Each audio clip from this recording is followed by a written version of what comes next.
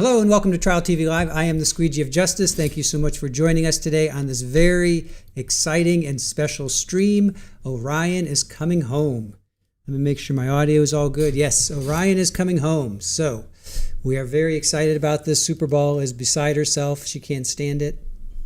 She's over here with excitement. How's my audio? Let me check my audio. Today on this all right, audio sounds good. All right, guys, let's get to it. Splashdown is going to be around 8:07 Eastern, 5:07 local time, which is going to be off the coast of San Diego, California. We have a feed, so let's just get straight to it, and I'll welcome everybody in a second.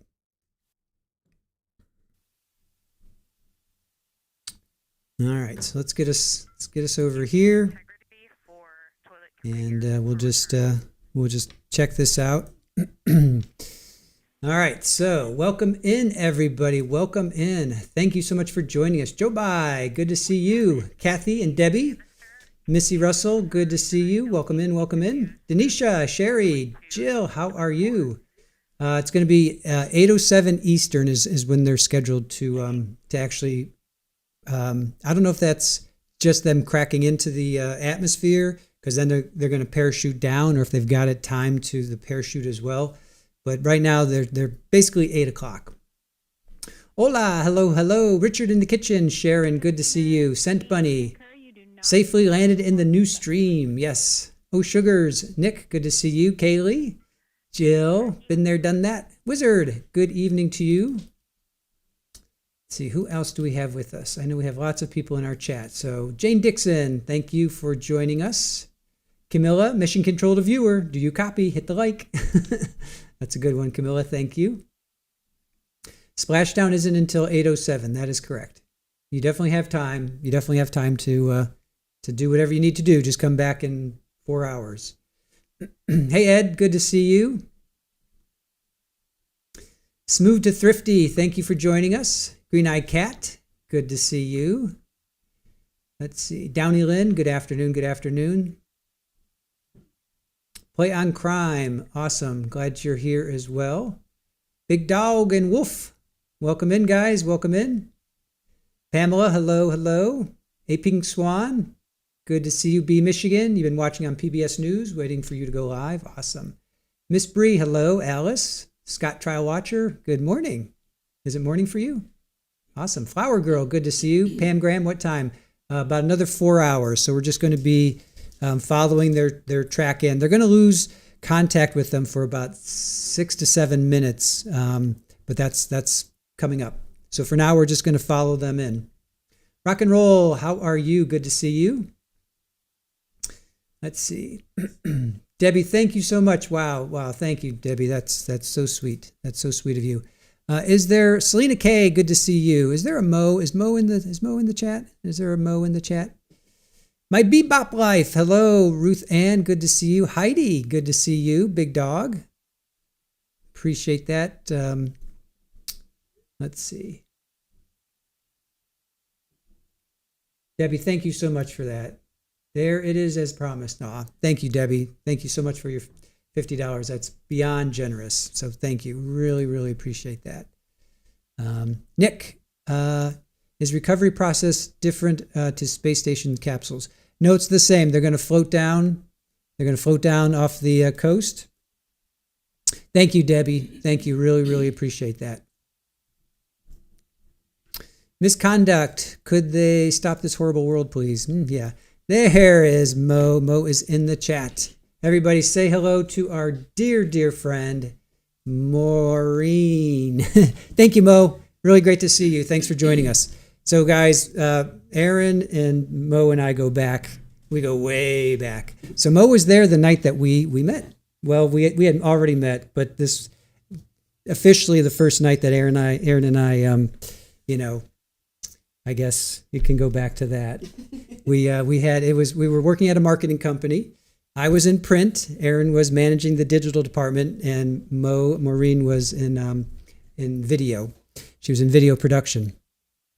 And it was a drinks night, and we all got together with a bunch of people. And Aaron's line that will go down forever. She asked how old I was, and I told her, and she says, as she's stroked my arm. You don't feel, said Age. And then a relationship was born. So Mo was there. Maureen was there. So oh yes, and she was Aaron's maid of honor in our wedding. So please welcome in Mo. Hey Barry, the mods on this channel would like to talk to you without Chris and Aaron. Oh, the stories Mo can tell. The stories Mo can tell. Kimber's saying hello. Selena K saying hello. Octopus Connection, back to the party. Awesome. Good to see you. Oh yes, we looked at your. I looked at your Instagram. I looked at your Instagram. I wonder. Yeah, I looked at your Instagram, but I can't play it because it's David Bowie. So I don't want to get smacked for that. But yes, Octopus Connection. Go check out Instagram and Facebook, or I should say, and YouTube. Watercolor. Octopus Connection does watercolor, so it's really cool. Toots, how are you? Good to see you. Janice, no sound. How's the sound out there, guys?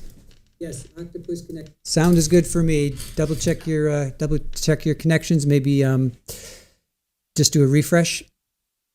Hey, Misconduct, how are you? I don't agree that funds should be used to explore space, but if it's going to happen, I'm interested.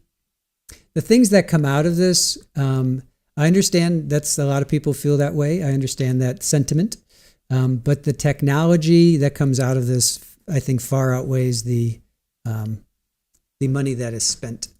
So. Yes. Sound is good. All right. Thank you. Yeah, no problem, Octopus. Yeah, no, you do really, really cool stuff. I went over and I subscribed. All right. My producer, was it Aaron's producer one, Mo is producer off. Mo's saying the sound is good. So Mo is offsite. Yes, Mo is offsite producer. Mo is our offsite producer. Barry, I love when we can all hang out together whenever we are to celebrate great accomplishments. Absolutely. Green-eyed cat, good to see you. Sound is good. All right, cool. All right, let's see what we got going on here. Thanks, Squishy. Is that for me? Am I now squishy? Was that meant for me? Am I squishy? Nick, all the research that's done in space guide research on Earth. That is true. All good. Okay, cool. Good. All right. So while we look at this, I can rewind a little bit. Let's go back when they were kind of giving us a. Let's see here.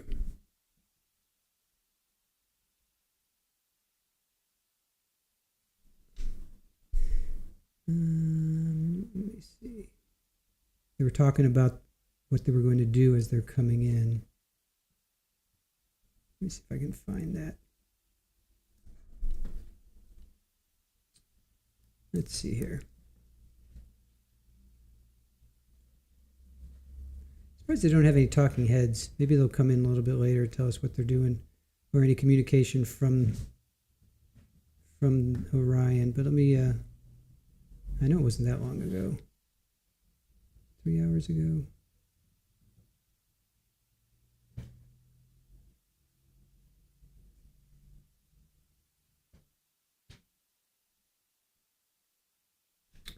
All right, we'll play some other stuff while we wait. Here's a view inside. All right, so there's a view inside. So this was a couple hours ago. This was 2 hours ago. Mo knows all. Yes, Mo knows. For sure, Mo knows. Misconduct. I live near Stevenage. Is that Stevenage? In Hertfordshire, England, who created the rover. Very cool. Kathy, I couldn't sleep all night when they took off. Praying for safe re-entry. course, I have cat fur in my mouth. Thank you, Super Bowl. Jennifer King, no, they're landing at 8:07 Eastern, 5:07 Pacific. Let's see what else we have out here. Let me see if there's. This is from a couple hours ago, just so you know. Mo knows nothing. Don't listen to the person behind the curtain there. Mo knows all. Mo knows. Oh, Mo knows. Mo knows. Mo knows a lot. Okay, so the official broadcast is going to start at 6:30. All right, so another 2 hours. Their official broadcast is going to start at 6:30. Okay, so we still have like 2 hours to. Ooh, space. Ooh, let's see what this is. All right, here, let's check this out. While we have time. Mel says, without exploration, we will disappear as a species. I totally agree with you. I am always of the mindset of whatever's on the other side of that hill, that mountain, across the river, or across the sea. I mean, I've had exploration in my bones since I was probably 5 or 6. Like, I just love to explore. I love to, like, walk in the woods. I love to get lost when I'm driving. I love to just figure it out. So I can totally identify with all of what's going on here. All right, so this is, let's check this out.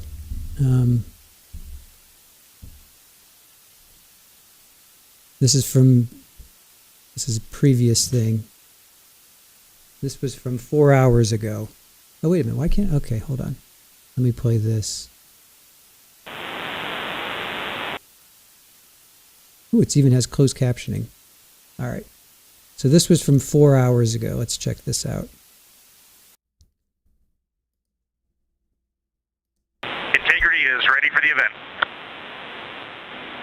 Station, this is Mission Control Houston. Please call Integrity for a voice check. Integrity, this is the International Space Station. How do you hear?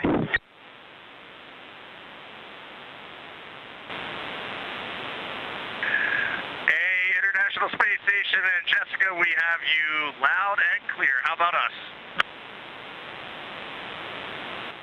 We have you loud and clear as well, and we have BME TV up, so we have a view of you right now, and it is making us so excited. We feel like you're here with us, and this is really just making our entire week right now. We have been waiting for this like you can't imagine. Let me go check on our PFD. We are 201,726, now 25 nautical miles from planet Earth, which is... All right, how cool is that? So that's the ISS, the International Space Station, calling Orion coming in. That's pretty cool. That's pretty cool. Just hard to believe. The scales are impossible to believe. And for the run of show this morning, I figured I'll say a quick hi, which I have done. I'll hand the microphone to fellow chump Jeremy. He can say a quick hi, and then we'll let you three A-balls just get on with it. Yeah, thanks for giving me like a tiny bit of microphone time before the A-balls get after it. But it's such a pleasure to be spending a little bit of time with our colleagues in space, and we talk so much up here, or we try to anyway, emphasize how important the work is that we're all doing in this program to do the types of things that get us ready to get back on the surface of the moon, and like the administrator was saying yesterday, onto Mars. And so we just appreciate you, and it's fun to be up in space with you at the same time. We are so excited to be up here with you, and we had a couple questions. We are wondering, we know how fortunate all of us are as humans to come up here and look down at the Earth from above. Every astronaut that comes to space remarks on that, and we really wanted to hear what that felt like, how different that felt now from your new perspective around the moon. Well, I'll start by saying we do miss the ISS. The views there are awesome, being able to see specific places, being able to see your home specifically. So y'all's views are absolutely incredible, and I miss them every day almost. The thing that changed for me looking back at Earth was that I found myself myself noticing not only the beauty of the Earth, but how much blackness there was around it, and how it just made it even more special. It truly emphasized how alike we are, how the same thing keeps every single person on planet Earth alive. We evolved on the same planet. We have some shared things about how we love and live that are just universal. And the specialness and preciousness of that really is emphasized when you notice how much else there is around it. That's really, really amazing to hear. You know, it's been an incredible time getting to be here on station. I know you guys have had a lot of that same experience, and we were super curious. You know, like what you're carrying forward from your time training for and flying on ISS to the moon. Well, the Navy pilots were carrying on, so I'm the only one that heard the question. I'll go ahead and respond. Actually, Chris, it was awesome to watch you and Jessica go out on a spacewalk. I was lucky enough to sit console for your suit up, and I was just filled with pride, but it also really reinstilled in me those flight operations principles that we live by in a real-time, high dynamic, and risky environment. So having that kind of impressed in my mind right before this flight was huge. And basically every single thing that we learned on ISS is up here. And then, of course, there's the funny and practical, how to eat, how to do silly things with water, how to flip around. We're bringing that with us, too. And I just got to add, C-Dub, right before you launched, you said you can't wait to talk to us on the space to ground, and it is happening, brother. I cannot believe it. Face to face, we said. Yeah, I can't believe it. I mean, I remember having coffee and sitting with you guys just before I left to fly up here, and it's just so awesome being able to talk to you right now. It's such a special opportunity.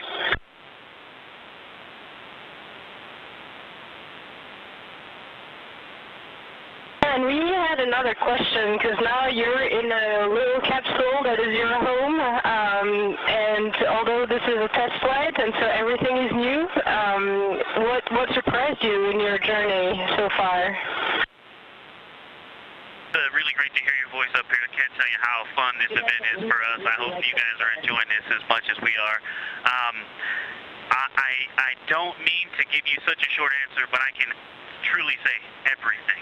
From the core stage ignition and solid flighting to getting into a new orbit even right after 8 minutes of boosting on the core stage, to then the translunar injection, to flying by the moon. This entire journey has been interesting, but also applying some of the lessons from station in a much smaller volume, how we move around and eat. Those things have also been surprising, because the difference between ISS and here is we don't have another module to deconflict, and so everything we do essentially starts with a spatial conflict, and we have to take the time to work it out in every activity. And so we've been just having fun working through that. Thank you so much, Victor. That was such a good answer. We laughed all here hearing your answer. Thank you so much. All right, my turn, and I'm excited to talk to you guys. It's been awesome up here. Being rookie it's been such an awesome experience, having a great crew. I know you guys have a tight bonded crew as well. Jessica dared me to grow a mustache all during training, and I came through on that. So I'm kind of curious what kind of fun you guys had in your training and on your flight here that's been keeping you guys smiling. I just had a process escape on my water training up here, and I left the PWD valve open a little bit too long. Now, I will say, I'm not the only one to have done this, but I do have the record so far for the largest process escape on the water training failures. Quick story I wanted to tell you is you were asking what it's like here compared to International Space Station, and I'm just going to relate a very quick funny story. Heading into our translunar injection burn, we're coming out of 38,000 miles, coming down to a 100-mile perigee to do that burn, and when we were about 5,000 or 6,000 miles up from the Earth, looking at the entire Earth just growing rapidly in the window, Jeremy turns around to us and goes, "I'm not sure. I think we're going to run right into it." And we were all dying laughing, and it was the most lying on the upper half of the Earth, and we thought we were going to see a lie on the bottom half of the Earth. Like, that is the perspective we had, and then the vehicle reoriented, and we went. So it is crazy up here, and it does bend your mind. So, question for you guys. I'm looking around the Integrity spacecraft right now. We're rehydrating some sweet and sour chicken. We've got some Kona with cream. We've got some butternut squash, and spicy green beans. So it's all the same food. We want to know, what are you eating, and we're going to mirror you today. So I had spicy green beans for lunch, and I've been loving seeing all of the things about you guys having the same food. It's fantastic. I had a mango salad this morning. I think you have this on board too. Oh, Nana, I know you love that mango salad just like I do. Yep, there's a mango salad on the deck right now. Well, I hope I'm not talking over somebody, but I wanted to say a couple things to my Astra sister, Jessica. One, sorry to steal your next spacewalk day, everybody, but thank you for cheering us along anyway. And Jessica, I always hoped we would be in space again together, but I never thought it would be like this. It's amazing. Congratulations to you on being commander, and I hope you have an amazing rest of your trip in space. Thank you so much, Christina. I totally share all the same sentiments, and I'm so happy that we are back in space together, even if we are, a few miles apart. We like to joke about that up here, too, because everyone's talking about the records of the distance, and we ran to the far end of the space station when you guys were on the other side so that we could claim we were the furthest away from you in that moment.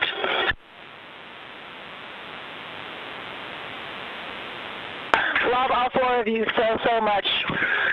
We were doing the same shenanigans here when we got to the furthest point from the moon. I tried to get to the furthest point from Earth. I tried to get to the furthest point in the spacecraft, and my crewmates were clawing me down. And I know that's a joke. We were busy doing science, but we had that same conversation. It was a lot of fun. I don't know how much longer we have here, but from the four members of the spacecraft Integrity, we really want to just say our deepest appreciation to the 7 members of the International Space Station, and this has been a true treat. It takes the entire world to do amazing things like this, and to get to come together as this group of people and talk for just a minute at these distances. We are all off the planet Earth right now, and we're all going to go home to that planet, and that is a very special thing. So thank you all for tying in.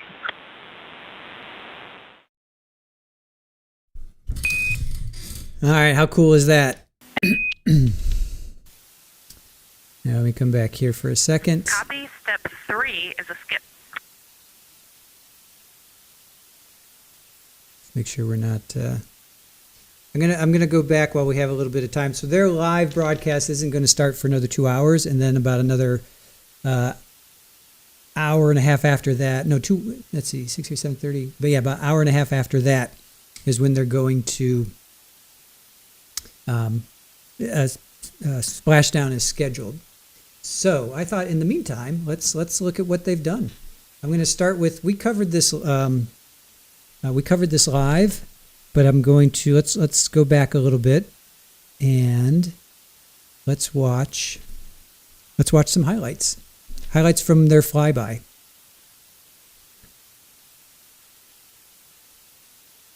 I'll put that down here, and we'll go over here. Mark, I think one of the most interesting things right now is the 4 of us have looked at this moon our entire lives, and the way we are responding to what we are seeing out the window is, it's just like we're a bunch of little kids up here. Just, we cannot get enough of this. It's amazing. Thank you for the privilege. Thank you for sharing that special perspective you have with all of us back here. This is Artemis Mission Control in Houston, Texas. We recently received confirmation that the Orion spacecraft and its crew have officially entered the lunar sphere of influence. That milestone taking place at a mission elapsed time of 4 days, 6 hours, 2 minutes, and 54 seconds into the Artemis II mission. By reaching this milestone, it means that the gravitational forces of the moon are now greater on the Orion spacecraft than that of Earth.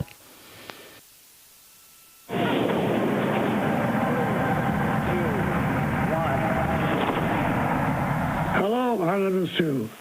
This is Apollo astronaut Jim Lovell. Welcome to my old neighborhood. When Frank Borman and Bill Andrews and I orbited the moon on Apollo 8, we got humanity's first up-close look at the moon and got a view of the home planet that inspired and united people around the world. I'm proud to pass that torch on to you as you swing around the moon and lay the groundwork for missions to Mars for the benefit of all. It's a historic day, and I know how busy you'll be, but don't forget to enjoy the view. So, Reed, and Victor, and Christina, and Jeremy, and all the great teams supporting you, good luck and Godspeed from all of us here on the good earth. Good morning, Houston. Integrity on one. That was an awesome message from Jim Lovell, and very cool to hear him. Welcome us to the neighborhood. It's going to be a great day. Thank you. Good morning, Houston, from inside Integrity, 215,049 miles away from Earth and 12,712 miles from the moon. Let's actually savor the calm delay that we have. We're ready for the morning DPC. Beautiful. We are savoring it down here. Good morning, Integrity, and good morning, Moon. Our room is buzzing with moon joy today, and I imagine yours is too.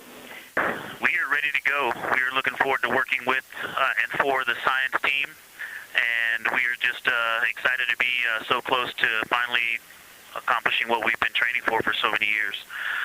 And also, we want to say thank you for that really special message from Jim Lovell. We have a pretty neat emblem up here. We have a patch that was flown on the Apollo 8 mission. And that patch is here on the Artemis II mission as well. And that was sent to us by the Lovell family, by Jim Lovell's son. And so that was a really special way to start the day. And he said to welcome us to the neighborhood, and it's great to be in this neighborhood, and we look forward to sharing this neighborhood with you all. We can't wait. We see the patch, and it's looking beautiful. Thank you. When this showed up in our office from his family, we were completely honored, and the Earthrise, which this crew is responsible for taking that photo, has been instrumental both to our crew as our ethos and values, but also just personally to myself. I had the photo up in my room as a kid, and it was part of what inspired me to keep working hard to achieve things I dreamed about. Also, we took a deep dive into the cockpit recordings around the time that picture was taken, and it turns out there was a lot of hubbub, kind of I wouldn't say fighting over cameras, but definitely everyone wanted to capture the shot, so we're happy to carry on that legacy because we often are all glued to windows and looking for cameras too. And I'll just close. I know it looks like a piece of paper in the camera there, but that is actually the original Apollo 8 patch printed on silk that they had done before they launched, and they flew that with them on their journey around the moon, and then the family handed it over to us, as I said, and it's just a real honor to have that on board with us. Let's go have a great day. Right now, the Artemis II crew and Mission Control are preparing to support today's lunar flyby, the first time we've sent humans around the moon in over 50 years. Integrity, you can use the OEs and your HHP camera for the milestone words at the Apollo 13 record distance. You'll notice that we pause every time we hear communications to and from the crew. They are the stars for today. This afternoon, the crew will have their closest approach of the moon and will surpass the record. That record just mentioned of the furthest humans have ever flown, set by the Apollo 13 astronauts in 1970. As you can see, the crew members have dimmed the cabin lights inside Orion. Dimming the lights also helps prevent reflections from inside Orion onto the windows. Ahead of this lunar flyby, let's dive in and explain what you can expect over the next several hours. The crew has about 6 hours allotted to make observations about the moon. Throughout the flyby, their activities have been precisely timelined. There are 5 5 blocks of time during which the crew will be observing the moon from Orion's windows. At any time, 2 members will be at the windows working in a pair. One crew member will be taking photos from window 2 with a blue shroud over the window. This can help prevent that glare or reflection from inside Orion. They have an 80 to 400 millimeter zoom lens to use. The other astronaut will be in window 3 using their portable computing device. You'll hear that referred to as PCD to make annotations. Both of these crew members will make audio recordings of what they are seeing, and they'll wear headsets connected to those PCDs. Those audio recordings will be sent to the science team at a later date. We will not hear them live. The 2 crew members at the windows will swap roles and positions halfway through their timelined block. The other 2 crew members who won't be at the windows at that time will be serving in the background as support. One will be conducting the science sit reps, or situation reports. This is what we will hear live from the crew. They'll be calling down a few times each hour to discuss what they are observing. Those situation reports include how the crew is positioned, any missed targets, or anything unexpected they saw, lunar target descriptions, any hardware issues, and of course, their emotions and reactions as they fly by the moon.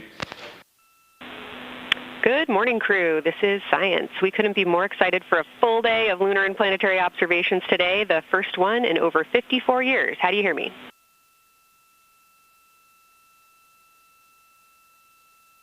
We hear you loud and clear, and Kelsey, you just got to know you're pulling us away from the moon right now, so let's go. Message received. I will keep it tight here.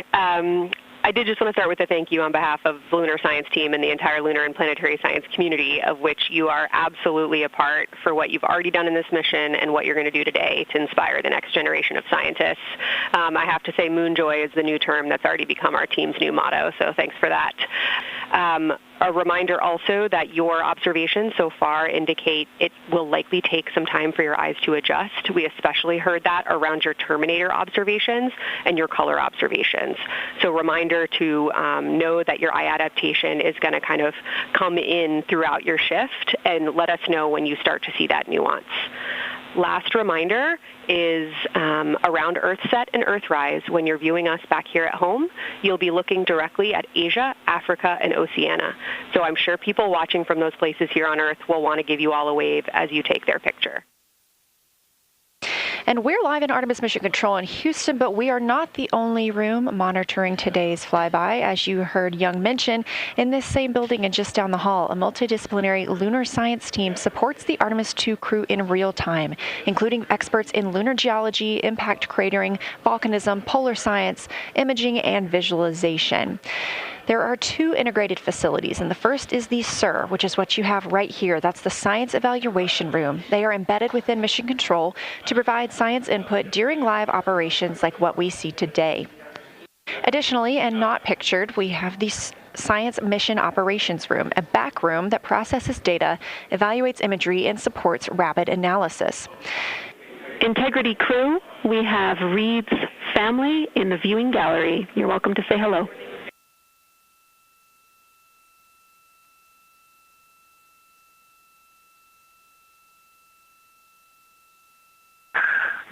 Well, whether you're being serious or you're kidding around, that is awesome to hear. Thanks, Jenny. And hello to Ellie and Katie. I don't know who else is there, but it's great to know that you're in mission control right now, following along. We are having a blast up here, and the view of the moon is absolutely amazing.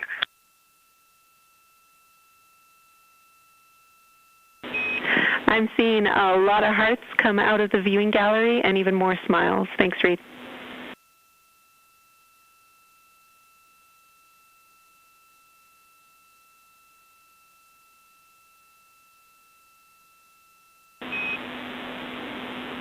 Copy heart, copy bracelet.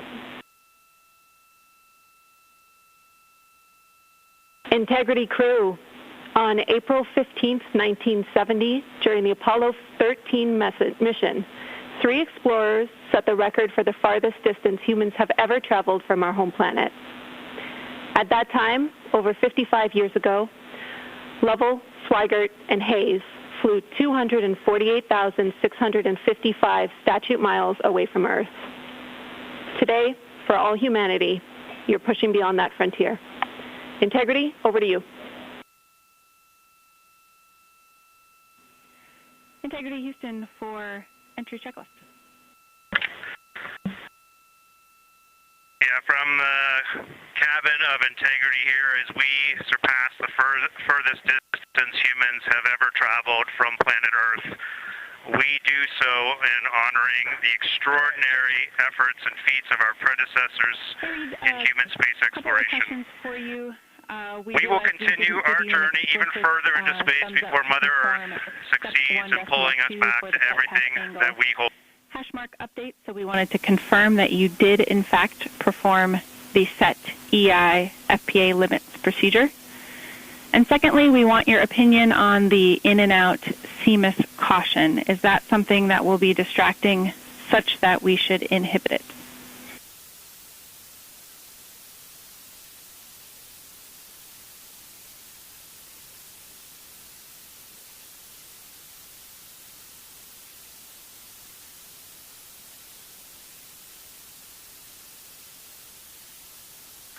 Okay, we are going to go execute 1.2. We had skipped that, and we would prefer to inhibit the CMIS caution on board.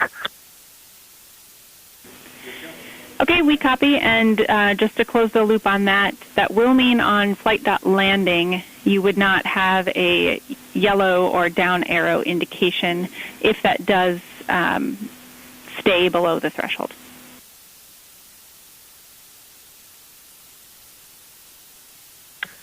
And that is totally fine.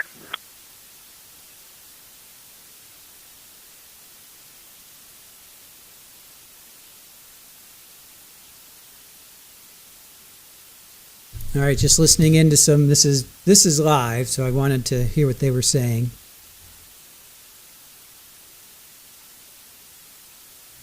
Just want to hear what they were saying. We can go back to our recap of when they flew by the did a moon flyby. Earth is looking pretty good. It's getting bigger and bigger.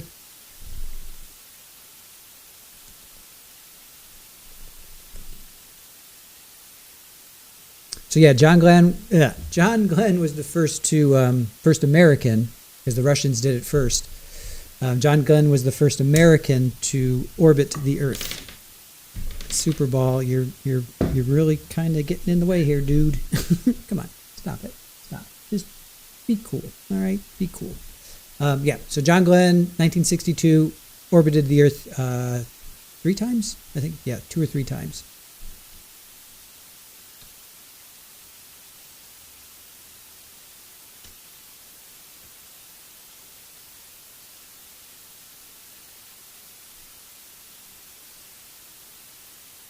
All right, sounds like they're off communication. All right, let's go back to them. They just broke the record.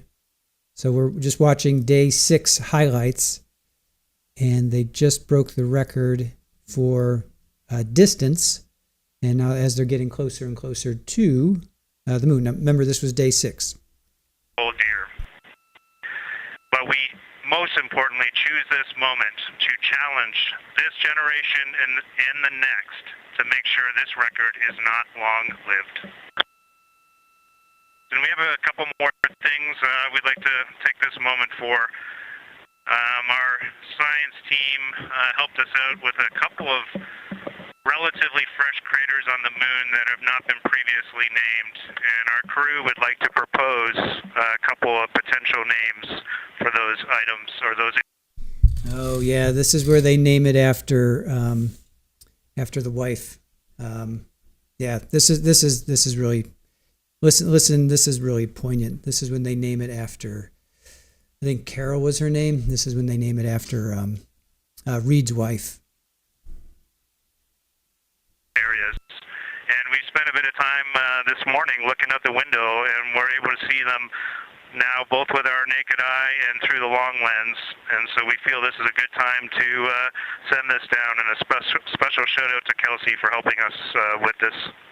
The first one we'd like to suggest is a named crater in honor of our great spacecraft, Integrity.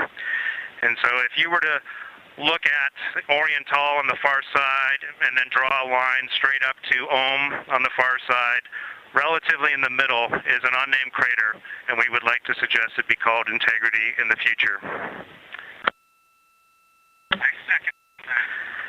And then the second one, and especially meaningful for this crew, is a number of years ago we started this journey in our close-knit astronaut family, and we lost a loved one. And there's a feature in a really neat place on the moon, and it is on the near side, far side boundary. In fact, it's just on the near side of that boundary, and so at certain times of the moon's transit around Earth, we will be able to see this from Earth. And so we lost a loved one.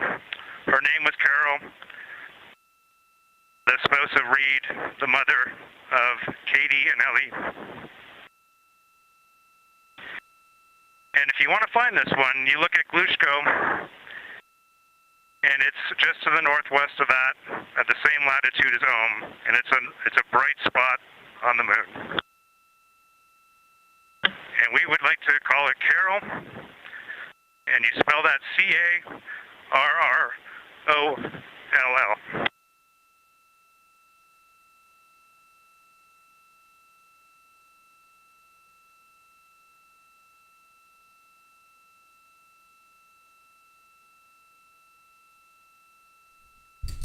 So it's Jeremy that's saying it, and Reed goes and gives him a hug. That was, what a moment, right? What a moment.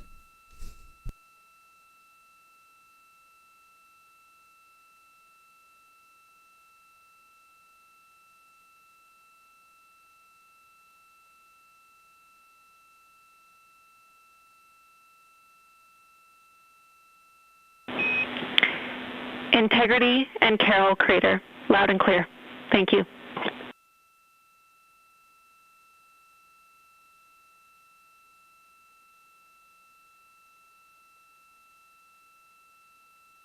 There was a moment of silence here in Mission Control Houston. And now the team and the Artemis II crew are ready to begin their lunar flyby.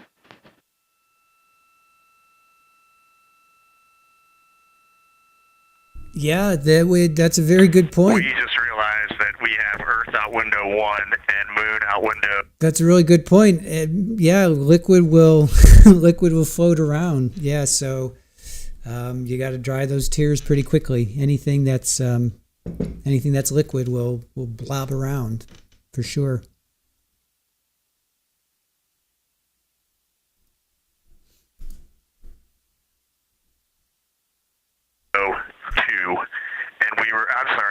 Earth out window 4 and Moon out window 3, and it gives you the best idea of scale we have had yet. The Moon is about 3 to 4 times the size of the Earth, and it is almost full, and the Earth is just a small crescent out there. It's magnificent. I got a picture of it with the wide lens. Such a majestic view out here. Integrity for toilet deactivation. Amaze, amaze, amaze. Thank you, Reed. Jackie had to step off for a second. Go ahead for toilet.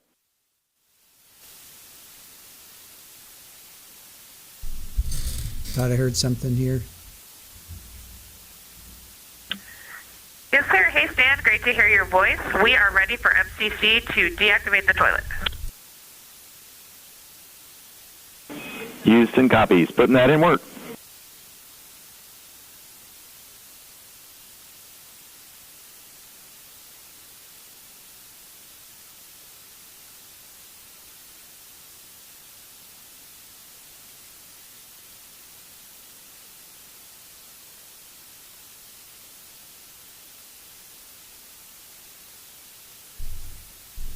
All right, let me rewind that. Something with the toilet. I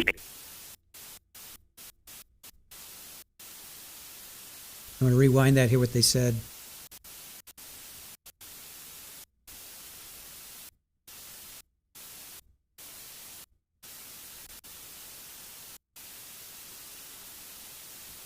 Dang it, what did they say?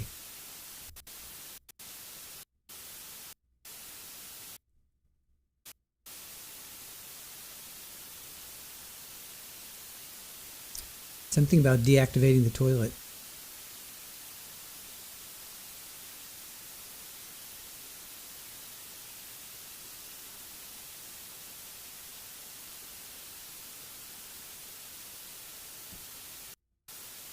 Yeah. All right, missed it. All right. Hey, Reed, good catch. The explanation there is that delta V is about what we expect update-wise, but the TGO calculation is not understanding that you will not have the SM when you burn CM rays. So it's doing a different mass calculation there. I remember that class in November of 2023 in Building 5 on the 3rd floor. Thank you very much. Yeah, Lori, this is them coming home. So this is the live, and then when I minimize it and I put it to the right, then we go back to a recap of day 6.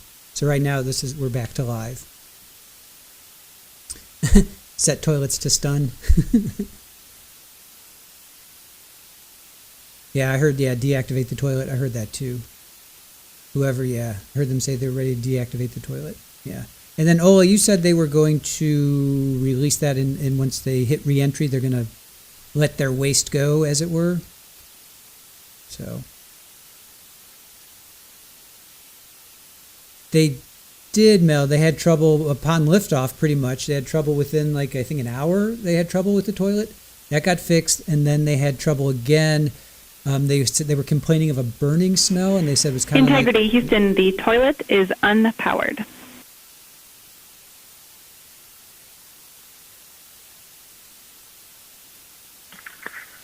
Christina Rogers, thank you.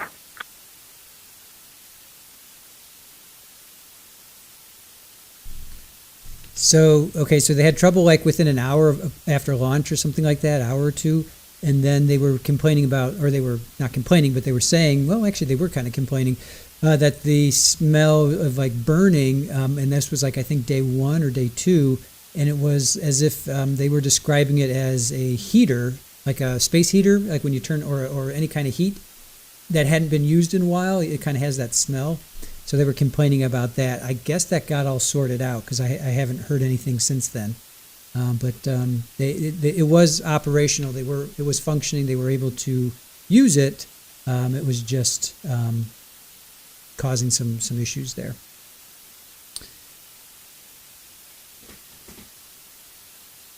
All right, so let's go back to watching their flyby. This is from, so now I'm minimizing it. So I'm minimizing it. Now we're going to go back to their flyby of was it Monday? I think they did. Yeah, Monday they did the flyby, or Sunday. I forget now. Super Bowl, stop.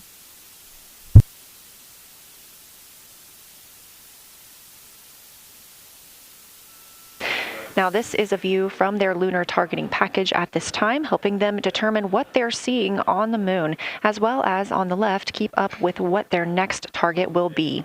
As you can see, we have got a long list and an exciting day ahead of us. Houston, another observation, whole moon. When you look at the moon, something I've never seen in photographs before, but is very apparent, all the really bright new craters. Some of them are super tiny. Most of them are pretty small. There's a couple that really stand out, obviously. And what it really looks like is like a lampshade with tiny pinprick holes and the light shining through. They are so bright compared to the rest of the moon. School after just being in the 400 mil for the last half hour, looking up close. I got pictures of everything Ike was just describing on the Terminator. It really is a fascinating Terminator. And then Oriental just looks so dynamic right now. It's very three-dimensional out the docking hatch compared to what I was just looking at through the 400 mil. We love it.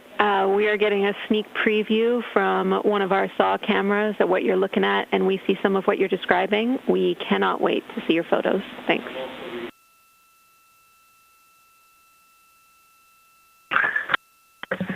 Yeah, Jenny, I wish you had some longer lenses on those solar arrays so you could see the whole moon, but man, it is, or the up-close moon, not the whole moon, but it is just fascinating here. It's so cool.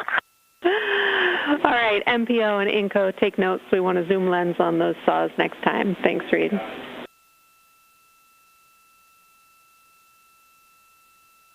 Affirmative. At at one point towards the end of the images of my time in window 3, I just had an overwhelming sense of being moved by looking at the moon. It lasted just a second or two, and I actually couldn't even make it happen again. But something just drew me in suddenly to the lunar landscape, and it became real. And the truth is, the moon really is its own body in the universe. It's not just a poster in the sky that goes by. It is a real place. And when we have that perspective and we compare it to our home of the Earth, it just reminds us how much we have in common. Everything we need, the Earth provides, and that in and of itself is somewhat of a miracle. Science, integrity. First, I wanted to start off with connecting with what Christina said, that it was very moving to look out the window. I had the unfortunate sequence to start looking out the window and then moved to the long lens, and it was hard to speak looking through the Zoom because I went straight where Christina went, and I was walking around down there on the surface, climbing and off-roading on that amazing terrain. I also want to underscore something that she said. As we continue to explore, when we actually do go down there to the surface, I know for safety reasons that we would never send someone alone, but I just want to really emphasize how important the discussion time was. When we started to talk, we not only got better science discussion, we got better human connection, and so doing this as a pair, we just learn and grow together, and that's just super important, so thank you for adding that to this plan. Integrity Houston, you are 6 minutes from your 40-minute lunar flyby LOS. From all of us, it's a privilege to witness you carrying the fire past our farthest reach. Thank you. Godspeed. Thank you for that, Jenny. And thank you to all of you for allowing us the immense privilege to be on this journey together. It's quite amazing. And as we go on this journey, thinking about the NASA mission to explore the unknown in air and space, to innovate for the benefit of humanity, and to inspire the world through discovery. And as you've gone along on this journey with us, hopefully we're doing just those things. And as we get close to the nearest point to the moon and farthest point from Earth, as we continue to unlock the mysteries of the cosmos, I would like to remind you of one of the most important mysteries there on Earth, and that's love. Christ said in response to what was the greatest command, that it was to love God with all that you are. And he also, being a great teacher, said the second is equal to it, and that is to love your neighbor as yourself. And so, as we prepare to go out of radio communication, we're still going to feel your love from Earth, and to all of you down there on Earth and around Earth, we love you from the moon.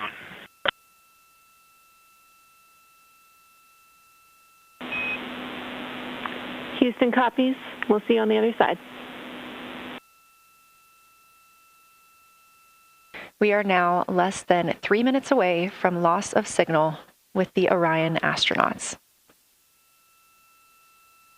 The Artemis II crew will be out of signal for about 40 minutes as they are on the other side of the moon, continuing their work photographing the lunar surface, and they will re-emerge, and we will also get this view on the other side.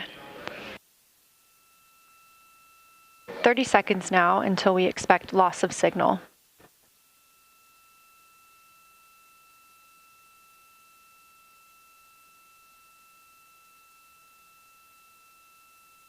And we have confirmation of loss of signal of the Orion spacecraft as it flies behind the moon. We expect to regain communications with them in another approximately 40 minutes. This was expected as their spacecraft is now out of direct line of sight with Earth and behind the moon. And this is a poignant moment as it's the first time in over 50 years that we have humans completely unreachable by anyone else on Earth. No matter how distant or secluded, we could reach anyone living on Earth, but while the crew flies behind the moon, it's simply impossible to make contact.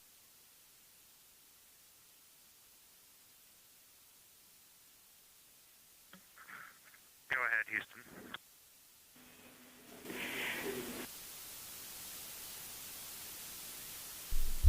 We have some chatter. We got some chatter. Hey, the post-RTC3 tracking looks great.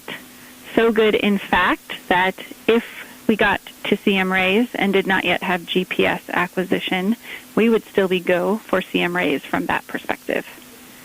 And so overall, I can confirm the post-RTC3 trajectory is within EI limits. All right, Jackie, we love that. That says a lot about our FIDO folks in this vehicle.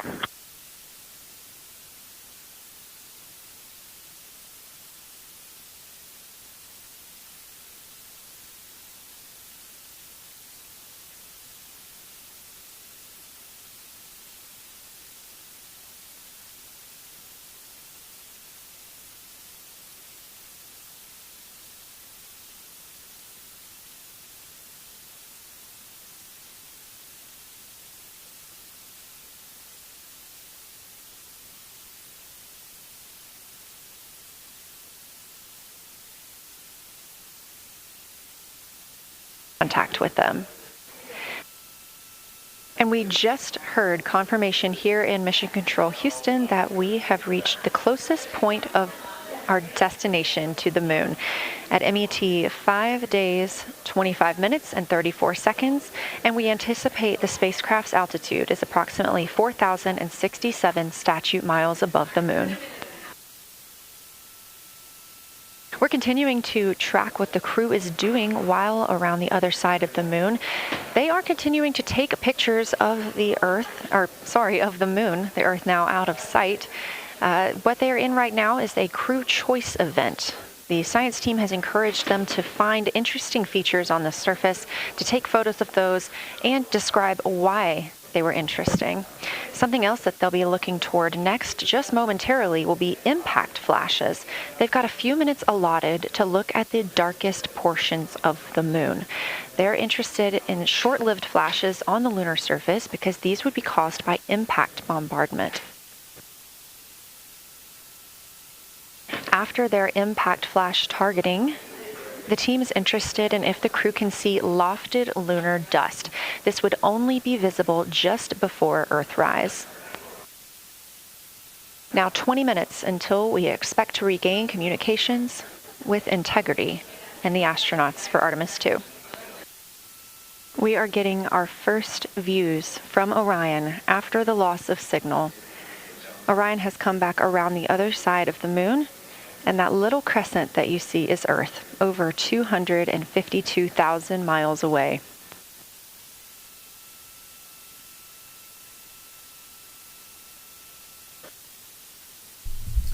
All right, I want to show some pictures now. Let's see. Did they take any? I don't think they got any.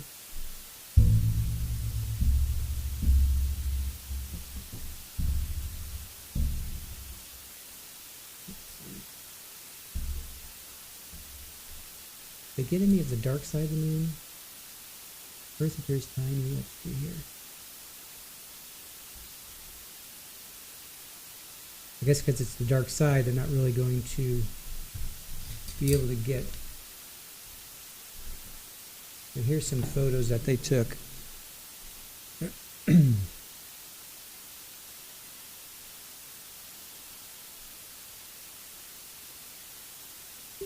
This is a pretty awesome photo. I think you guys may have seen this. Maybe you've seen this one. Let's see.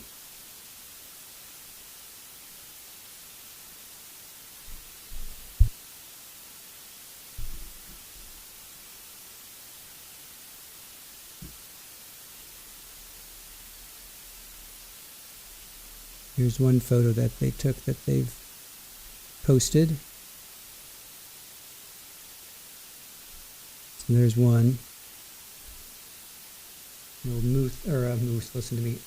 Earthrise. What else? Let me turn that down a little bit. They also watched an eclipse. Let's see.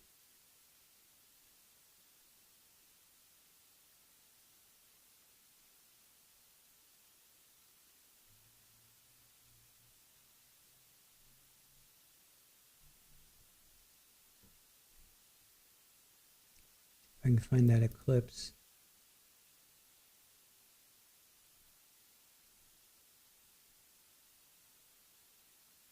And these aren't high res yet. They're going to get the they're going to show us the high res once they get home. I think they've downloaded a couple, but they're going to get. I think once they're home, they're going to be able to download more, which makes sense, right? So there's the eclipse. That's pretty cool. That's pretty cool.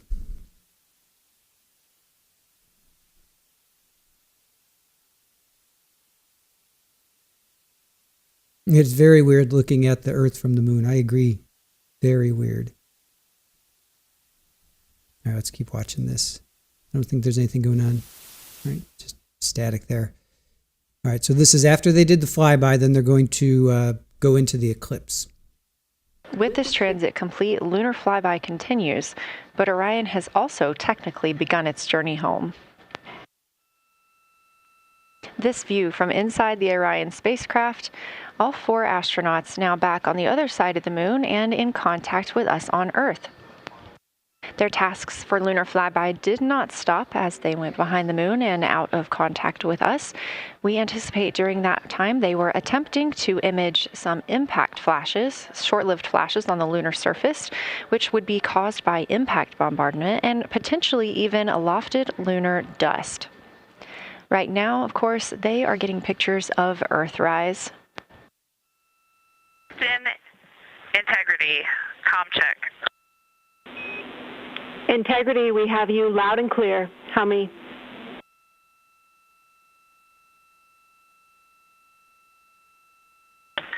Houston, we have you the same, and it is so great to hear from Earth again. To Asia, Africa, and Oceania, we are looking back at you. We hear you can look up and see the moon right now. We see you too.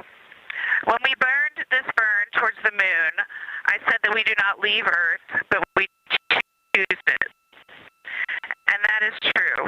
We will explore, we will build ships, we will visit again. We will construct science outposts, we will drive rovers, we will do radio astronomy, we will found companies, we will bolster industry, we will inspire. But ultimately, we will always choose Earth. We will always choose each other. Integrity from Earth, our single system, fragile and interconnected. We copy. Those of us that can are looking back. Integrity, Houston, in mission control, all of your flight controllers and your flight director have flipped their Artemis II patches around. We are earthbound and ready to bring you home. A very special moment just now in mission control ahead of the crew's flight to Kennedy Space Center, and during one of their last sims or simulations here, they visited the mission control team in Artemis Mission Control in Houston and brought us each a patch. Everyone in the flight control room has had these on their signifiers at their console. On one side of the patch that you've probably seen is the moon with the Earth behind it. Now that we've passed behind the moon and we are returning home, the flight control team has instructed everyone in the room to switch their patch around so that the Earth is closer and the moon is behind us. We are really looking forward to seeing the Artemis II crew. And the Capcom, Jenny Gibbons, did call that update up to the crew that the flight control team here has turned their patches around as was instructed by the crew during that last sim. And we are counting down the days until they get home. They are now 5 days, 1 hour, and 3 minutes mission elapsed time into the Artemis II mission. The Artemis astronauts are about to experience a solar eclipse from their capsule. And this is a solar eclipse that no one else on Earth will experience. This eclipse is about 54 minutes, and to the astronauts, it'll look a lot like a total solar eclipse on Earth, except the moon is going to be huge compared to the sun, unlike when you watch one on Earth and the moon and the sun appear about the same size in the sky.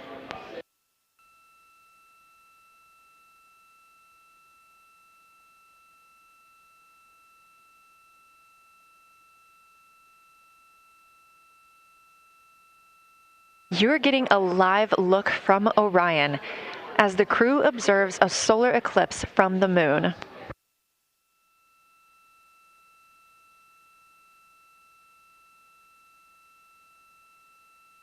Science integrity in the blind.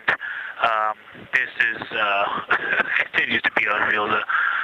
The sun has gone behind the moon, and the corona is still visible, and it's bright, and it creates a halo almost around the entire moon. But when you get to the Earth side, the Earth shine is already shown. I mean, almost seconds after the sun set behind the moon. You could see Earth shine. The Earth is so bright out there, and the moon is just hanging in front of us.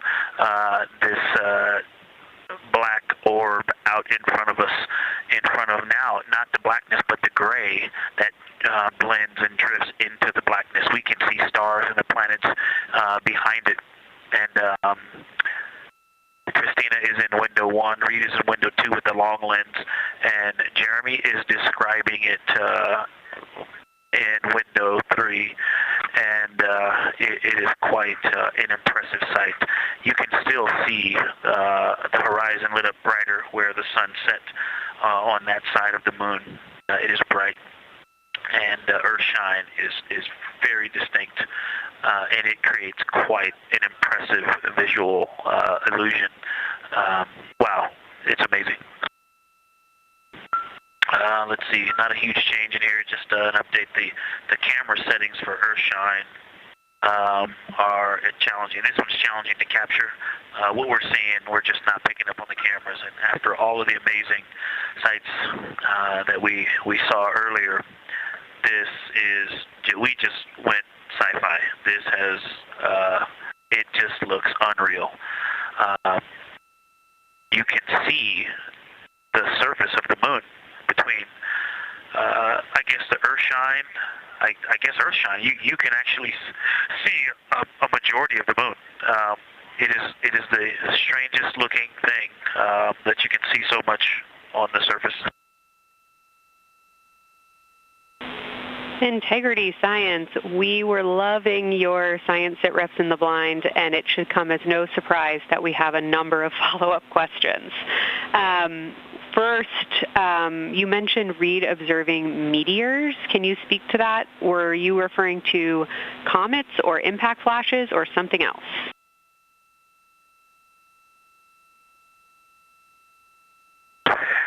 Yeah, there was a little bit of giddiness. We have seen 3 impact flashes so far. I saw 2, and Jeremy has seen 1. Undoubtedly, Jeremy saw 2, so that's 4 total. Undoubtedly, quick impact flashes. It was not sun glint off of particulate from the thrusters or the purge tanks. It was definitely impact flashes on the moon. And Jeremy just saw another one. Go ahead with your next question. Amazing news. I literally just looked over at the SIR and they were jumping up and down literally. If you could describe where on the moon you saw them, please. So they've all been either on or a bit south of the equator and on the Earth side of the moon. Stand by. All right, so Jeremy has seen them kind of on and south of the equator, kind of spread across the moon, and mine were both south of the equator and just a little bit left of center of the moon. Incredible news, Reed, and reminder, we have citizen scientists here on Earth looking for impact flashes, so hearing you saw them on the near side means that people saw them too. One of the other things I wanted to describe, which was surprising to me, but the entire moon is lit up. It's glowing behind the entire moon. I thought it would look, dark against the black sky or deep space, but the sun is lighting up the entire limb of the moon. You can see the entire perimeter of it, and even now with the sun far behind the moon, you can still make out little bits of topography around the entire limb, just bumps as you go around it. And there's about the glow around the moon, once your eyes adjust, is easily 10 widths or diameters of the sun around the entire moon. Science and Houston integrity. I know this observation won't be of any scientific value, but I'm really glad we launched on April 1st because humans probably have not evolved to see what we're seeing. It is truly hard to describe. It is amazing. I'm not sure if we talked much about the star field, but we've got lots of stars. You've got the nice glow around the moon, but, you know, right off the, well, we're upside down now, but from upside down 4 o'clock, right off the edge of the moon, looks like a planet, that line of planets. There's something a moon diameter to the left and something right off the limb of the moon to the right, and then something orange. It looks orange to the right of that, about half the moon diameter. So, but anyway, there are definitely stars. I think some of those planets that you said we might see, we're seeing. And so, in unreal view, yeah, the moon in the foreground is one of the darkest things we see out the window. And now it's deep space behind it is kind of dark blue, like it looks from Earth, but we can also still see stars. Well, it's quite a wicked view. Victor Science. Mike's doing the best job, and I'm not going to try to add on to what he's doing. It's indescribable. No matter how long we look at this, our brains are not processing this image in front of us. It is absolutely spectacular, surreal. There's no adjectives. I'm going to need to invent some new ones to describe what we are looking at out this window. Artemis Mission Control in Houston, Texas. We are currently 5 days, 2 hours, and 44 minutes into the Artemis II mission, and we have about 11 minutes remaining in the eclipse at the latter half of the lunar flyby that the Artemis II crew is experiencing on board the Orion spacecraft. Okay, we all think we're starting to see something. I believe the most popular term is baby hair. As the light grows in intensity and the horizon on this side becomes very distinct. You can still see Earth shine, even though the sun's brightness is definitely growing in intensity.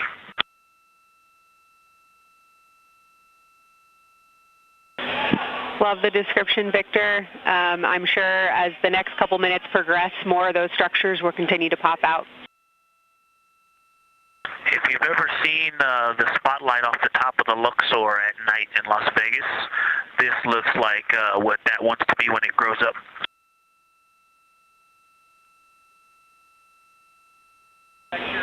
Integrity Science, glad to hear you're following your training of tell it like you see it. This is Artemis Mission Control.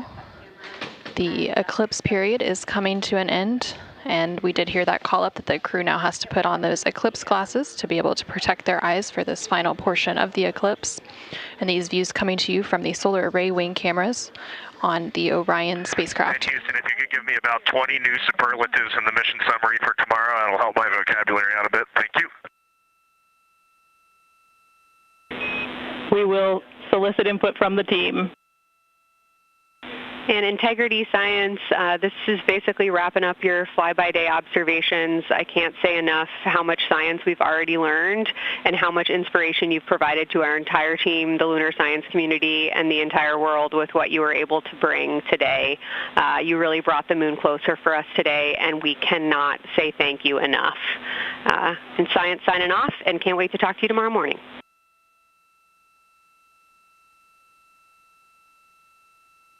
To your entire team, Kelsey, to the entire NASA science team, you all really turned to when we shifted launch dates to April 1st, and you got the most incredible package together for us to go do some great science and some great, truly human experience moments here. And we were well prepared, and we appreciate all of you. And this is what we do best when we all come together and work as a team. So you all knocked it out of the park. Thank you for giving us this opportunity. Beautiful words, Reed. Thanks so much. The crew on board the Orion spacecraft recently completed their lunar observation period. It was an approximately 7-hour period of time in which they were focused on several different targets identified by the science team here on the ground that they studied and prepared for ahead of time. And then they also were referencing a lunar targeting package that was uplinked about a day ago with those final targets. Now they are completing some post-lunar flyby activities, so they're working to clean up their observations that they've made and also working to downlink some of the photos that they've taken throughout the day. The science team here on the ground will then work to get as much data as they can overnight, and then there will be a post-flyby conference tomorrow after the crew wakes up. And that's not a debrief, but a science data collection to capture their nuanced experience while they're still in the field and the experience is still fresh.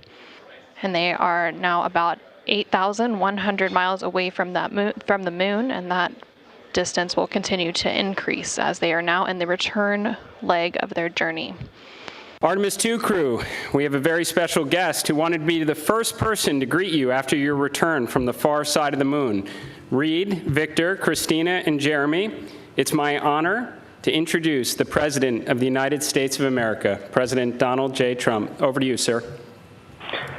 Well, thank you very much, Jared, and you are doing a fantastic job. And hello, very special hello to Artemis II. Today you've made history and made all America really proud, incredibly proud. We have a lot of things to be proud of lately, but this is there's nothing like what you're doing, circling around the moon for the first time in more than a half a century and breaking the all-time record for the farthest distance from planet Earth. Humans have really never seen anything quite like what you're doing in a manned spacecraft. It's really special. I want to personally salute and congratulate Commander Reed Weissman, Pilot Victor Glover, Mission Specialist Christina Koch, and Jeremy Hansen.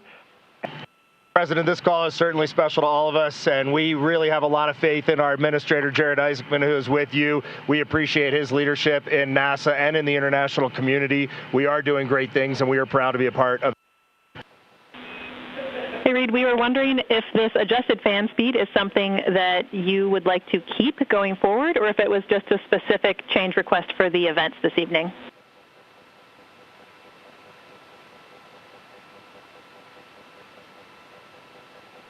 Barry, I just want to say thank you so much for that 2020 Trial TV Live gifted memberships. Thank you so much.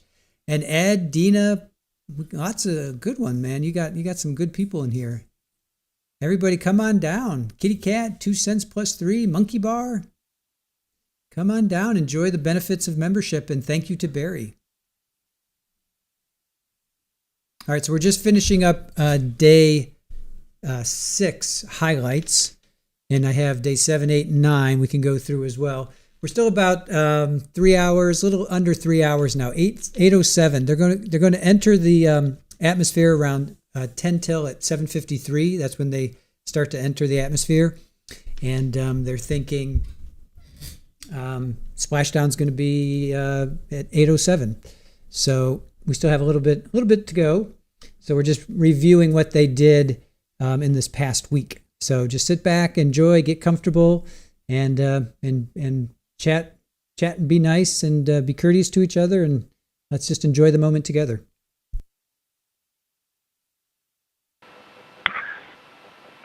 Certainly for PAO events, this is an ideal fan speed. If you're willing to give us this fan speed for routine habitability, I think we would take it and try it for a while. And Reed, we are able to support keeping the fan speed in this config. Happy to keep it here to collect data.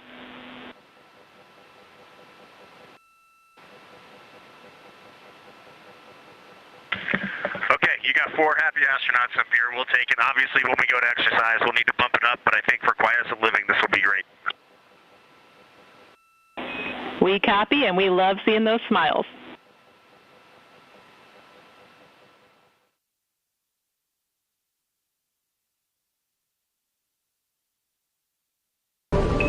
Subscribe for more space.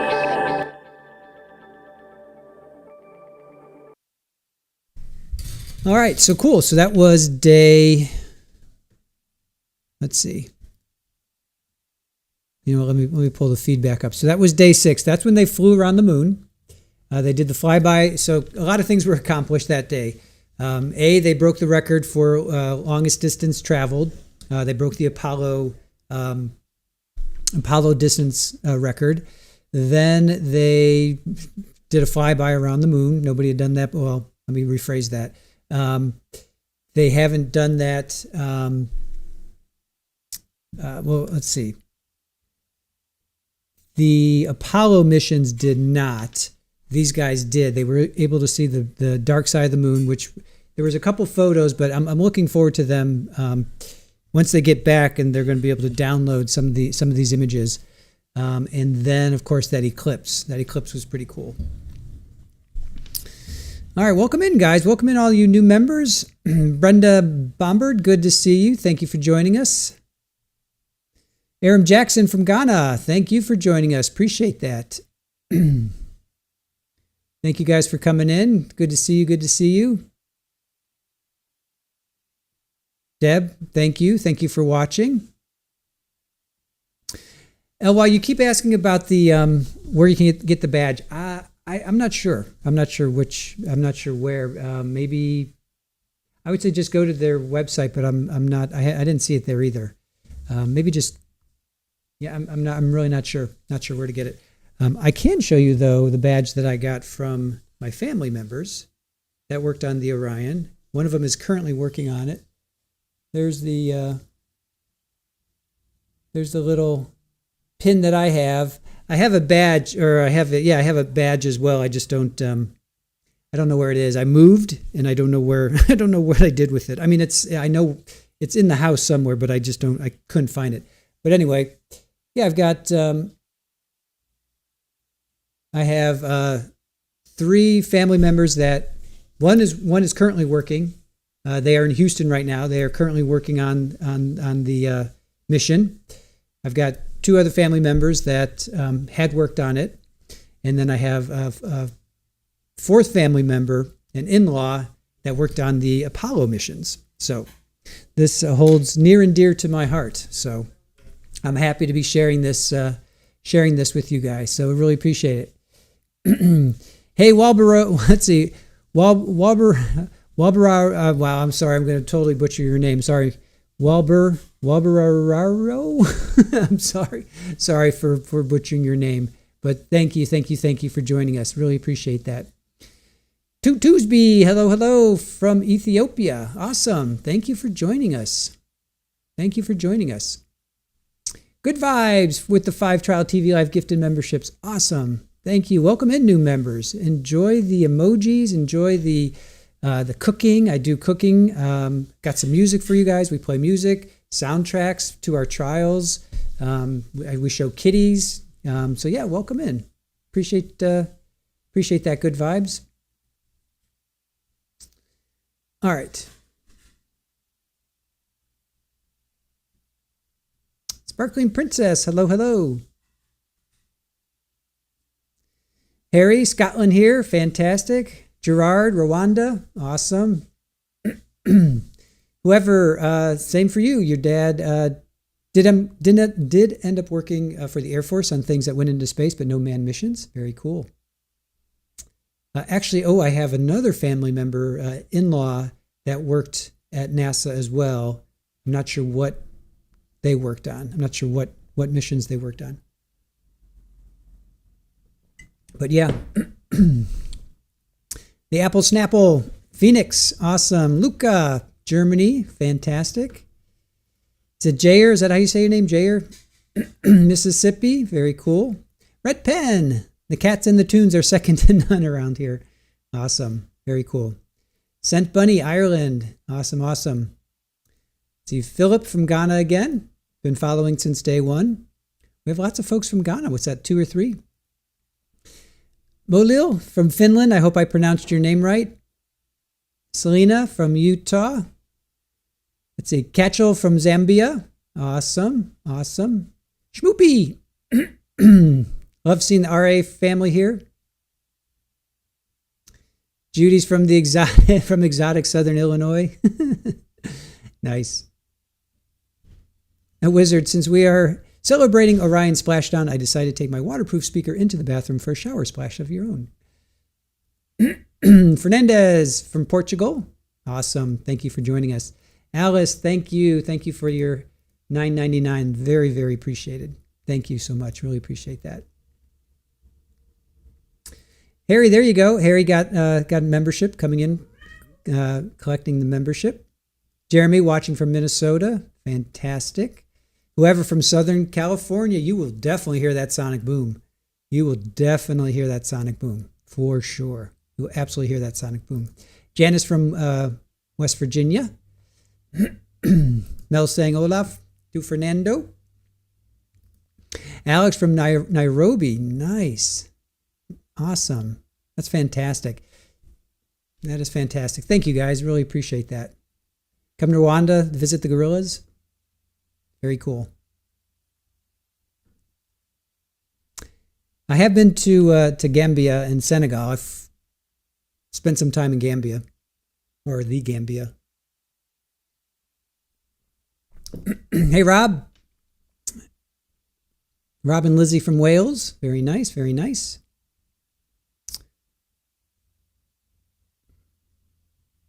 Super worldwide family. I love it. I love it. I love it.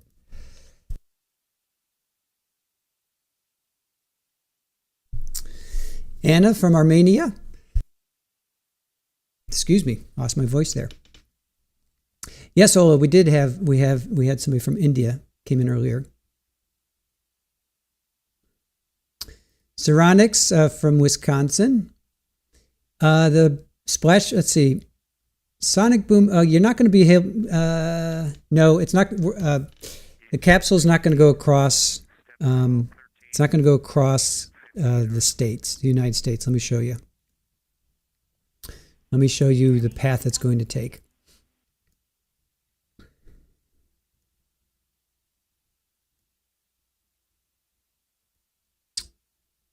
So here's the path it's going to take. All right, so here's the path. So I think it's just going to be Southern California. So it's not going to go over the United States. So I would say, you know what? Now that I'm kind of rethinking that, I don't know if you will be able to hear it. Now that I'm kind of rethinking it.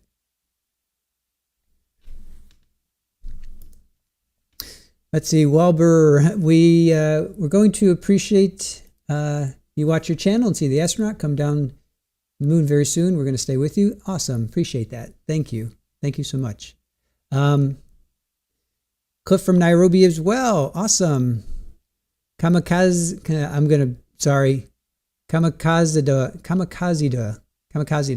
traveler. Awesome. Thank you for joining us, guys. Valerie, thanks for the sonic boom warning. I will be ready just in case, Ventura. Now that I'm kind of rethinking, maybe California won't hear it. I don't think you're going to hear it, but because they're going to be floating down by then. Yeah. Now let me rethink that. I don't think you're going to hear it. Hawaii, well, Hawaii may.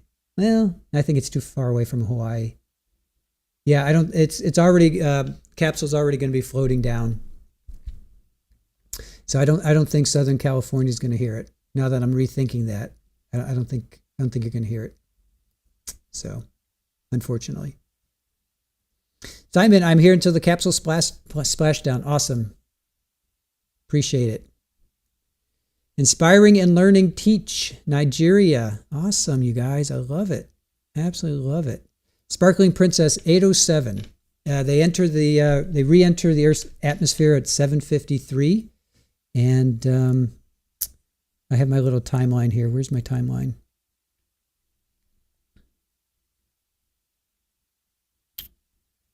Let's see here. Where is it? All right, let me get rid of this. So here's the so re-entry interface is going to start at 7:53. Now that's Eastern time, and local time it's going to be 4:53. So right now it's 5:30 here on the East Coast. So we still have 6:30, 7:30. We have about 2.5 hours to go. So again, get comfortable, relax, and we're trying to see if we can. Ola was asking which way is the Earth facing? What are we actually seeing? And right now, I'm just seeing a lot of ocean. I don't see any poles. I don't see any discernible continents yet. So I'm not quite sure. I'm not quite sure what exactly we're looking at. Does anybody see any, I don't see any continents or anything.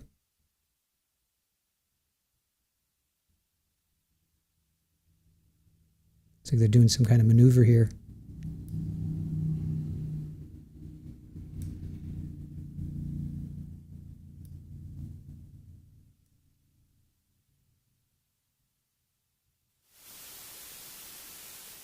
So they're reorienting themselves. Let me pull this down a little. So I'll leave that there for us so we can keep an eye on that.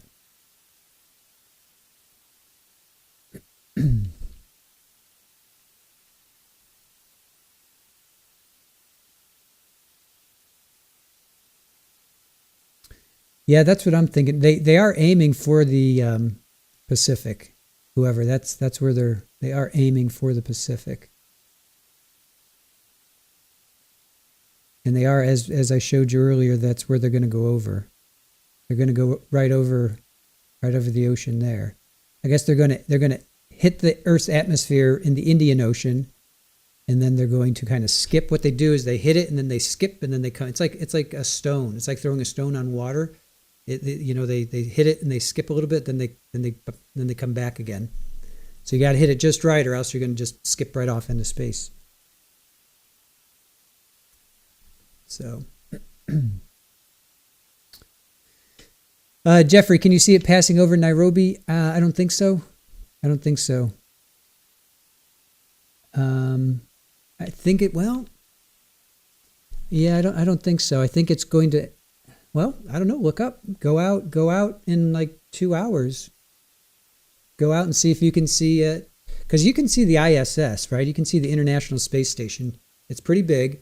You know, if you know where to look, you can see it circling. You can see it orbiting, and you might be able to actually. Folks in Africa, in East Central, and West Africa. Yeah, you might be able to. It'd be worth a try, Jeffrey. Be worth a shot. Go up and look in like 2 hours or so. Let's see, 5:30, 6:30, 7:30. Yeah, like 2 hours from now, go look up. See if you can see anything. That'd be pretty cool.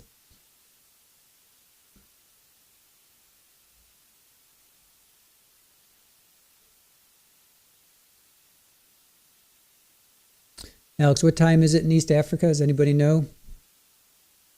We are about 8 hours, 9 hours ahead of us. Does anybody know what time it is in 22:32? So what's that, like 10? So you're 5 hours ahead of us. So Africa and Asia at the start of the stream, so maybe. Okay. Yeah, you might be able to see it. You have to go out and check it out. Athena, will we be able to see it from Corona, California? No, I think it's going to be in the ocean by then. It's going to splash down. I don't know how far off the coast of California. We'll have to see. Let me see how far did Artemis 1? Let me see how far Artemis 1. Let me just take this off real quick.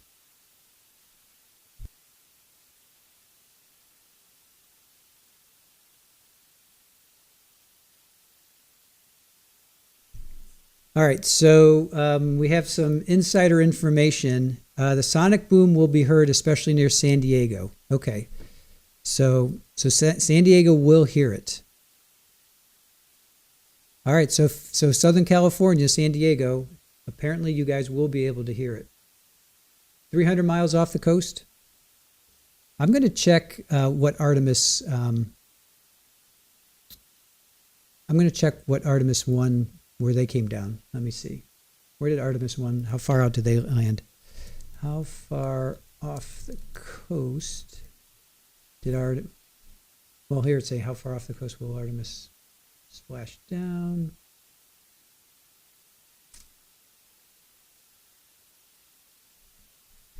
We'll go off of what Artemis 1 did.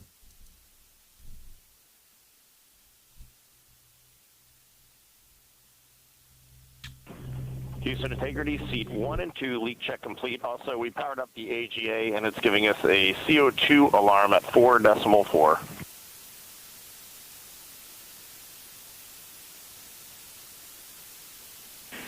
We copy leak check. We saw it as well. And copy CO2 at 4.4. We are discussing. We also on the AGA have a bit A of 16. We've seen that in the past. Should go away.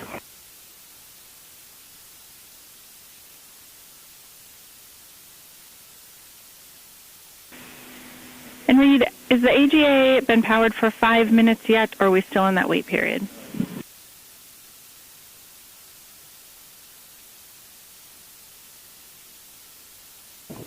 We are in the wait period. We expect that bit will go away. We copy, and that bit can also indicate that we cannot trust the other values, so we'll check back with you after the 5 minutes on the CO2 levels. A firm.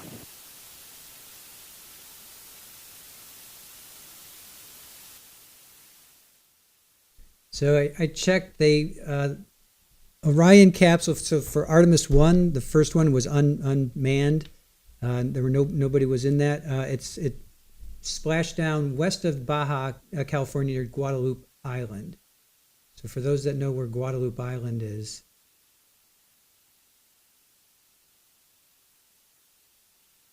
Guadalupe Island is 150 miles off the coast of Mexico.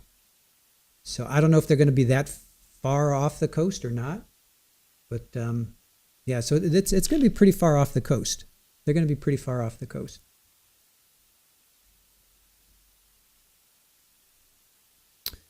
Let's see, Athena, Corona is about 90 miles from the coast of San Diego. I know we won't see it drop into the ocean, but we should see it enter our atmosphere, at least I hope.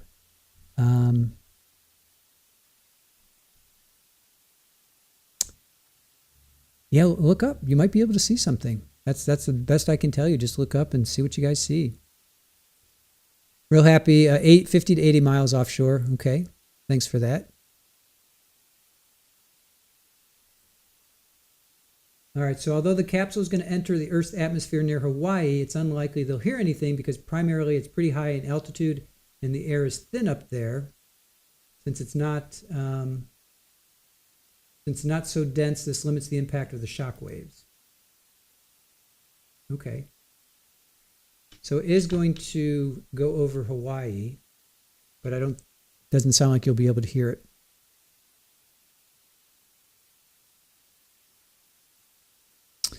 Integrity, we are complete through steps 18. Seats 3 and 4 are yet to suit, obviously.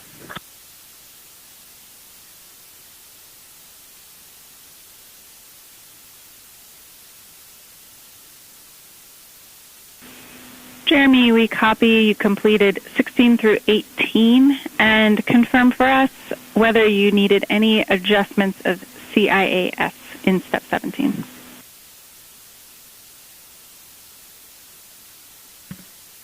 Negative. All the settings were still in their launch config. Houston copies.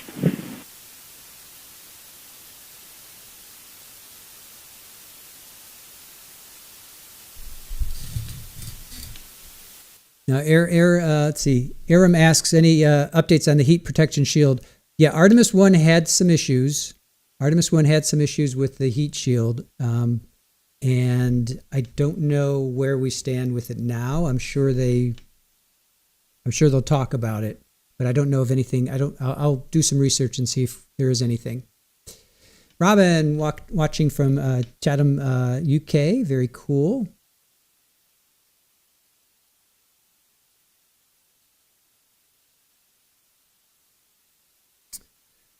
Let's see. Kukwan.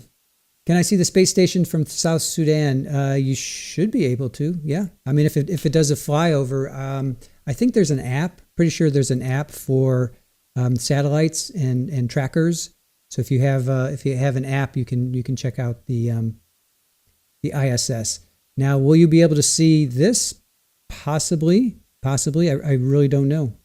I really don't know because it's going to come in past Africa. So all I can say is look up in about 2 hours, go outside and just look up and see if you can see it. And then come back and tell us, because that would be really cool.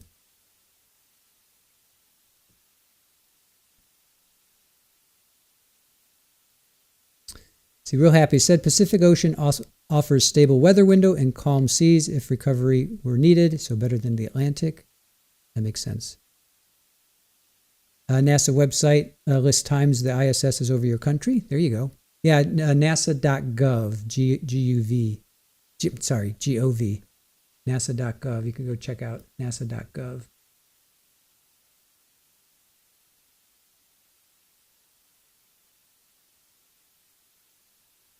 And the times are precise. There you go.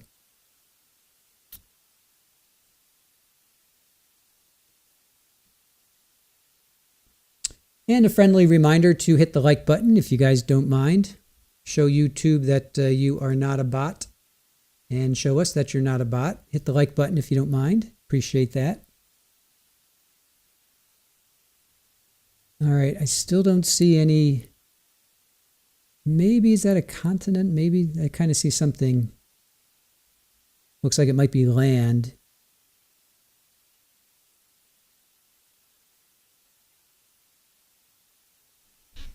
Let's think about this. If that's the terminal line right there, that's the terminator, I should say. That's what they call it. That line between light and dark. So the sun sets in the west, so that is west. So that means, in my opinion, north would be down. So they're coming in right as it's rotating. So that would be a because right now it's dark. Right now it's dark over the Atlantic Ocean. So let me think about this for a second.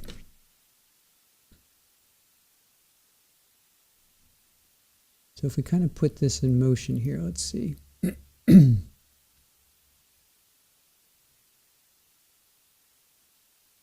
So they would be flying into the darkness right now.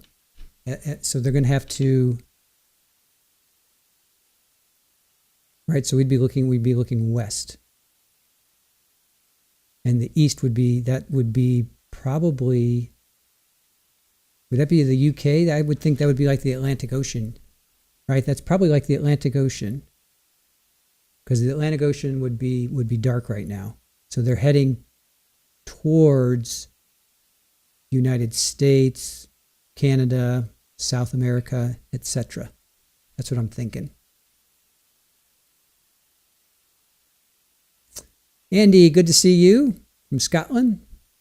Awesome, awesome. Thanks for joining us. Appreciate it. Beach Mom, how are you? Good to see you. Hey, Rob, how are you?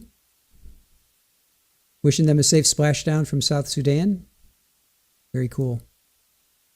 Yeah, so I'm thinking that's so the Atlantic Ocean would be dark right now. That would be where the sun is setting, right? Because the sun's going to set here. We're on the eastern part of the United States in Florida. So we still have about another hour and a half, 2 hours to go. So I'm thinking that's probably out in the Atlantic Ocean. So.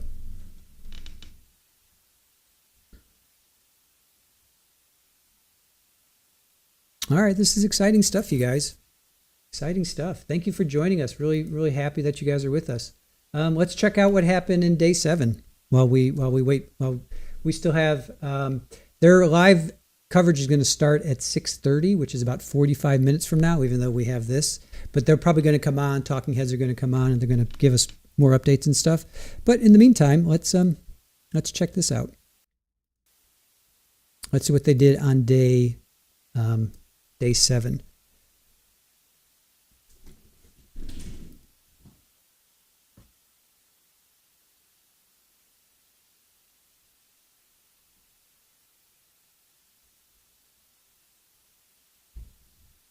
Good Good morning from Mission Control Houston. We are at a mission elapsed time of 5 days, 14 hours, 2 minutes and counting. The Artemis II crew is currently in their sleep period. Now, we would like to share with the world that while the crew was asleep, we did receive some of those stunning downlinked images from the lunar flyby, which took place earlier in the cruise day. So let's take a look. Here we have it. The first image we see from behind the moon, the crew watched Earth set. There's a soft blue arc fading behind a silent, cratered horizon. And this view shows the moon fully eclipsing the sun. From their vantage point, the moon appears large enough to completely block the sun, creating nearly 54 minutes of totality, far longer than what we've experienced from Earth. The sun's corona is forming a glowing halo around the dark lunar disk, revealing the outer atmosphere normally hidden by the sun's brightness. Along the edge, you can also see a faint glow on the moon's surface. That's sunlight reflected from the Earth, softly illuminating the near side. It's a striking view and a rare opportunity to observe and document the corona as we return to deep space. This is Mission Control Houston coming to you live from the Artemis Flight Control Room here at the Johnson Space Center. At a mission elapsed time of 5 days, 17 hours, the crew was woken up aboard their Integrity spacecraft, marking the start of Flight Day 7 activities. Good morning and welcome to Artemis Mission Control here at Johnson Space Center in Houston, Texas. I'm Leah Cheshire Mustachio. The Orbit 1 team has just taken over from the Orbit 2 team and is led by Jeff Radigan, NASA Flight Director. The Capcom, or Capsule Communicator for today, is Stan Love. He's a NASA astronaut and is the only voice you'll hear communicating with the crew. Of course, there is an exception for that today, during which the science team will be conducting their post-lunar flyby conference. If you tuned in yesterday, you got a treat, and we got to see amazing views of the moon as well as hear the crew's description of them. Now, while the crew was taking those photos, they were also recording private voice notes that they sent down to the science team overnight. This morning, the science team is going to talk about the observations that the crew made while those are all still fresh. We've also got some other exciting activities coming up today, including a ship-to-ship call. The Orion spacecraft and the 4 Artemis II astronauts, Reed Wiseman, Victor Glover, Christina Cook, and Jeremy Hansen, will be calling the International Space Station. We have 7 crew members living and working aboard the International Space Station, and we have just surpassed 25 years of continuous human presence living and working in space. This will be the first time that these 2 spacecraft have ever talked to each other. This is the first flight of humans aboard the Houston copies. And Reed, earlier I did misspeak. The CO2 reading specifically would not have been affected by that particular bit.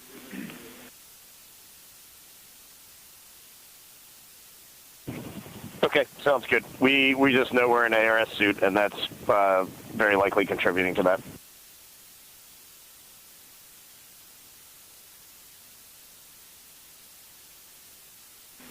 We concur.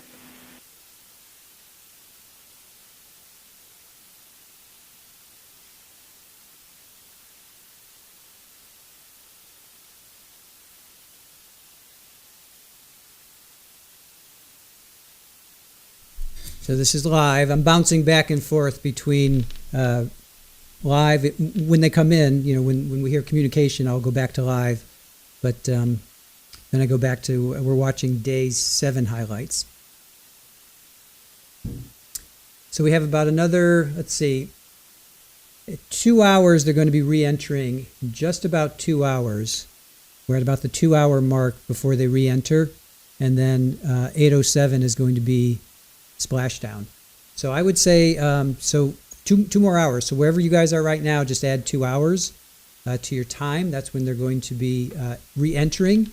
And yeah, if you're in like Central Africa, I would say anywhere in Central Africa, from west to east. Let me pull this up again. You know, go out and go outside if you can, you know, because it's going to go right over. You might be able to see it. You might be able to see it. So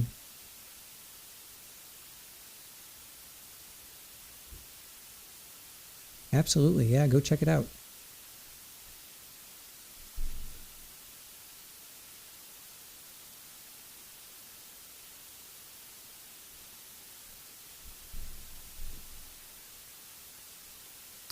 Thunder Snow Dog, how are you? Welcome in, welcome in.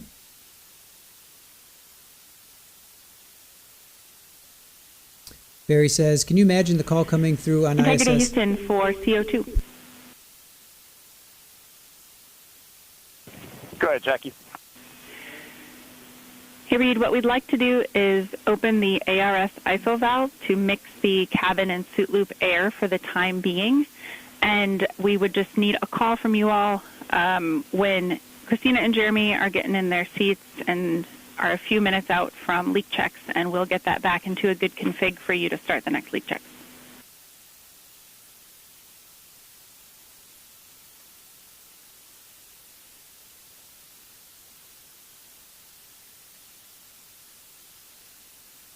Elias, you might. You very well might be able to. You very well might be able to see it. Hey, Jackie, that's a reasonably good idea. Can we just hang on that for a little bit and see how we're doing? Yep, up to you. We will wait. Let us know if you'd like that cabin air mixing.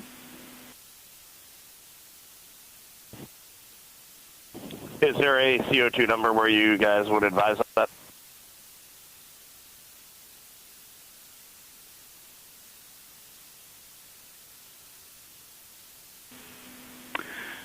Reed, we would not want to go above 7.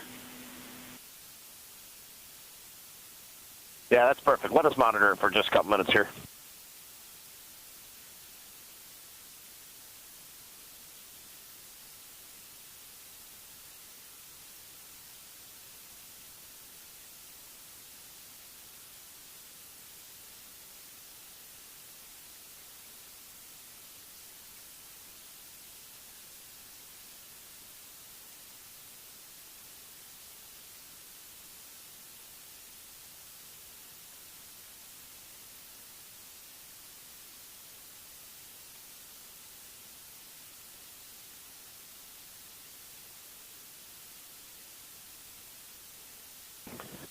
Houston, cabin entry config is complete, and Christina and Jeremy are about to start suit done. Excellent on cabin config, and copy suit down.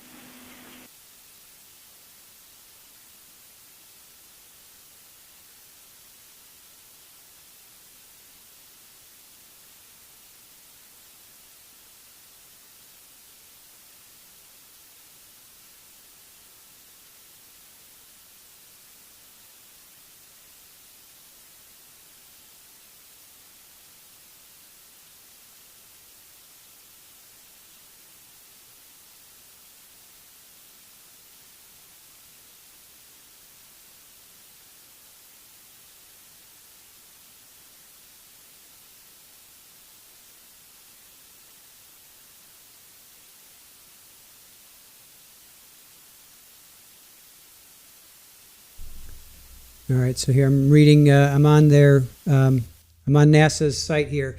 So the service module is going to separate about 7:30, so it's another hour and a half. About 20 minutes before Orion reaches the upper atmosphere southeast of Hawaii. So real happy you said that. So they're going to be southeast of Hawaii, and then there'll be a final trajectory adjustment burn. So you guys over Thailand, Africa. Look up. That's all I can say is just look up. Your CMSM SEP ATP is set to go. We see that on the PFD, Jackie.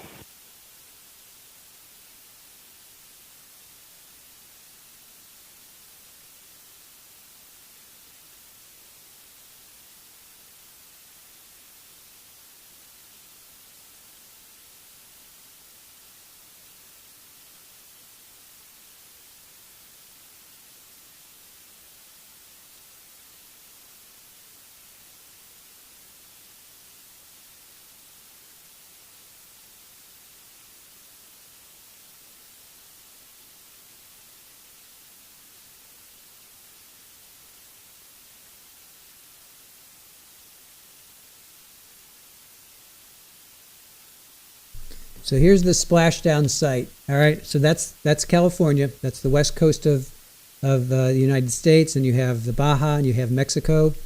So that's California. And it's going to re-enter south of Hawaii. So now I'm thinking maybe Africa, Thailand might not. Yeah, now I'm thinking you might not see it. So it's going to enter southeast of Hawaii.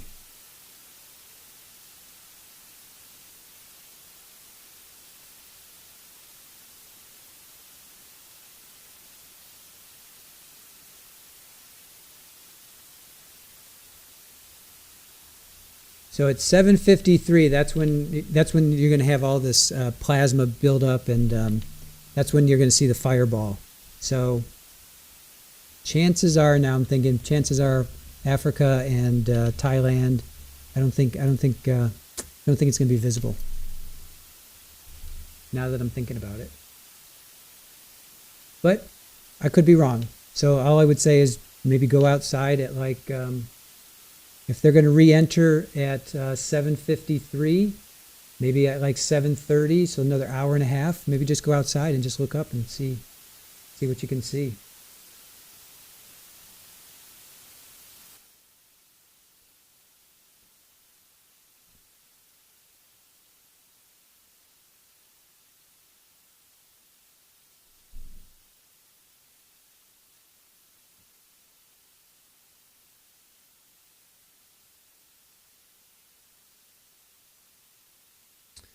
Yeah, I think so too. I'm just thinking of, because you can see the ISS, right? You can see satellites, and they're usually, ISS is like 250 miles above the Earth. So that's why I thought maybe you might be able to see it. You might be able to see it as it's coming in. So I don't think you'd be able to see the flash per se, the heat shield interacting, but I thought maybe you might be able to see it like a satellite. That's why I thought maybe you might be able to see it. Just maybe. I don't know. Debbie, I wonder how many people are lined up at the coast to watch. I hope a lot. I hope a lot.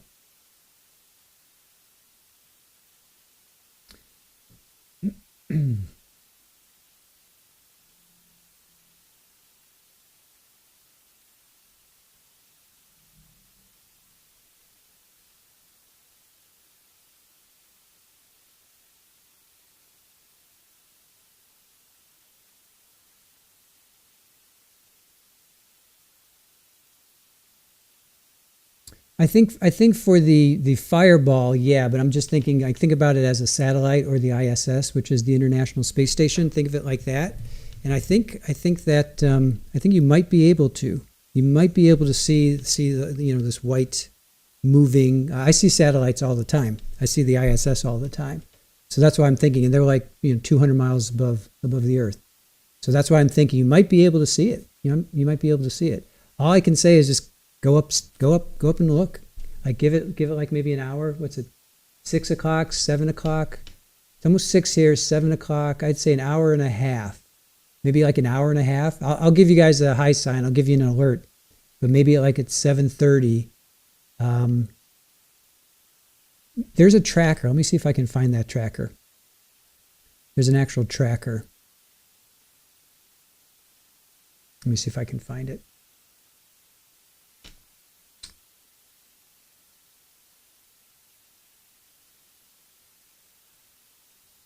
So their parachutes are going to deploy at 22,000 feet. That's going to be at 8:03. Then they unfurl 3 main parachutes around 6,000 feet. That's at 8:04. And then they're going to have splashdown.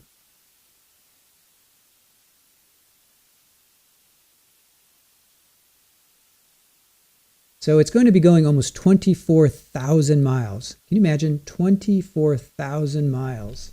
That's how fast they're going to be going. That just boggles the mind. All right, let me see if I can find the tracker. Where are they?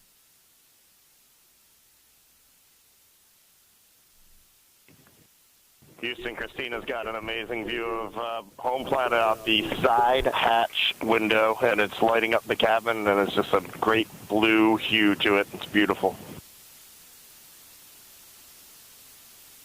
That is amazing. When you kicked us out of the cabin, we turned on one of the SAW cameras, and also had the Earth's reflection on one of the arrays. It was very cool. Oh, man, that is amazing.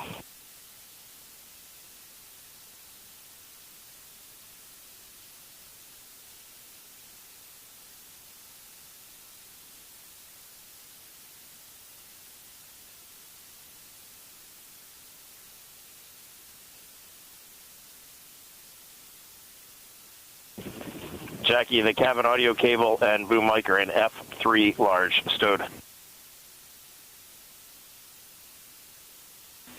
We copy.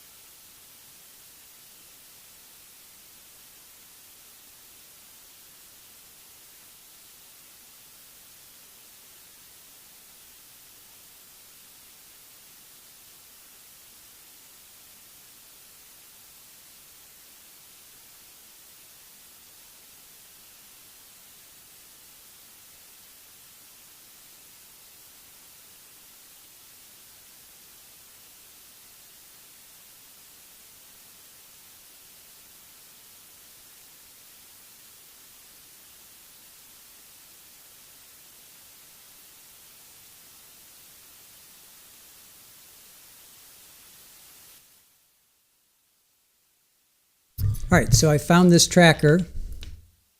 You guys can find this too. It's just on, it's Artemis tracker.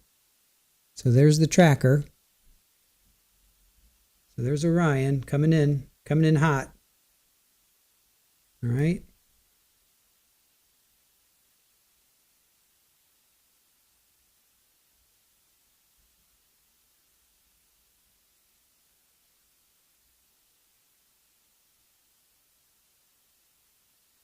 Hopefully you guys can understand that. So they're 18,000 miles from Earth. So when they're like 200 miles from Earth, I would say if it's going, you could definitely see the space station, and that's like 250 miles above the Earth. So and satellites, you know,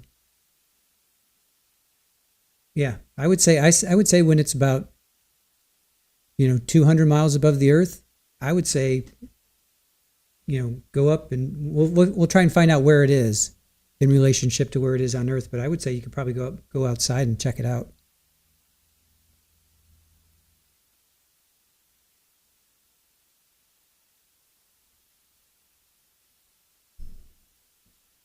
Hey, Hellrider, how are you? Good to see you.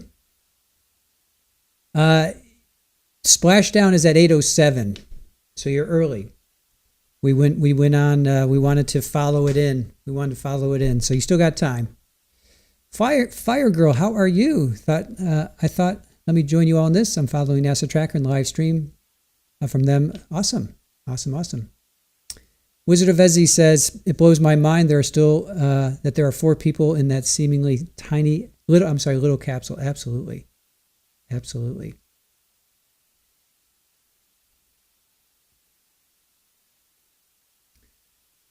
Let's see, Nimrajad. Nimraj, I'm sorry. I'm sorry that I'm butchering your name. I'm really sorry about that. Hi, excited to see them back on the Earth from successful journey from Nimrat Bawa, Cold Lake, Alberta, Canada. Awesome. Thank you for joining us. Really appreciate that. Thank you. Thank you. No problem, Hellrider.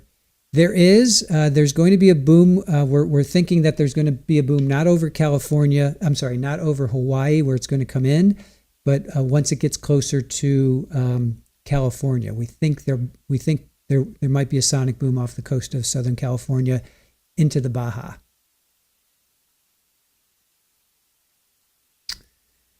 Let's see, Mashaki, when Artemis will be landing on the time of East Africa exactly? Literally 2 hours from now. Literally 2 hours. So wherever you are right now, add 2 hours. If you're hearing my voice right now, it's 6:06 on the East Coast. It's supposed to, Orion is supposed to splash down at 8:07. So literally 2 hours from now. So wherever you are, just add 2 hours.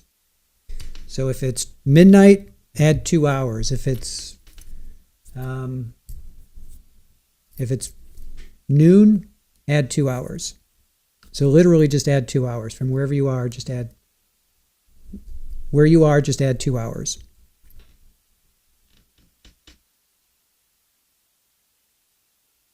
So yeah, literally 2 hours from now. 2 hours to go.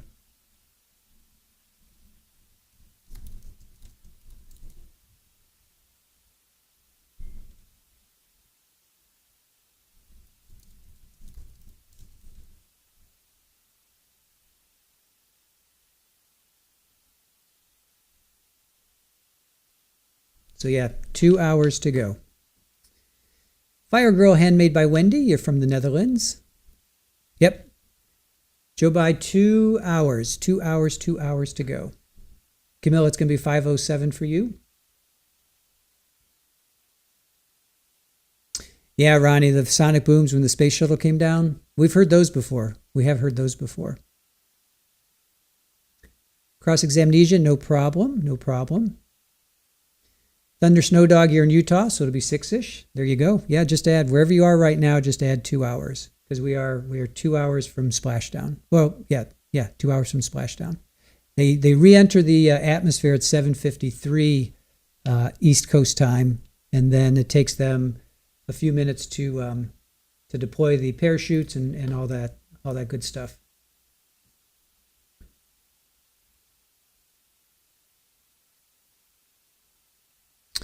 It's scary. They were saying that first mission, the heat cracked the bottom. Yep. It's a concern. It's a little bit of a concern. 8:07, exactly. Real happy. 8:07 is the estimated time. Temp cold soaking is initiated. Copy that, Jackie. CO2 is 5.5, and we are still doing good on board. Christina and Jeremy are beginning suit on.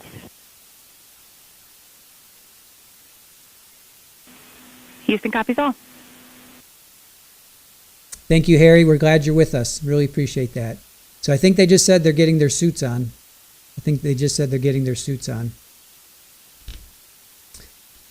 Will you be able to see the live landing? Yeah, stay with us. Stay with us. We're going to cover it. Just stay with us. Mal, you made it. Awesome. Welcome in. Yeah, just stay with us. Nimratra, just stay with us. Or Nimrat Raj. Just stay with us. Let's stay positive. Exactly. Let's stay positive.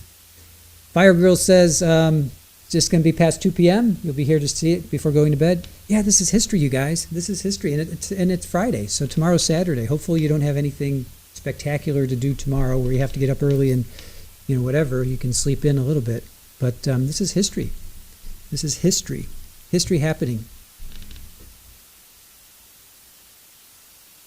Hey, Amy, how are you? Summer sunrise, is this especially dangerous? There's always risk. There's always risk. NASA tries to mitigate that as much as possible because that's the last thing that you want is to lose 4 people. And you just, no. So there's always risk. There's always risk involved, but they try to minimize it and make it. That's all I can say is they just try to minimize it as much as possible. So what we can do is just stay positive and send all kinds of positive vibes out there to them, and you know, and think that it'll be successful.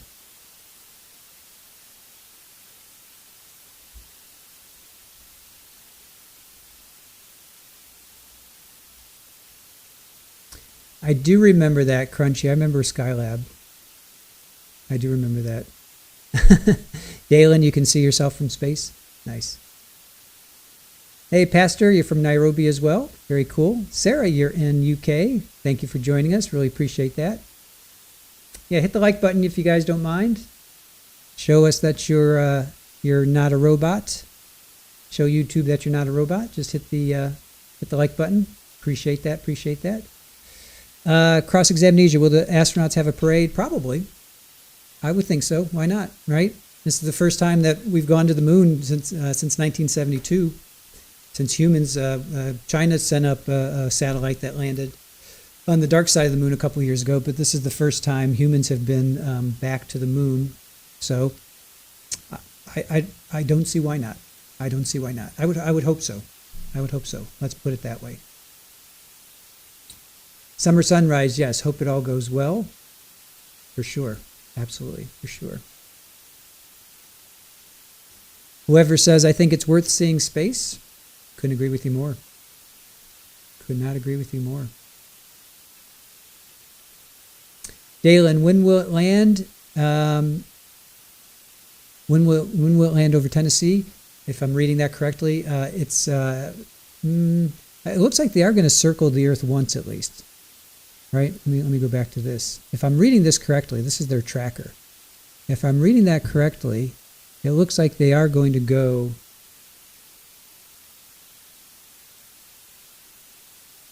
trying to read this.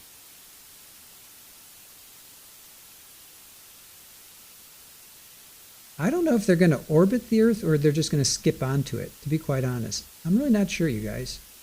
We're going to find out together. I'm not sure if they're going to make one orbit or if they're going to skip right in. We'll have to find out. But another less than 2 hours to splashdown. Thank you, Styrix. Awesome. Thank you so much. Appreciate it.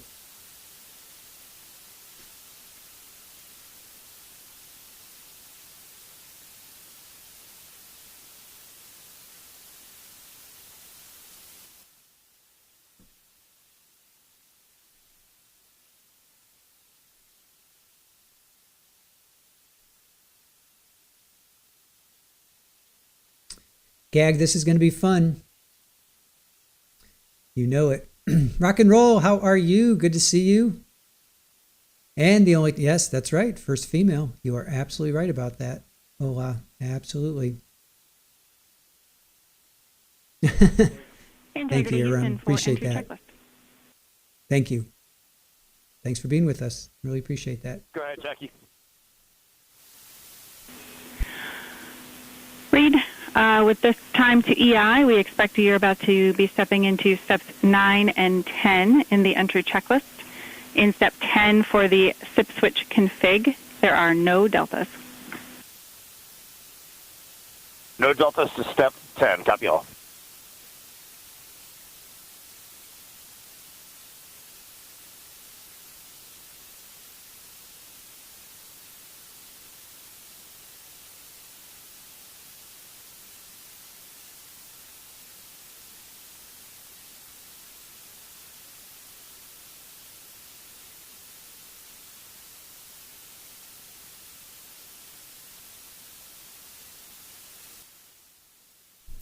So just want to welcome in everybody. Sylvia, how are you? Green Substance, thanks for coverage. Hello, fellow space lovers and earthlings. Welcome in, welcome in. Walk on Wheels, that's a great question. How long will they be quarantined? Let's check that out.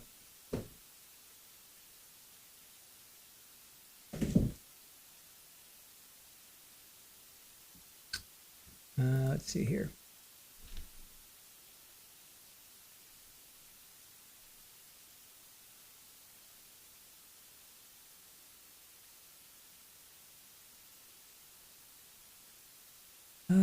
are they in quarantine?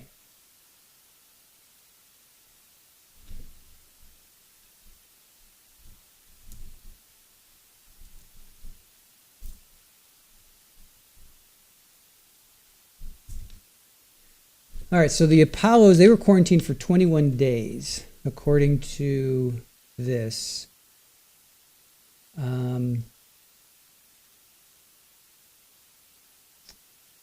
So they can't walk, right? Because they still have to get they have to get used to gravity again.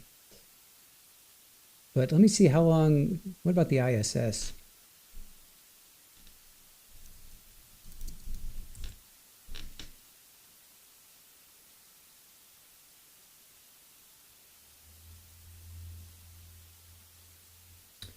All right, here it's saying 14 days. 14 days. So, okay, so NASA is saying 14 days. Pending the outcome of the wet dress rehearsal and other operations, they can come out of quarantine and re-enter after 14 days. Oh, that's ahead of the journey. Hold on, that's ahead. They quarantined before. All right, now here they're saying NASA requires astronauts to quarantine for 3 weeks after they touch down. So it looks like maybe about 3 weeks or so. Hope that answers your question.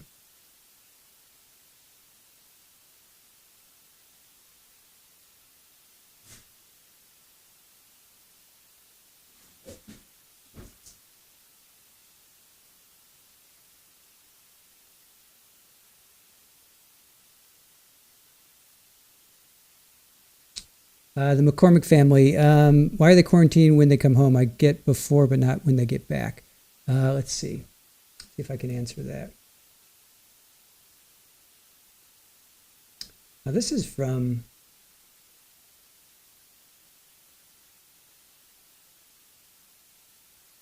so they quarantined before. They have to reacclimate themselves for sure. Well, let's see.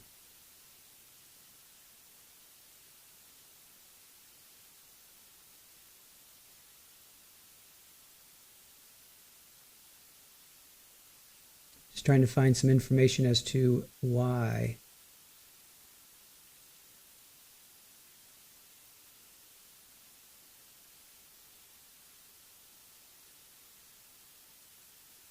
All right, modern astronauts typically do not quarantine after returning. So it's 14 days before a launch. So I unfortunately, I'm seeing conflicting reports. So, but here it's saying, oh, this was Apollo that was coming back. I'm trying to find more modern. So coming back from the Apollo, they would quarantine, but it seems like modern astronauts do not really have to quarantine. They may say that, they may go over that. You know, they may go over that as we get closer to Splashdown.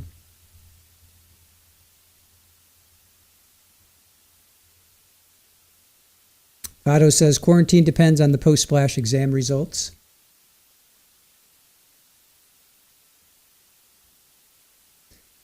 Let's see. Nihim Raja says, I just came back from school now. I'm going to watch live landing. Very excited. 8-year-old. Very cool.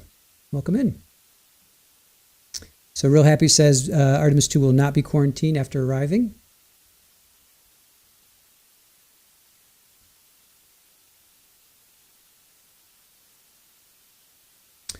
Mel says, to prevent damage to the Orion capsule's heat shield, similar to that discovered after the uncrewed Artemis I in 2022, NASA has modified the spacecraft's re-entry path. That's good to hear. Yeah, they definitely learned that. Blessing, can we see it in Southern Africa?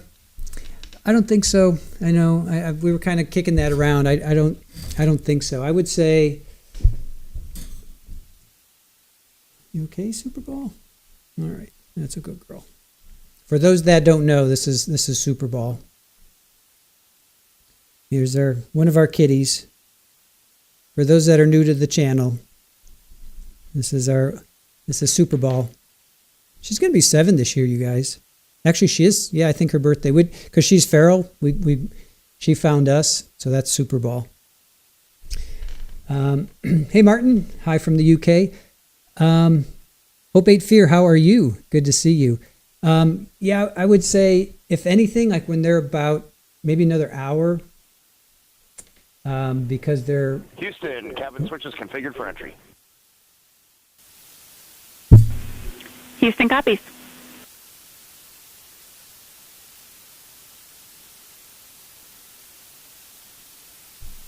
Welcome in. Hey, Jack, you got time for one question?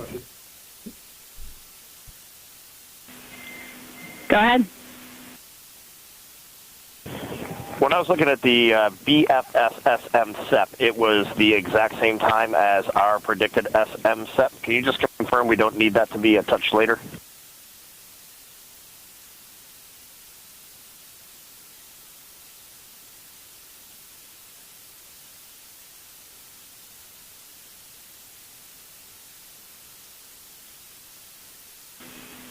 And Reed, matching is expected. That's when the sequence will begin for that whole SEP config.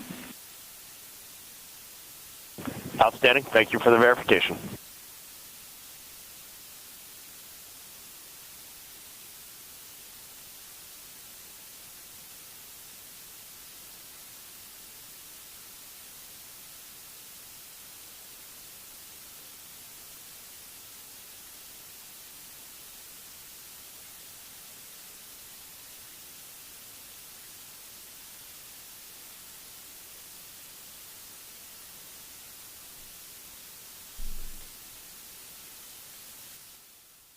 So as I was saying, like you can see satellites and you can see the International Space Station, and that's about 240 miles as it goes, circles around the Earth. And you can see that. It's pretty big. It's like the size of Venus. You can see it pretty clearly. So that's why I was thinking maybe like another hour from now, around 7:30. If it's dark where you guys are, I would say, yeah, just go up and we'll try and track it. We'll try and track it to see where it actually is. And because right now the sun is, so let's see, that would be the east. That's facing east.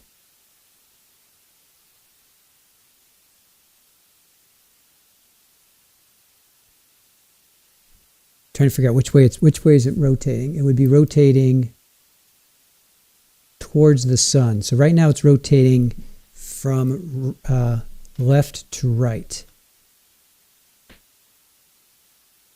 Right, yeah, it's rotating from left to right because the sun rises in the east.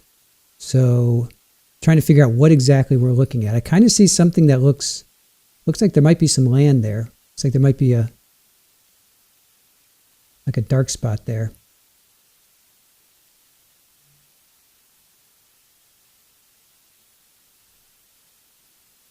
And that would be, it's still light here on the east coast of the United States.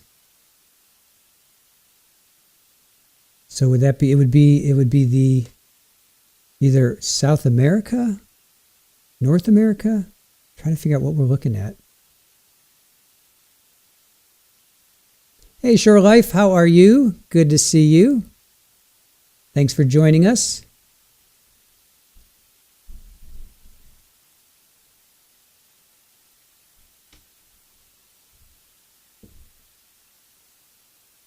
Thunder Snow Dog, yeah, it is a beautiful planet. We have to take care of it. We got to take care of this planet of ours.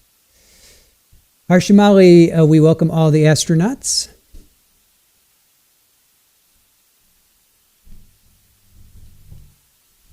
Debbie, maybe a storm?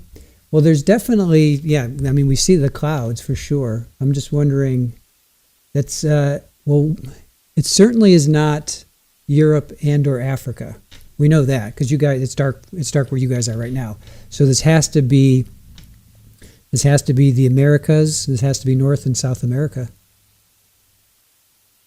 Right? I mean, because we're in daylight right now.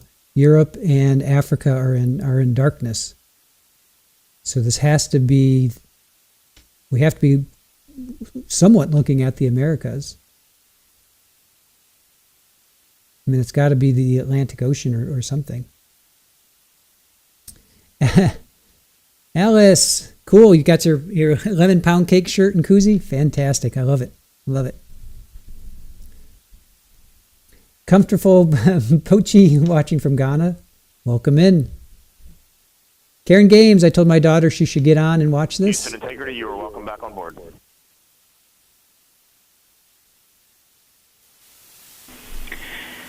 Houston copies. We will take you up on that.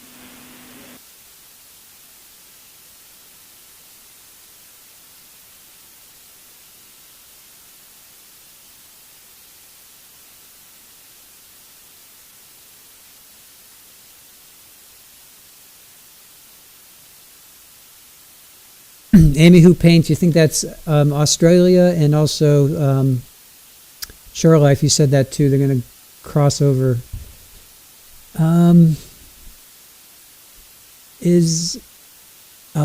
So that could be, you're right, that could be, let's see.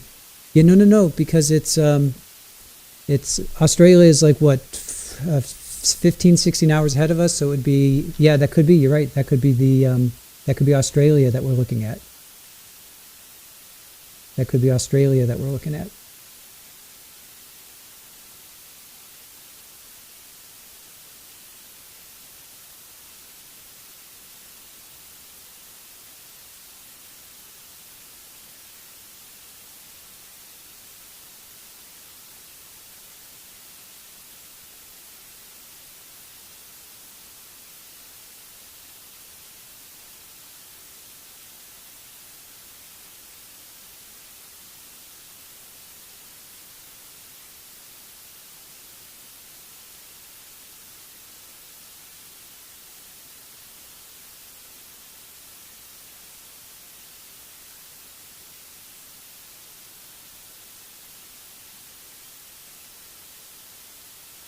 So is that Australia?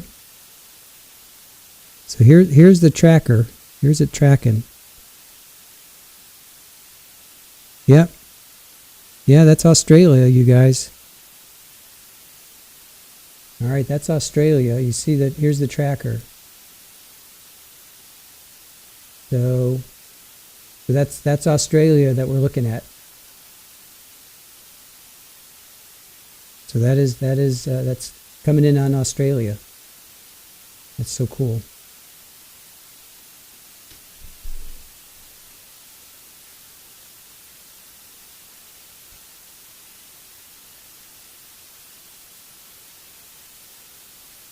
There's the crew. Let me turn down this a little bit. So the crew's getting ready.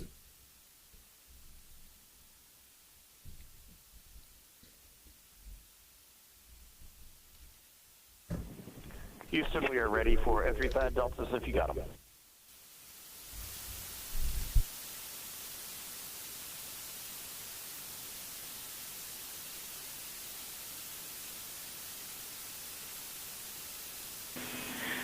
Reed, we are taking a quick scan of those deltas, and we'll have them up to you in just a minute. Copy that.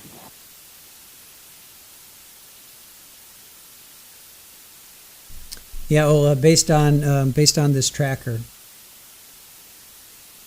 Based on the tracker, let's take a quick look again.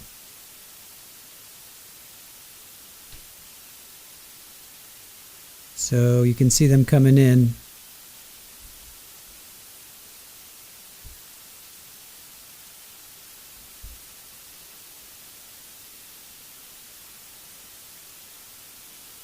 Yep, there's Australia. That's Australia. Integrity Houston with entry pad deltas.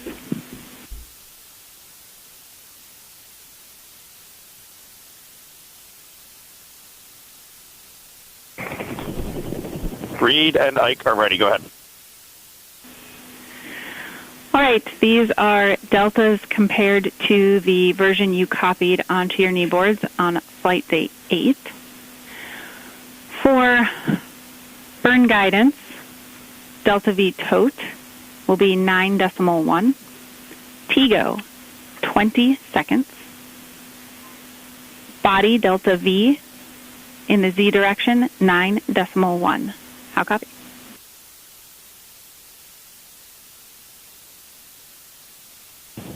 Copy all.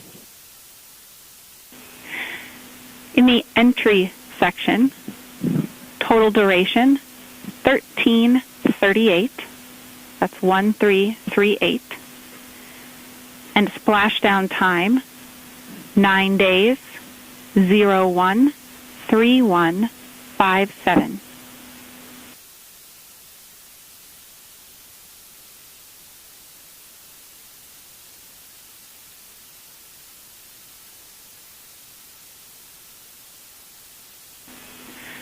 For descent and landing section, your backup heading direction will be 095. And for the landing site, a couple of changes to weather. First of all, in pressure, inches mercury, 29.95. That's 14.71 psi.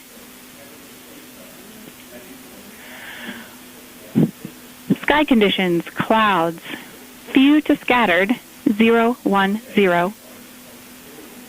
Surface winds, 275 at 6 knots. How copy?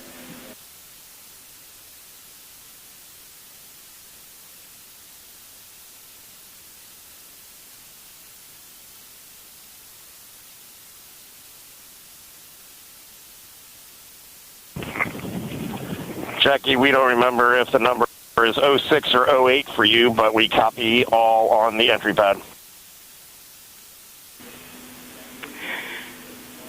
I copy all.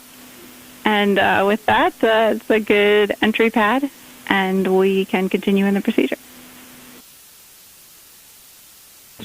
Integrity.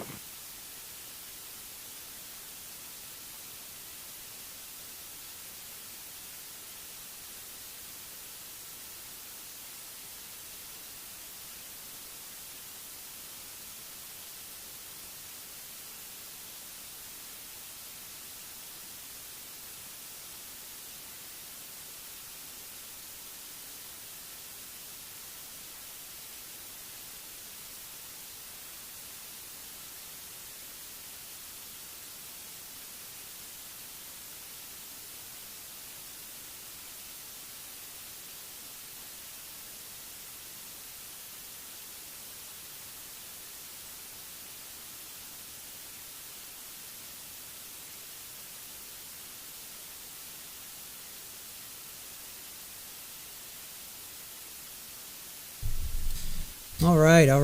Let's see, Camilla. You can track the vessel that. Oh, you can track the vessel. Okay, cool. Houston integrity, although we've already confirmed it per procedure. Instruction 115 of entry checklist. SM separation ATP is go. Houston copies. Christina and Jeremy are fully zipped and they're working on EBS and then seating up. We copy. Thanks for the status.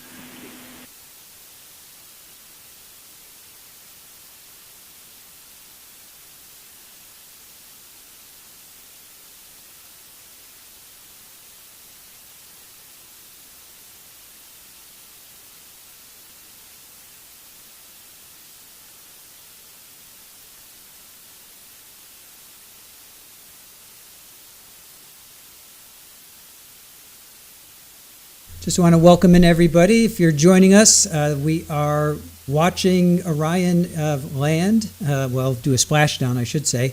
So the upper left graphic is where they are right now as they come into the Earth, come into the Earth's atmosphere, and then obviously the main video we have there is inside the crew, inside the shuttle, watching the crew. And then on the bottom, I've got some key times. Let me see if I can move this up here. All right, there's some key times for you on the upper left. So 7:53 Eastern. Right now it's 6:35. So we're closing in on an hour and 20 minutes. Hour and 20 minutes or so. And then splashdown is going to be 8:07. They're going to come in around Hawaii. It's going to be southeast of Hawaii. And then they're going to float down. They're going to deploy their parachutes. And they're going to float down out just off the coast of San Diego. So that's the plan. Only funsies. I missed the launch and the landing is on the other side of the country.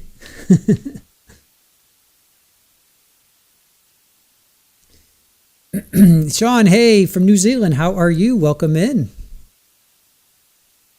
Harry, yep, praying for a safe landing for sure. This is live. We are as live as you can get. We are as live as you can get.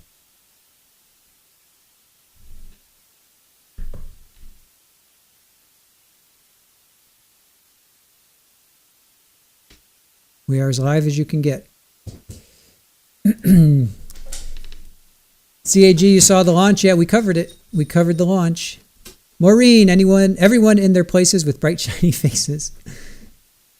Exactly. Love you, Mo. Should be Space TV Live. Well, we love space here. For those that don't know our channel, we cover trials from the United States. We cover as best as mostly live trials, but we love space. I love music, so we also, if you're a member, we do members only. I put up some music. I'm going to do more of that. We show cats. We have 7 cats. I'm sure you see them running around. I do cooking. So if you're a member, you can enjoy those. But space, I have family members that were in the Apollo mission, that worked on the Apollo mission, that currently are working on Orion and have worked on Orion. So that's why this is really near and dear to my heart. And Only Funsies, welcome to Rabbit Ears. I love it. Calypso Vixen is present and accounted for. Awesome. Julia, hello from Manchester. Just joined. I love it. Love it. Thank you.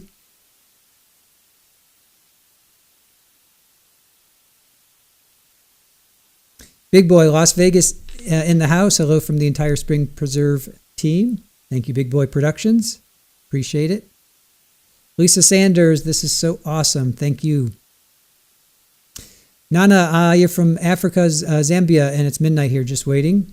Very cool.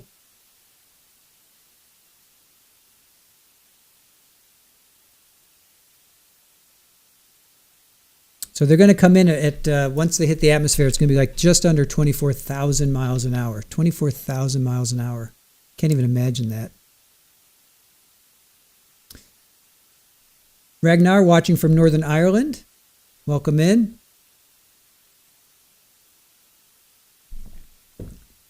There you go, Ola. Cats, crime, cooking, cosmos. That pretty much sums up our channel. You got to get music in there somewhere. You got to get music in there somewhere. Crunchy says, I remember writing to NASA back during the Apollo era, and they sent back maps of the moon and all kinds of stuff. That's really cool. I like that. That's cool. Sure Life, the amount of coverage we get on this is amazing, not like anything we have ever gotten before. Yeah, they're going to go, I'm sure that, well, they do go dark. They're going to go dark for, I think, about 6 minutes, 6 or 7 minutes, when they're going through the atmosphere and the heat shield is kicking in and basically it turns into a big fireball. They will go dark. You can't communicate, I would love to see the video of that. I hope they release that afterwards, because they're pulling like 3 Gs or something like that. Or they're coming out of 3 Gs, I think. Let me see. Integrity, Starfield maneuvers initiating in a minute and a half. Integrity.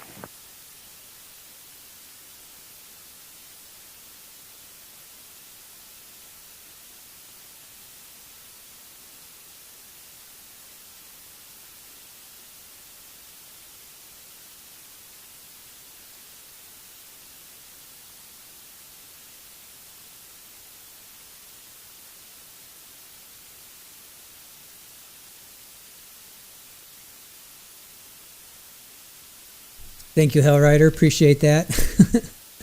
Appreciate that.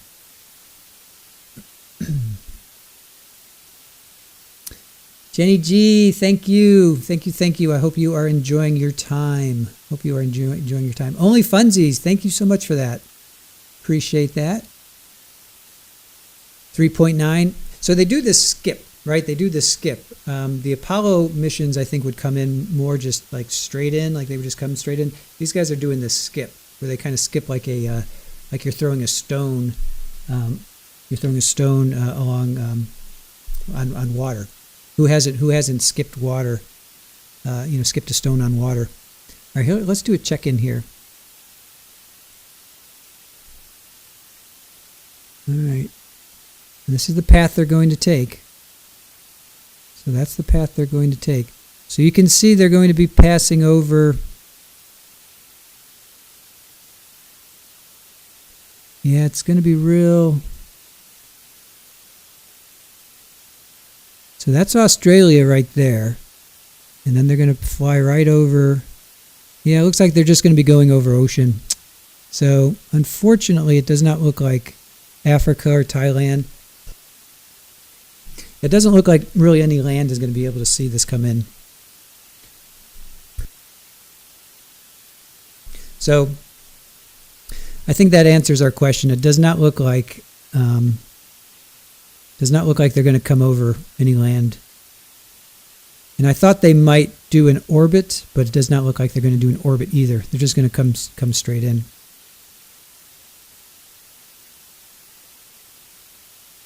So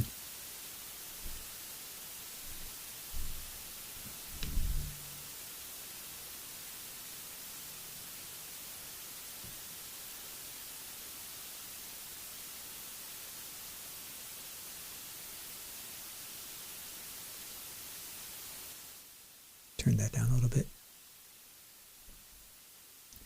All right, so here's their path, you guys. Here's the path.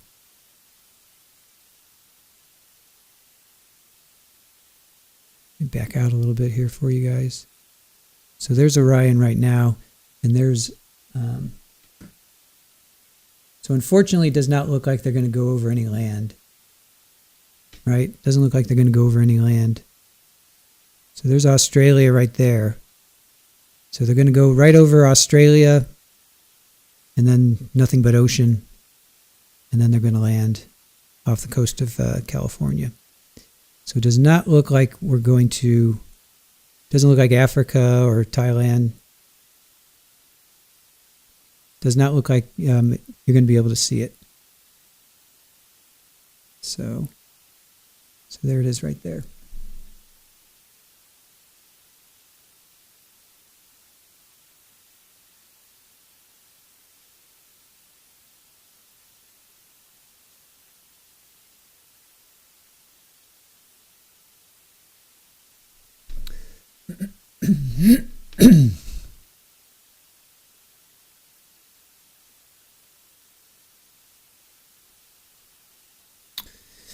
Let's see, Nana's 40 minutes past midnight. We still have about an hour and 15 minutes or so, hour and 20 minutes. So just past midnight, it's going to be about 1:30 for you. It's going to be about 1:30 or so. So you still got time. So sip that whiskey, sip that whiskey slowly. Sip that whiskey slowly, or take a nap and come back. Thunder Snow Dog, can't believe I stumbled on this awesome channel. Awesome, thank you, appreciate that. Glad to have you on board.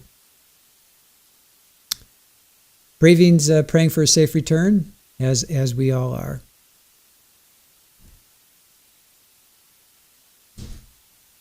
Real happy, safer to land in the Pacific. It's calmer than the Atlantic. Has a fleet of Navy that can get them if recovery is needed. Side Tegnas says from Ethiopia, it's late midnight. Yeah, we have about another hour. 7:53 is when they re-enter, and right now it's 6:45. So we have a solid hour before they actually make re-entry. So we still have a solid hour. Edwin, West Africa, Iberia, welcome in. Welcome in.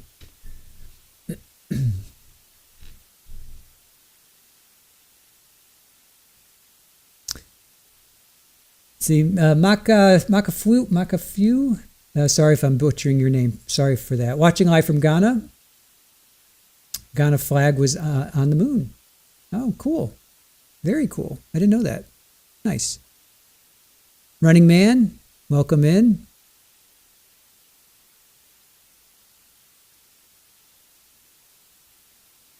Green Substance, not from New England. No, it's not going to go over New England.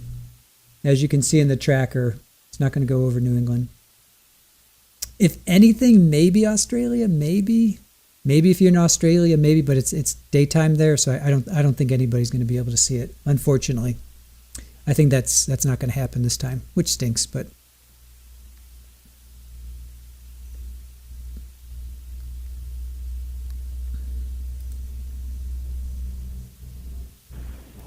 JMTV, watching live from Kenya. Welcome in. Let's hear what they're saying. Houston copies.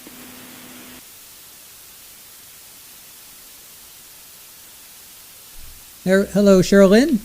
Good to see you. Thank you for joining us.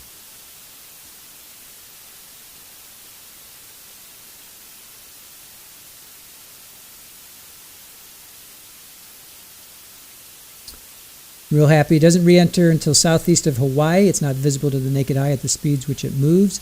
Yeah, it might not be big enough either. Like the ISS is way bigger, so you can see the ISS, but you can see satellites. You can see satellites this big.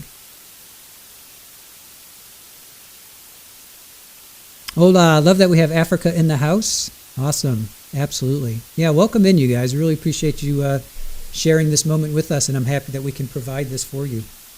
It makes me feel really, really good that we are experiencing history. We will forever look back on this day and we will be like, I watched Orion come back down to Earth. That's pretty cool. That's pretty cool. I will forever remember this moment. I hope you guys do too. I hope you guys remember this forever.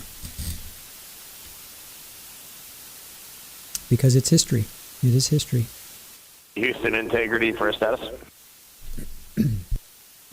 Go ahead. Seats 3 and 4 are connecting umbilicals. We're going to be stepping into leak check soon. 1 and 2 will be seated. 3 and 4 will be free float, and we'll configure EPROC accordingly.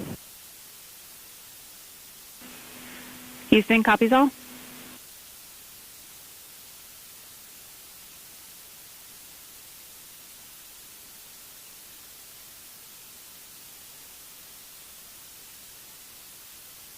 Thank you, Debbie, for your generosity and your kindness. Really appreciate that.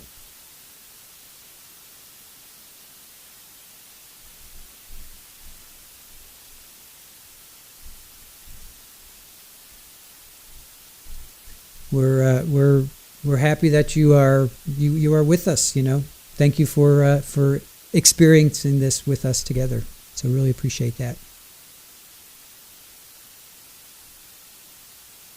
I'm happy, Debbie, for your coverage, for all your coverage you have done for us, and thank you for being with us and sharing this with us. Again, it makes me feel really happy. Really, I'm so happy that I can provide this for you guys, and that I can share this with you because this means so much to me. Jersuito, watching from Suriname, South America. Cool. Welcome in. Green Substance, thanks to Canada. Absolutely. Canada was a huge part in this. Canada had a huge hand in this. Absolutely.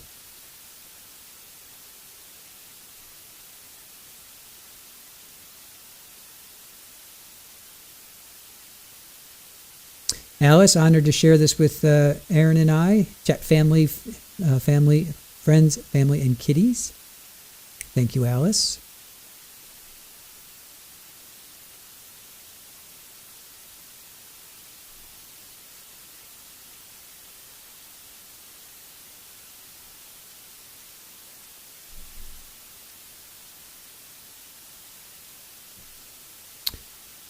Praveen, brand new subscriber to his channel. Welcome in, Praveen. Thank you. Ellen, hello from Vancouver, Western Canada. Good to see you and welcome in. Hola, yes, forever. I remember clearly our teacher in school getting a TV so we could watch the first ever shuttle launch together because of history. Absolutely. If you care about this stuff, it's really, it's important. Vinny on the Jersey Shore. Thanks for taking the time to do this. Very cool. Thank you, Vinny. The Jersey Shore. We just covered Paul Canero trial.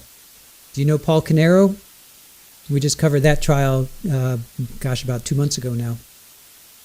That's what we do here. If you guys are new to the channel, we have a lot of new people watching Trial TV Live. That's what our main thing is. We cover trials across the United States. Paul Canero was one of those trials we just covered.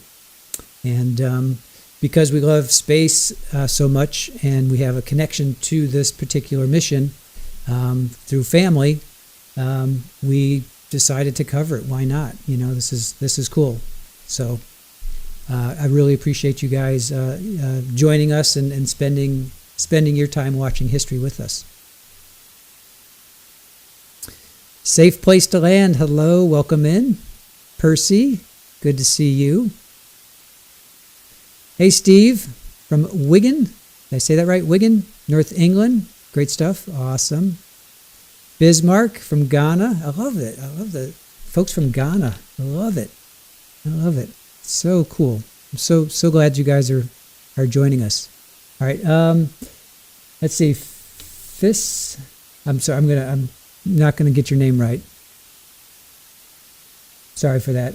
I'm glad we have black color, a woman, and a non-American in Orion. They merged all kinds of inside love from Africa. Awesome. Awesome. Yeah. No, it's right. You're right. You're absolutely right. Sumanduni, hello from Sri Lanka. Thank you. Thank you for joining us. Appreciate that. Vinny, didn't catch our coverage of that. Definitely spend more time here with you. Very cool.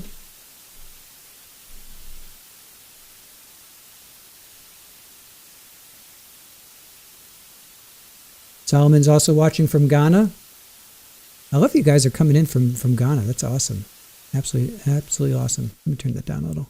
That's a little loud. Sorry, guys.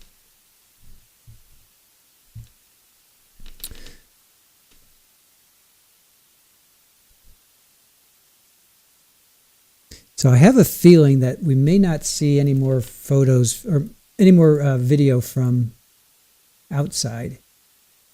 We may just see this, but let me pull up this for a little bit. This is where they are right now.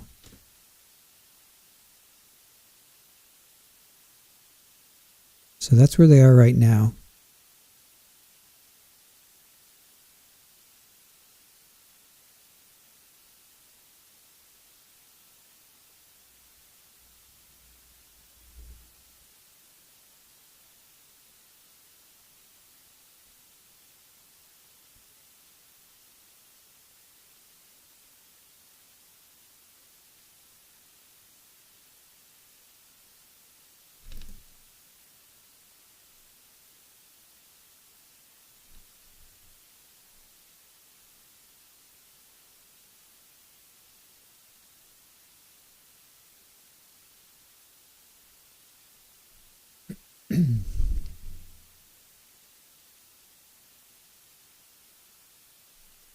So NASA does have another broadcast.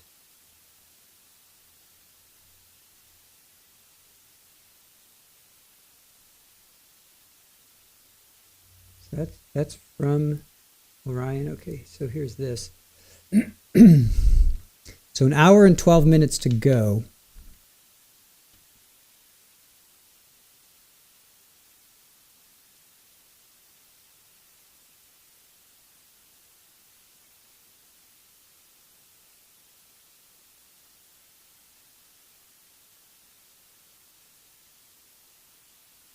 I kind of like this view from inside the spaceship.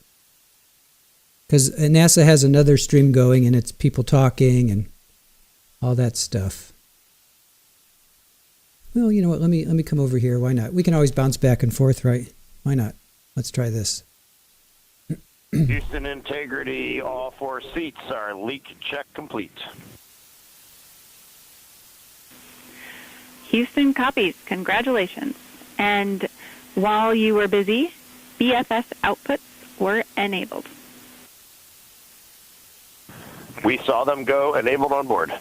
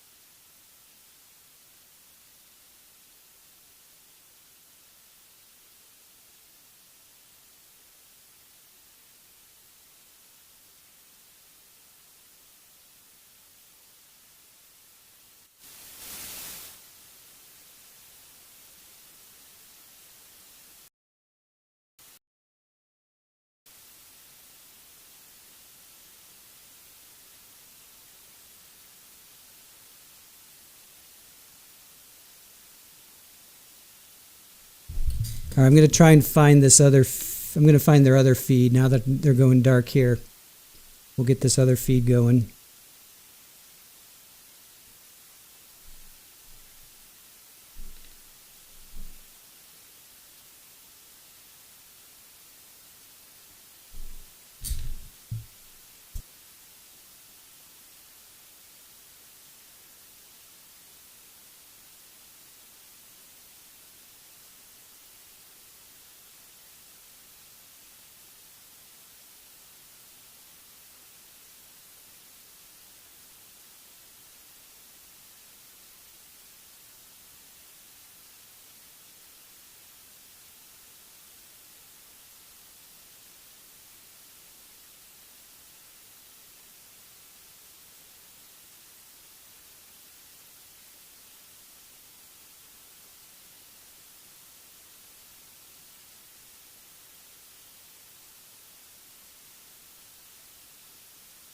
We'll do squats, deadlifts, different things, not dissimilar to what the ISS astronauts do, but with a lot less room to do it. And they also did rowing activities for cardiovascular health, and the crews loved it.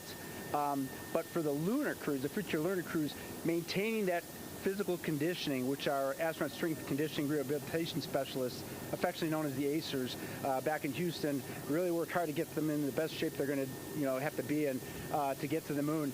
That device hopefully will maintain that. And Apollo only had about a 4.3-day journey to the moon. Our astronauts are going to have about a 10 to 14-day journey. Right. So maintaining that physical fitness, that strength and stamina is going to be crucial for the success of being able to do those very physically demanding lunar EVAs. Right. So we're very excited about what the astronauts have said about the device and what they have to say about the role exercise plays, going to the moon. And also the mental benefit. Sure. They just really like sweating, breaking the sweat, and actually just feeling like they're just getting a workout. Right. Thank you so much, Rick. I really appreciate it. I know they're going to be in good hands, so we'll let you get back to it. Thank you so much. Megan, thanks for the time. Back to you, Rob. Okay, Megan, back here in Mission Control in Houston, everything is moving along in order. This view of Reed Wiseman on the left, Victor Glover on the right. We have good suit leak checks. Everything aboard Integrity is in excellent shape. The vehicle, with the Earth growing larger and larger in the field of view, we're now just about 8,200 nautical miles away from Earth and closing in for a splashdown just 1 hour and 5 minutes from now.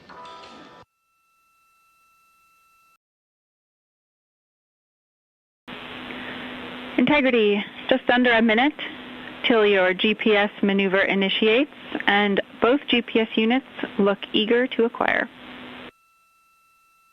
Outstanding. Seats 3 and 4 are working on seat strap in now. Houston copies. Once again, as we start to close in on some of the major milestones, the first one coming up in just 31 minutes. And Integrity, just confirming the LCG gas trap was able to be closed out. Affirmative. Copy. Crew module, service module separation scheduled just 31 minutes from now. The key point of interest, of course, will be the performance of Integrity's heat shield during its high-speed entry back into Earth and the peak heating that is expected around the spacecraft of some 4,000 to 5,000 degrees Fahrenheit. On Artemis I, as I think most folks know by now, we flew a trajectory known as a skip entry, in which we performed an initial dip into the atmosphere to bleed off some energy. Then we skipped out of the atmosphere and dipped back into the atmosphere before splashing down in the Pacific. But after the mission was over with, we noticed unexpected liberation of some of the charring effects on the heat shield known as AVCOAT. Before the flight, we had an opportunity to sit down and talk with Entry Flight Director Rick Henfling to get a perspective on what this all means and how the mission was redesigned to try to protect Integrity's heat shield to a higher extent. Let's take a look at that interview. Returning from the moon is a lot different than deorbiting from low Earth orbit. When we return from the moon, we expect to achieve velocities upwards of 36,000 feet per second.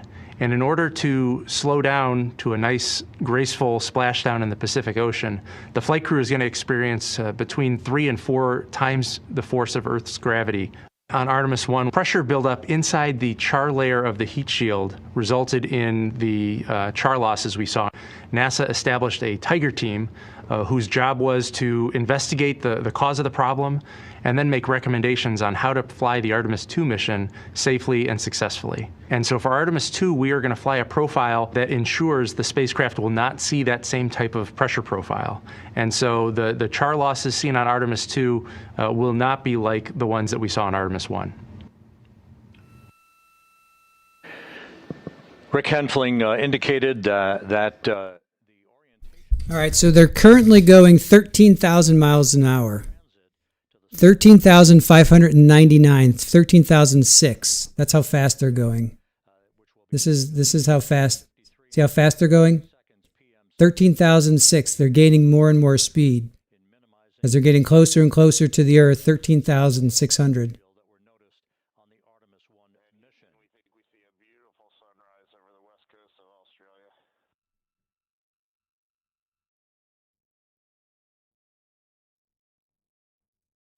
We copy. Commander Reed Wiseman reveling in his final hour in space on this mission as Integrity is passing over the southwest coast of Australia now at an altitude of some 7,600 nautical miles. That will begin the southwest and northeasterly transit across the Pacific Ocean. Let's talk a little bit more about some of the highlights and some of the numbers associated with the points of interest here. We are 27 and a half minutes away from crew module, service module separation. That will be followed about 3.5 minutes later by the raise burn that we've discussed, a 19-second burn of Integrity's thrusters to fine-tune its angle of attack as it enters the Earth's atmosphere. Entry interface is scheduled 47.5 minutes from now. That's the point at which we will reach the top of the Earth's atmosphere, traveling about 34,882 feet per second at an altitude of 400,000 feet. Just 24 seconds after entry interface, we will begin a blackout period of 6 minutes in duration at 6:53 and 54 seconds p.m. Central Time. Now, right about 10 seconds after the blackout period begins, we are expected to reach peak speed, which would be 24,661 miles an hour.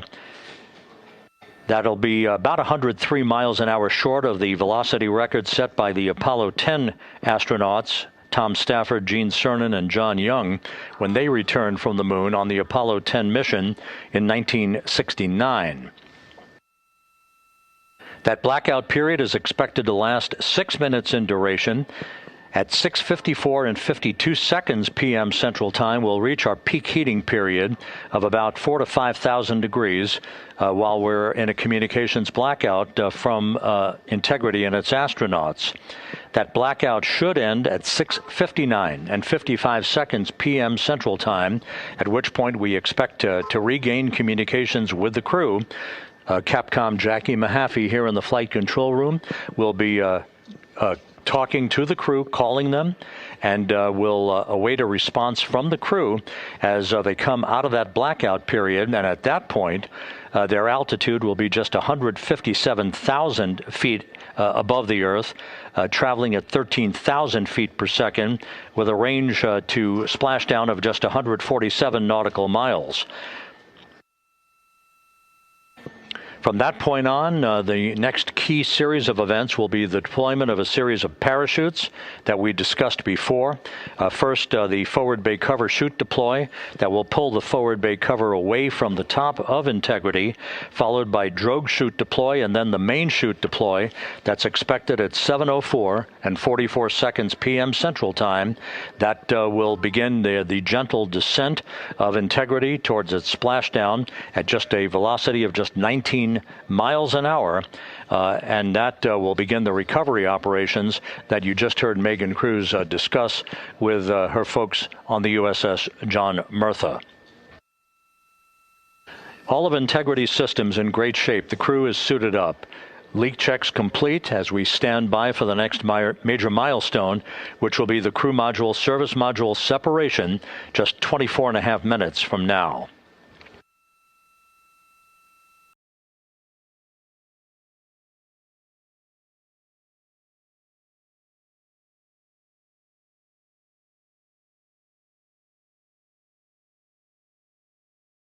All of the activities from the start of entry interface to the point of splashdown will be quite rapid fire, just 13.5 minutes from the point at which we begin descent into the Earth's atmosphere till splashdown.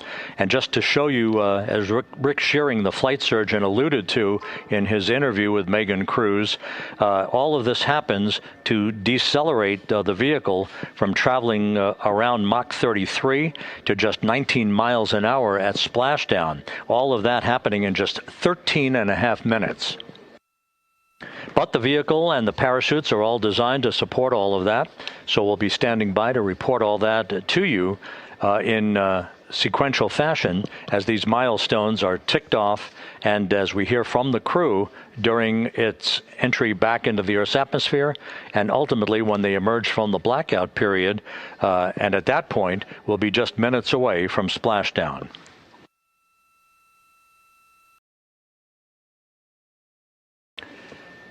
So with all of those preparations ongoing, we can return here briefly for another report from the USS John P. Murtha and Megan Cruz. Megan?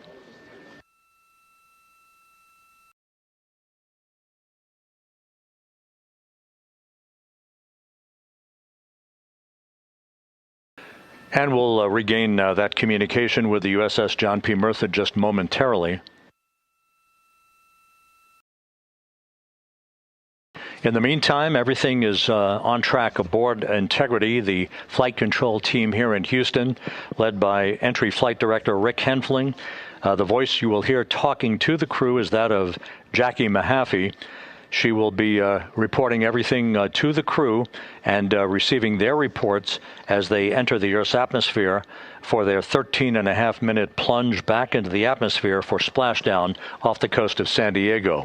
Now we have the ship back with us and Megan Cruz aboard the USS John P. Murtha. Megan? 11 balloon, right?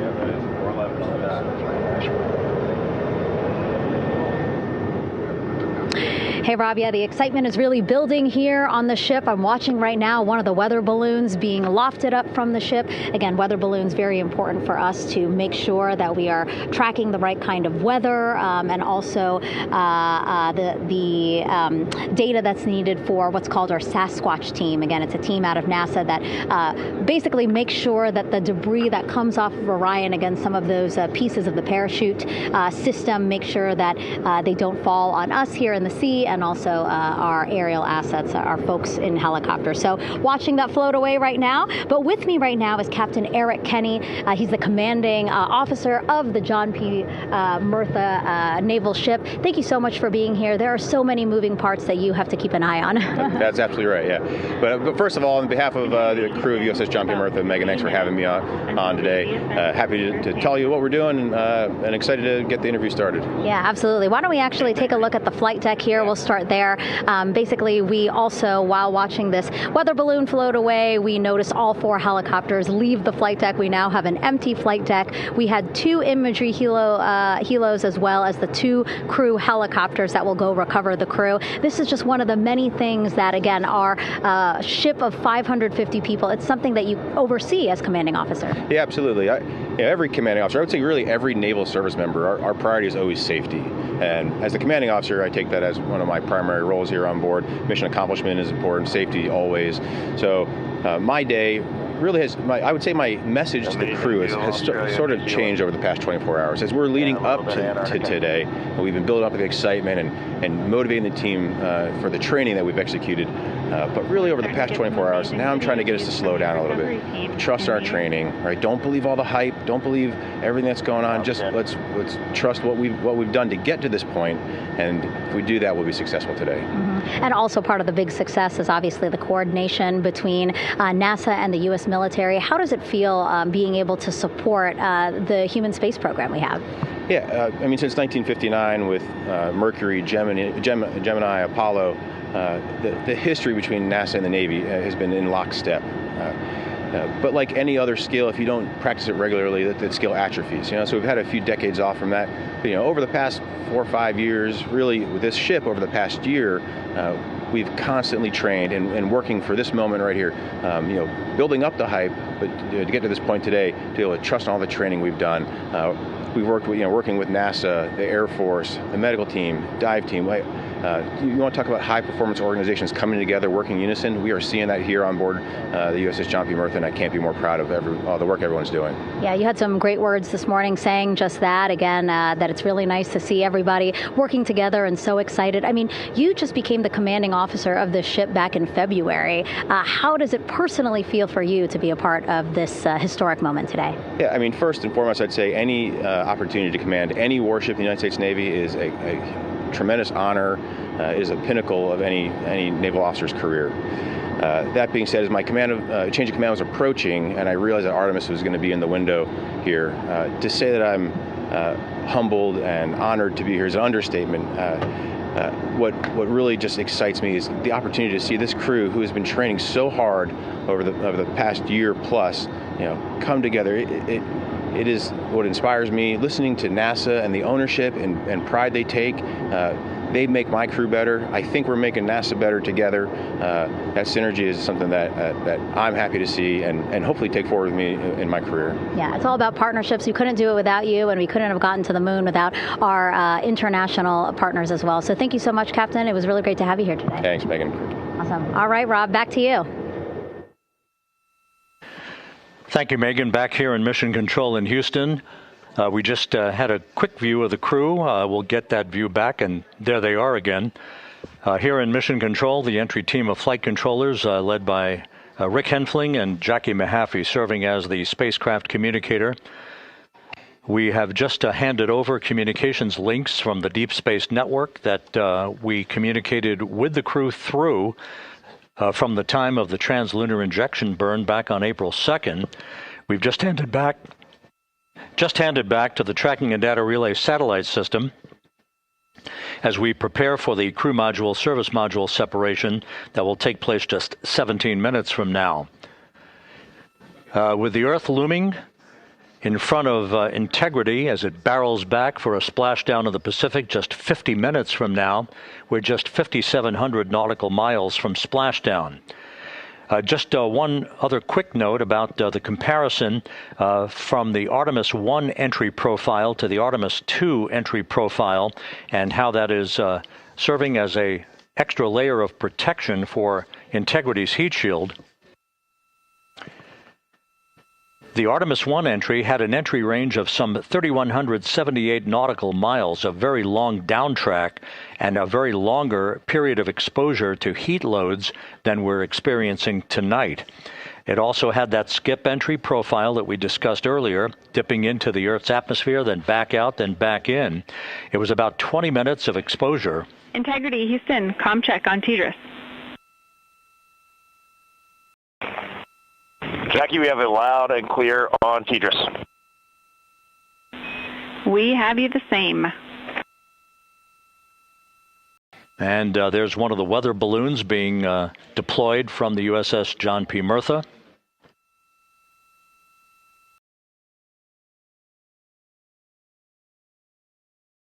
So that was a weather balloon. So the Artemis I entry had the vehicle. Any update on GPS? We haven't seen a track in yet. That was a weather balloon. That was just a weather balloon. That's going to help track. So that's not them. That's just a weather balloon, Pammy. But they're getting there. Reed, we are watching. We are starting to get into the window where they may start acquiring, so should be within the next 10 minutes. Okay, sounds good. We're holding at step 17 and getting ready for CM-RCS hot fire.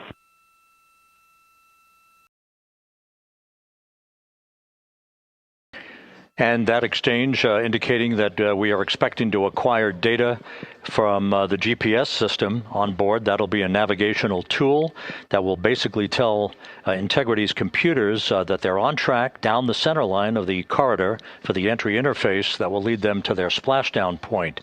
Once again, the Artemis I entry exposed the heat shield for about 20 minutes of peak heating. For Artemis II, we're going to reach a downtrack distance of 1,701 nautical miles from the point of entry interface with just 14 minutes of duration, and it's basically a different angle of attack, a little bit steeper angle of attack that will protect the heat shield from excessive heat loads. So that is the difference between Artemis I and Artemis II, all designed into this mission to gather data, to protect the heat shield, since the Artemis III mission and beyond will have a different designed heat shield that will allow that skip entry type of profile to be resumed for all of the future missions coming back from the south pole of the moon when we initiate lunar landings. So we've handed over to the Tracking and Data Relay satellite system. That's where we'll have communications for the rest of the flight. Just to give you some time hacks here, we're 13.5 minutes away from crew module, service module separation, and just 17 minutes away from the raise burn, that 19-second firing of the thrusters that will basically be the final fine-tuning of the angle of attack for Integrity as it enters the Earth's atmosphere.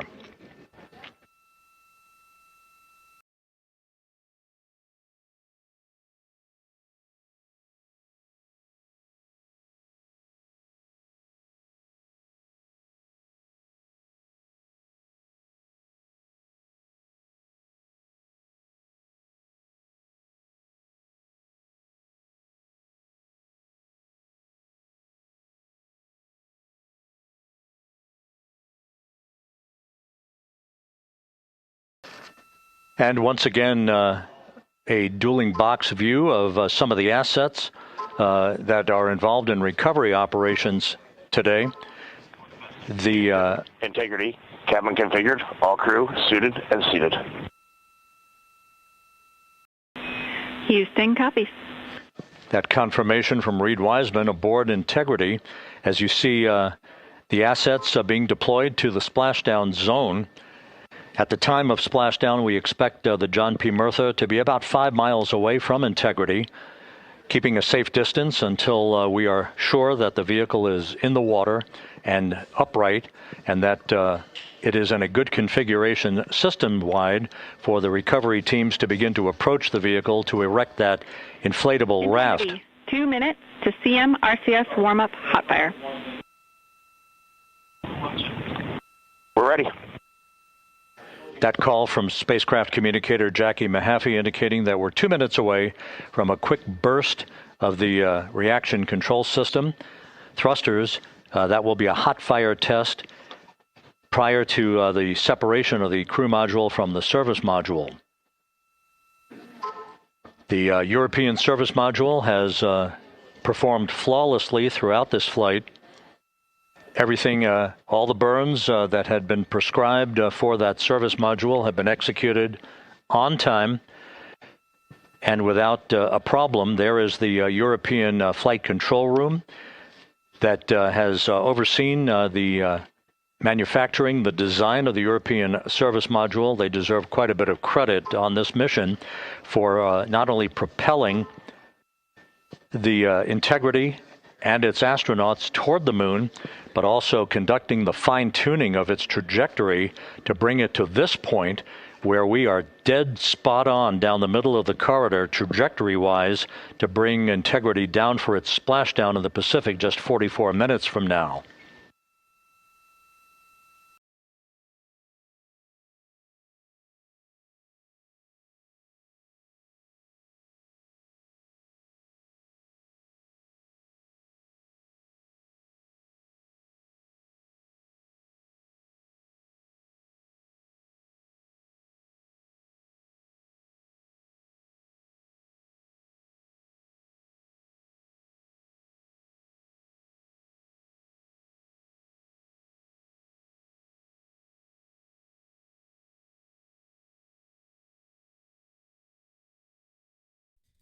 All right, so we're getting What close. you're looking at is a computer-generated visualization based on real-time telemetry from Integrity. Currently traveling about 16,000 miles an hour.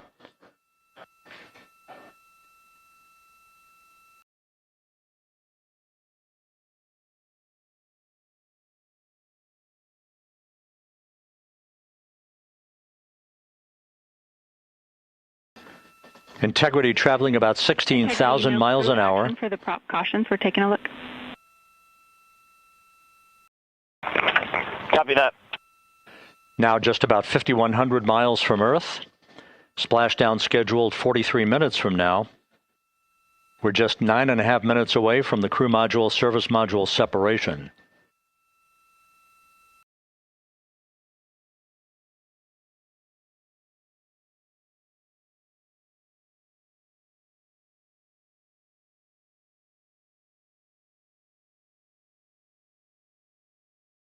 So this is we a visualization, are confirming. you guys.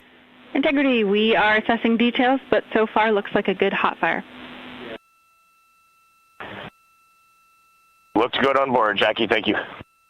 And Jackie Mahaffey took the words out of my mouth. I was just about to say that we had a good hot fire test of the thrusters in advance of the crew module service module separation that's coming up just 8.5 minutes from now.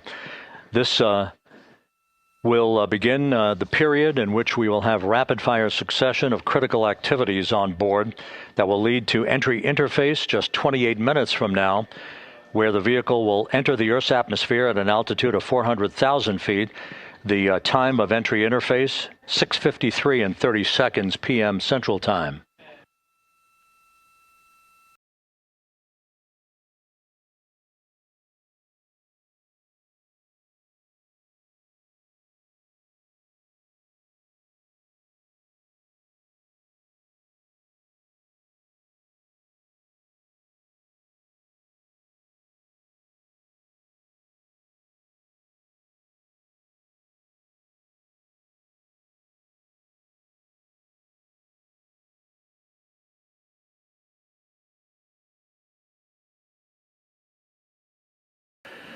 Integrity's astronauts were awakened at mid-morning to begin their entry preparations.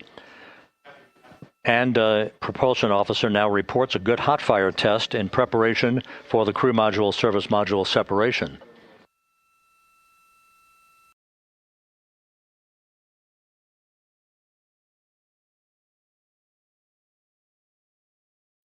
We're now inside 41 minutes until splashdown.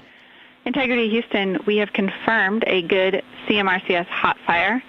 And although we are not seeing GPS acquired yet, you can skip the troubleshooting steps in 157 for now.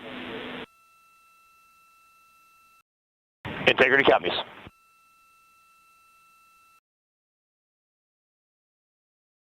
That GPS discussion indicating that we will be acquiring navigational data for Integrity through the Global Positioning System equipment on board. We just don't have it yet, but we will.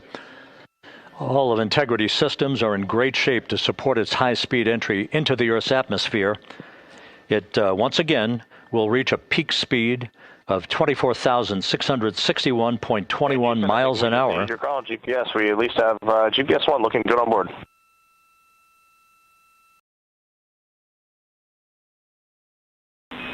We are confirming.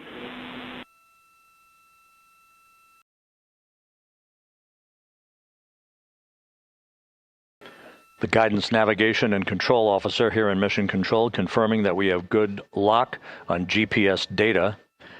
We are on a communications link now through the Tracking and Data Relay satellite system.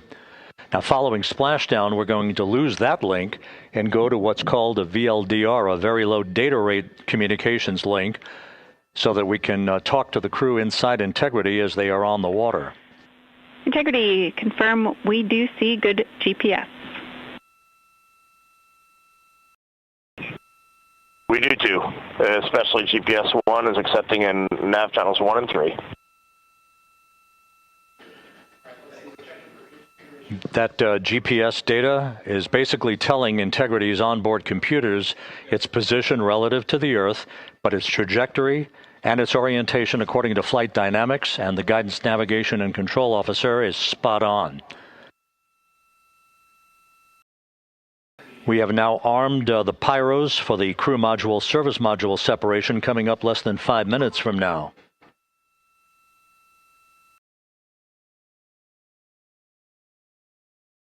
Once again,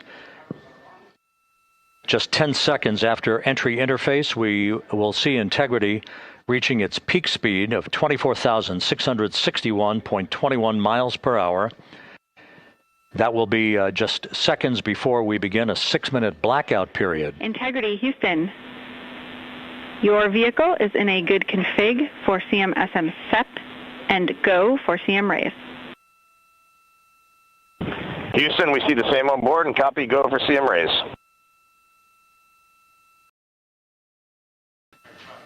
That CM raise referred to as the slight firing of 19 seconds by Integrity's thrusters with a change in velocity of 9.9 feet per second, a slight nudge of the aft end of the vehicle so that it's tilted a bit upward, providing the final angle of attack as the vehicle enters the Earth's atmosphere, this being the mitigating factor that will reduce heat loads on the heat shield as we reach a point downrange from the start of entry interface, some 1,701 nautical miles to the splashdown site.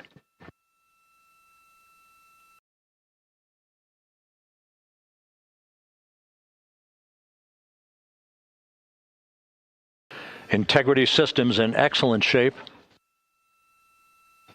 We are currently 3,300 nautical miles left in this mission. Splashdown scheduled 36 minutes, 39 seconds from now.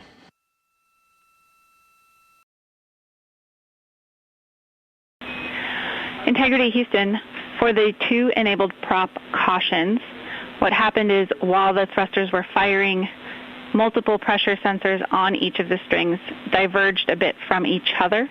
Those limits look to be set pretty tight. We think it could happen again when the thrusters fire in the future, so we are going to suppress those messages. We concur with suppress, not inhibit. Thank you. That exchange between Jackie Mahaffey, our Capcom for tonight, and Reed Wiseman aboard Integrity, indicating basically to ignore sensor data. All of Integrity's systems are in good shape.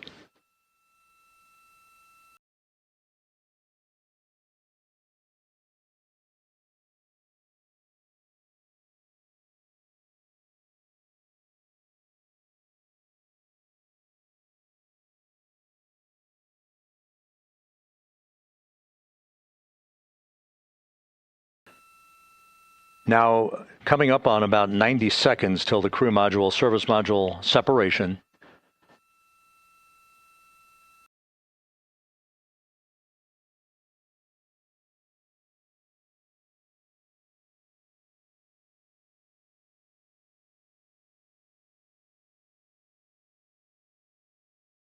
All quiet here in Mission Control as we enter the most critical phase of the completion of this flight.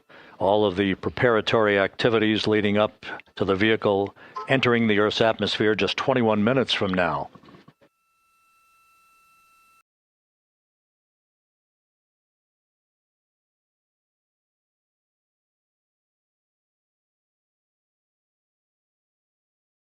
Coming up on 1 minute. Mark, 1 minute till crew module, service module separation. All right. This is huge, you guys. They're going to separate. So they're going to separate. That top half is going to separate from the bottom half. So this is a huge moment. Takeoff and landing on airplanes are always the most crucial moments where something could happen. So this is going to be pretty big moment. So that top half, that silver half, that's Orion. That's going to separate from the bottom half. So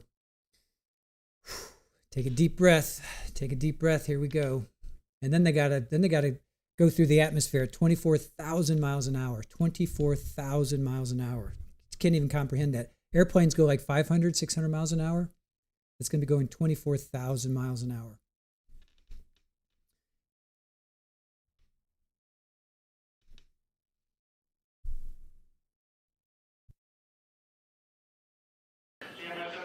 And we have confirmation of crew module, service module separation.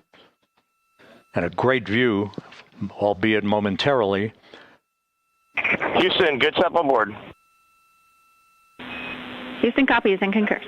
The European service module now separated from Integrity, a job well done. Integrity, no action for the 4 CDH cautions. Those are SM related, not applicable. Integrity.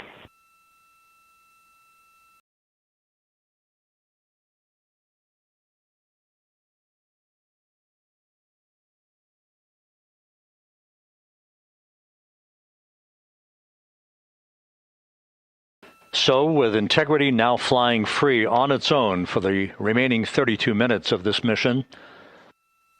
Next up, the raise burn, a 19-second firing of Integrity's thrusters. Good GPS 2.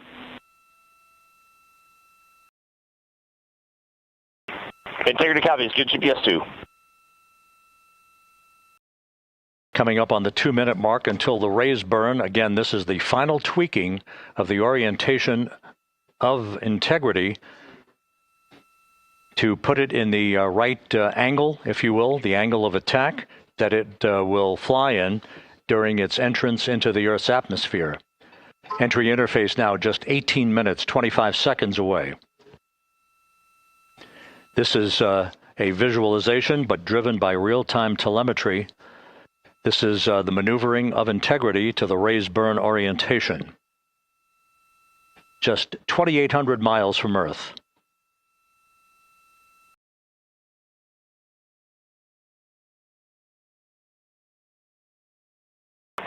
Houston, we got a great view of the European service module out the window with the sun hitting the side and the solar rays and the NASA worm right there. It's a beautiful looking machine.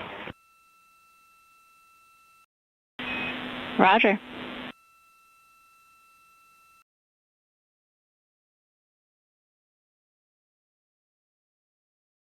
And we have completed the maneuver to the raise burn orientation, 1 minute away from the raise burn.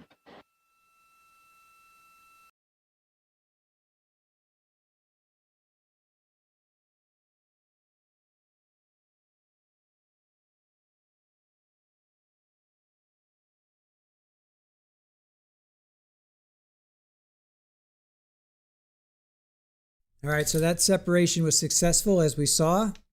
So that's huge. And now, now they're going to be entering the atmosphere in about 20 minutes, 7:53. So yeah, 15 minutes or so. 7:53 is when they enter the atmosphere. Obviously, a huge, crucial moment. And they're going to skip. They're going to hit the atmosphere, and they're going to skip, and then they're going to come back down again. It's really cool. It's really cool what they do. But they hit the atmosphere and they skip, and then they come back down again.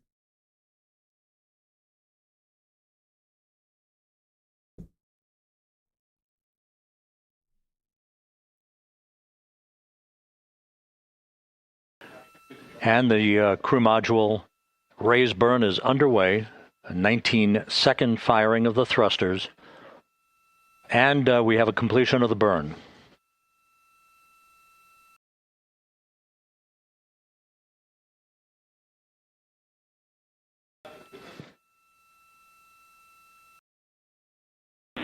Integrity, good. CM raise burn. Your flight path angle is within limits.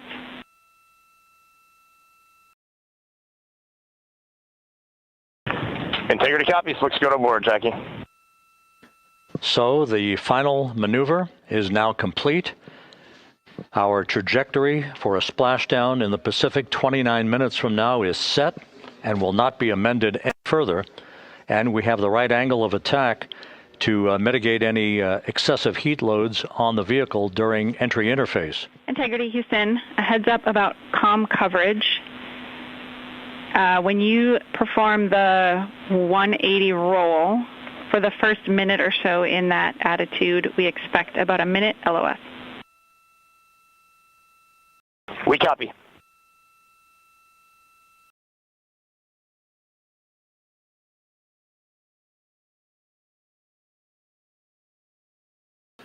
So for those who are watching the series of events coming up, we will enter the first traces of Earth's atmosphere 14 minutes, 45 seconds from now.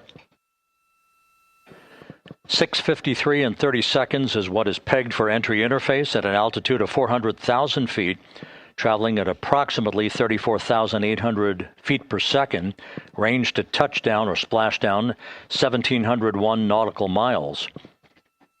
24 seconds after entry interface, we will enter a 6-minute blackout period in which we will lose communications with the crew. This is expected due to the buildup of plasma around the vehicle. That's an ionization effect due to the collision, if you will, of the velocity of the spacecraft with the friction of the Earth's atmosphere. That 6-minute blackout is expected to begin at 6:53 and 54 seconds p.m. Central Time. During that period of time, we will reach our peak speed of 24,661 miles per hour. That comes just short, based on unofficial data from the flight dynamics officer right now, will come just short of the velocity record set by Apollo 10 of 24,791 miles per hour in 1969. We expect peak heating on the vehicle at 6:54 and 52 seconds p.m. Central Time, a minute and 22 seconds into entry interface. At that point, we will be just 204,000 feet above the Earth, traveling at 33,000 feet per second. The blackout period is expected to last 6 minutes. We expect that blackout period to end at 6:59 and 55 seconds p.m. Central Time. From the end of the blackout period until splashdown, it is just 7 minutes, at which point we'll start deploying the series of parachutes to slow Integrity down to an ultimate splashdown velocity of just 19 miles an hour. We see the same, waiting for the 180 rolls.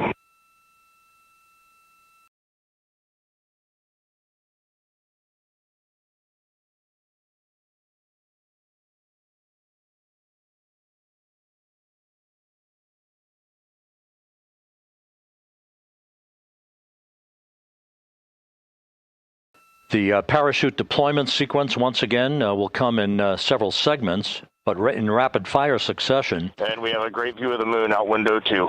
Looks a little smaller than yesterday. Guess we'll have to go back.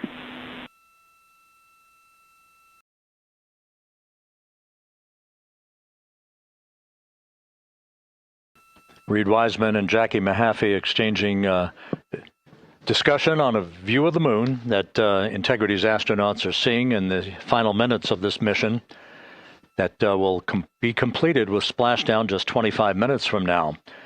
3 forward bay cover parachutes will be used to pull the forward bay cover off the top of the vehicle. Then 2 drogue parachutes will be deployed to slow and stabilize the crew module during its descent, followed by 3 pilot parachutes that will lift and deploy the main parachutes from the forward bay. The final sequence will have 3 main parachutes deployed. These will be 116 feet in diameter, each main parachute approximately 265 feet long when reefed.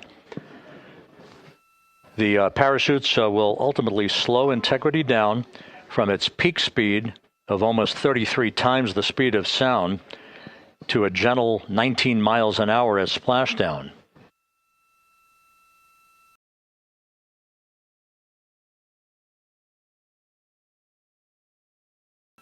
The vehicle is now currently in a roll to the proper attitude for entry interface. Our trajectory is right on according to flight dynamics.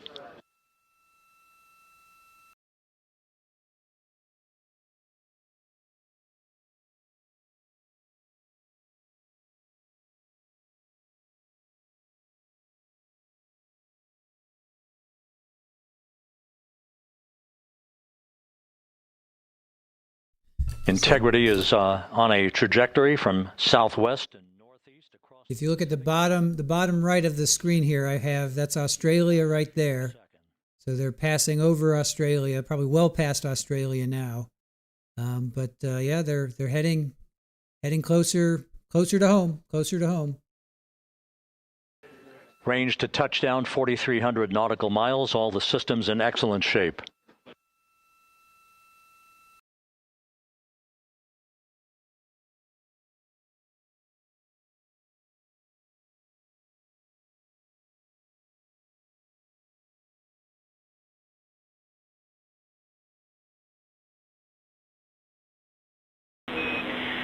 Integrity, Orion in the EI roll 180 attitude.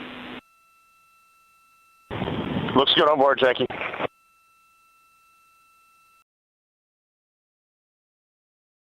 This view out of one of Integrity's windows.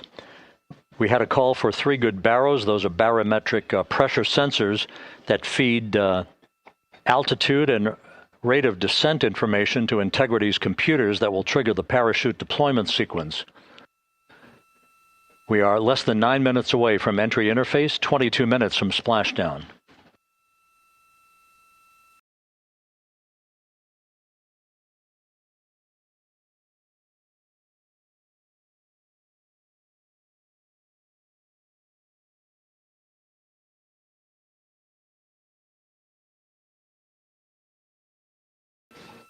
You can see the reflection of one of the crew members in the window.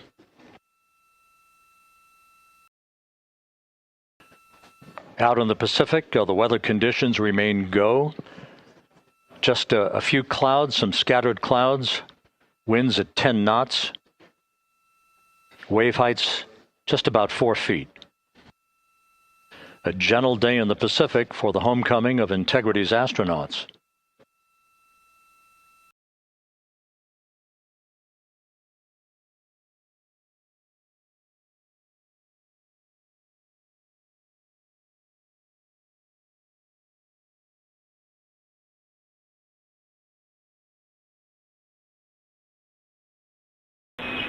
Integrity back in EI attitude.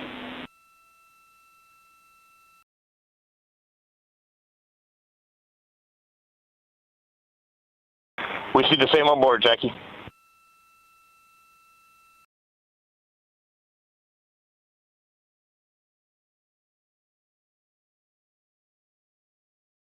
Houston, purge is complete.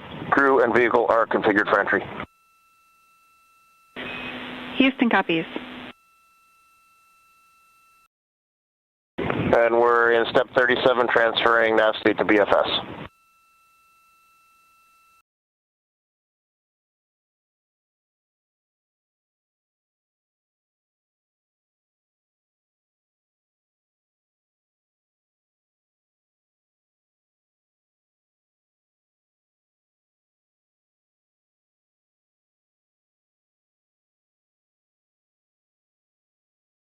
And Houston, in instruction 509, we are not below 0.2.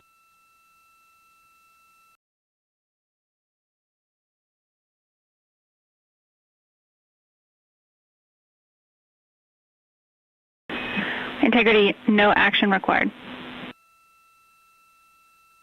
Integrity.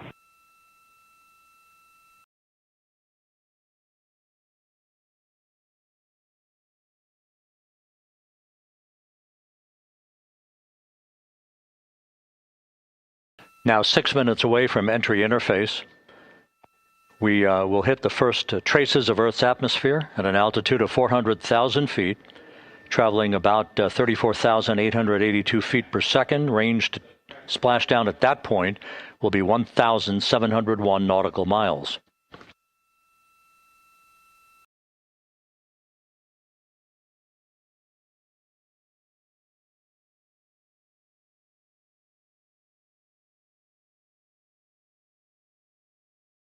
So right now they're going 23,369. And once again, just a reminder, some 24 seconds after entry interface, we do expect to lose communications with the vehicle and the crew during a 6-minute blackout period when a plasma shield will build up around the spacecraft due to the ionization, due to heating effects. And Flight Dynamics has just confirmed we will have a blackout period of exactly 6 minutes in duration. And once again, that's due to the fact that a plasma buildup around the vehicle will prevent communications and data, so we will not be able to talk to the crew members at that time, nor will we receive data here in the flight control room. Houston, everything is looking good on board. Just confirm no pre-EI downloads. Houston concurs. That blackout period to begin at 6:53 and 54 seconds p.m. Central Time, and again will last about 6 minutes in duration. So that's them looking out. We're seeing their reflection. So that's them looking out. There's Earth. We're 4 minutes away from entry interface. So that's Earth, and you see the reflection. So that's them looking out. They got a camera looking out. And it's going to be blacked out, so we're not going to see it. Once all the plasma and the fire and all that, we're not going to see that. But that's a camera from the inside looking out.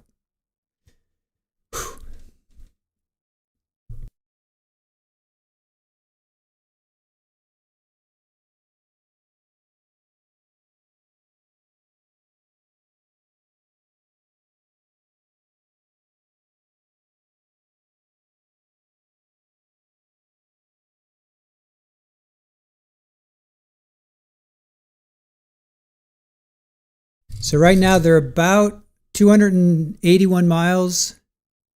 So they're about where the ISS is. This International Space Station is around 250. This view from Integrity as it crosses from southwest to northeast across the Pacific Ocean, 3 minutes from entry interface. Yeah, like right now, this is about 16 and a half minutes till splashdown. This is about where the ISS 240 miles, 239, 238, the USS 237. John P. Murtha and the recovery team is on station and in position, as are the airborne imagery assets that we hope to receive imagery from as Artemis enters the Earth's atmosphere and through parachute deployment.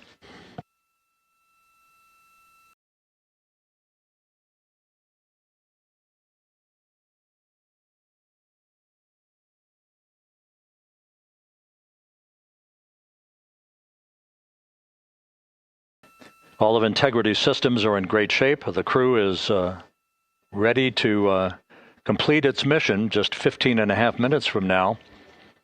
All of the activities today have gone off in perfect fashion. No issues with the vehicle, no issues with the crew. And the weather at the splashdown site is go.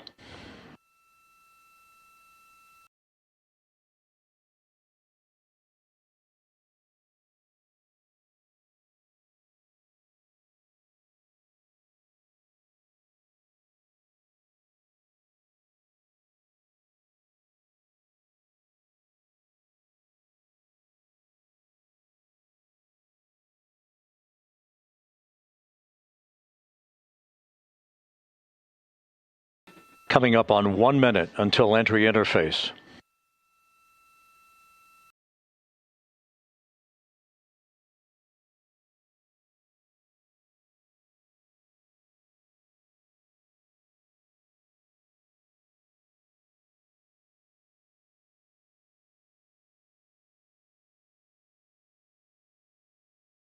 Mark 1 minute until entry interface.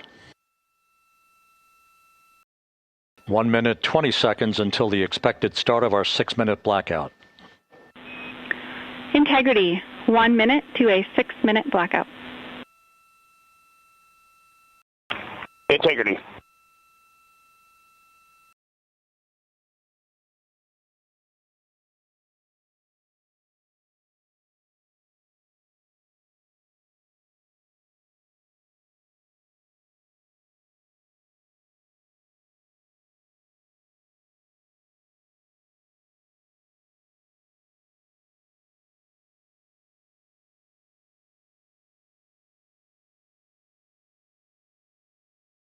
Ten seconds till entry interface.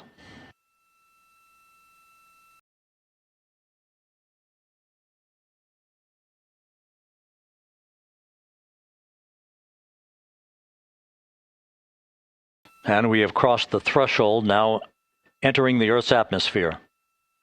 We're at 400,000 feet, traveling 34,800 feet per second.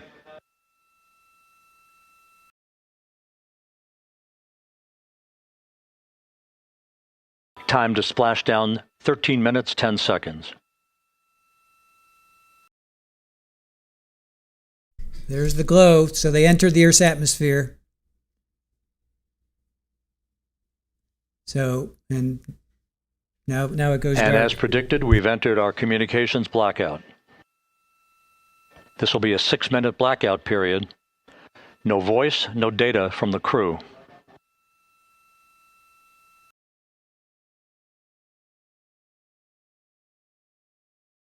We're 30 seconds away from the anticipated point of peak heating on the vehicle, where temperatures will rise to about 4,000 to 5,000 degrees Fahrenheit. This is the true test of our trajectory.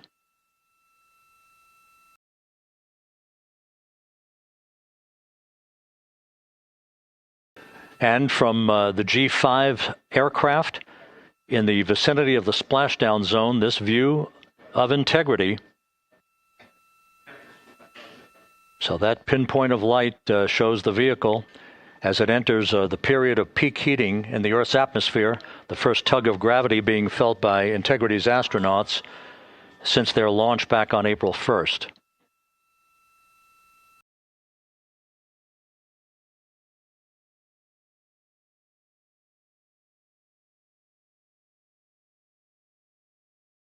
Four and a half minutes until the end of the blackout period. Time to splash down, 11 minutes, 33 seconds.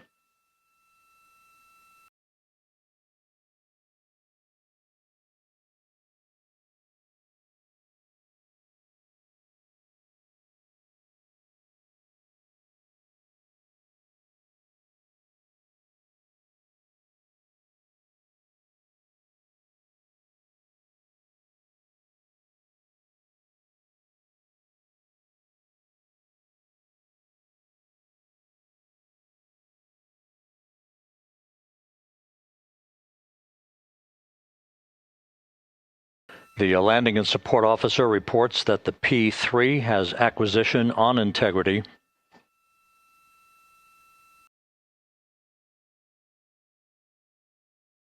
3.5 minutes left in this blackout period. This is a visualization of the plasma buildup around the spacecraft and the repelling of that heat on Integrity's heat shield.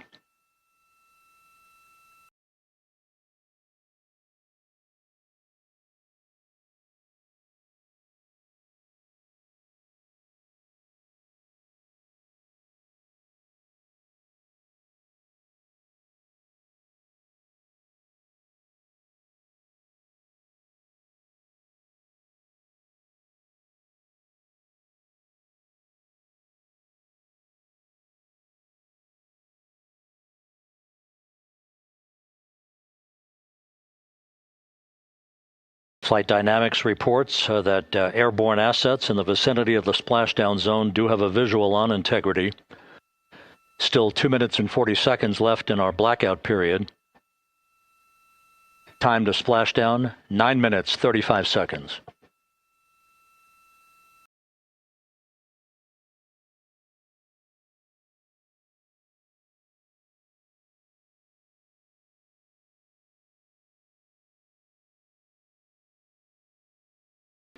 Multiple airborne assets as part of the recovery team all have visuals on Integrity.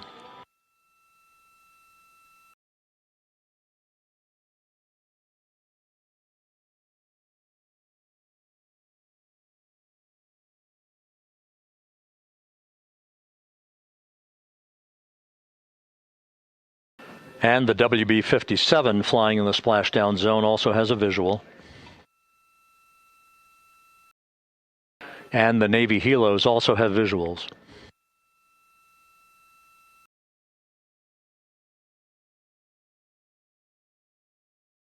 We're still in the blackout period.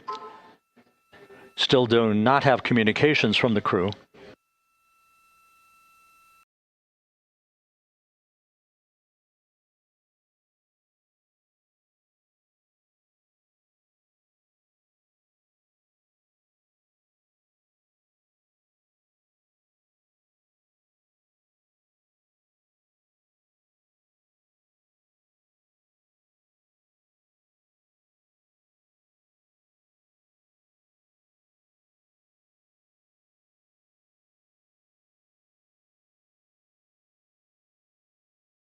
We're standing by for communications from the crew.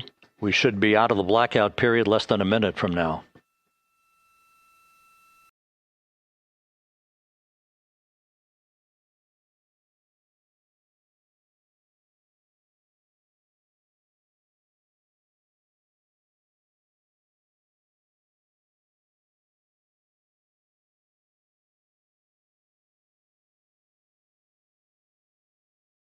We are now processing data from Integrity.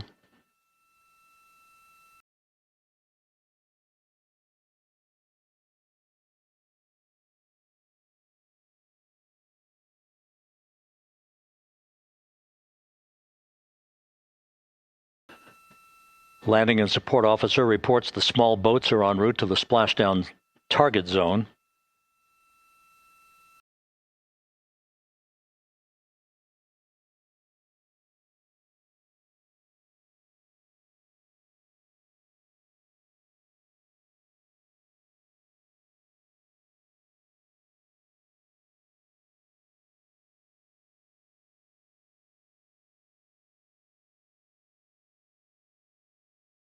So they're past their 6-minute blackout period.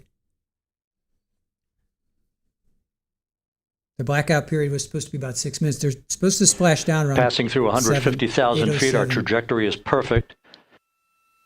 We're getting intermittent views of Integrity. Still waiting to establish voice communication.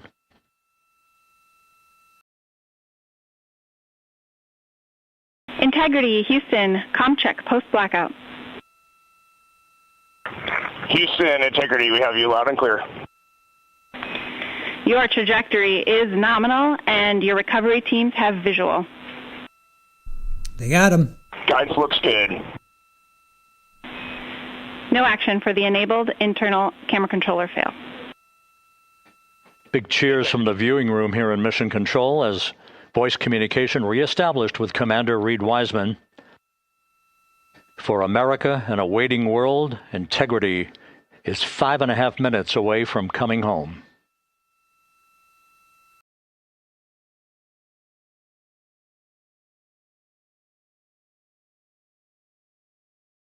Passing 100,000 feet now.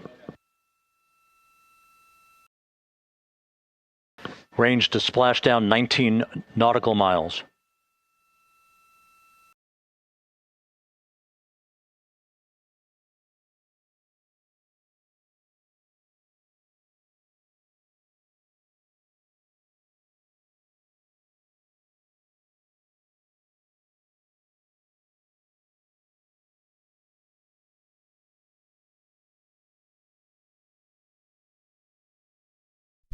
All right, that's a serious strobe effect Integrity going on there. impact to the camera controller fail is no cab 1 views of the chutes.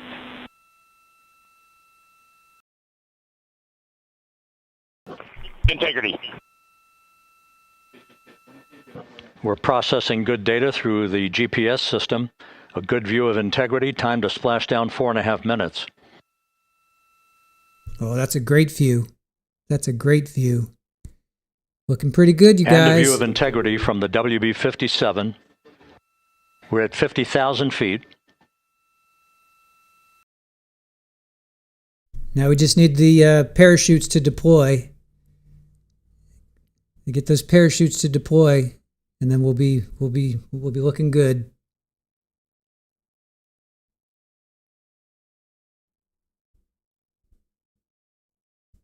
The pyros are armed for forward bay cover jettison.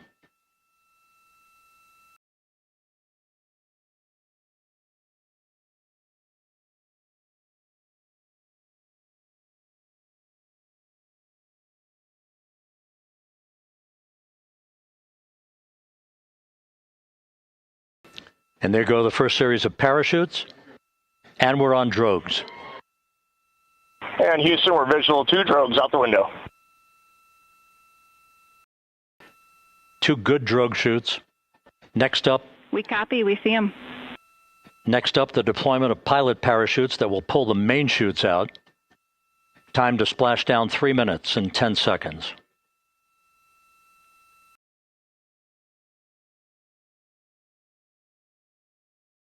They still need another set. They still need another set of chutes. That's just the first Perfect set. descent rate according to flight dynamics. Good rates on 2 drogues. They still need. We see the same on board. Still need another set of parachutes. They still need another pair. They need another pair.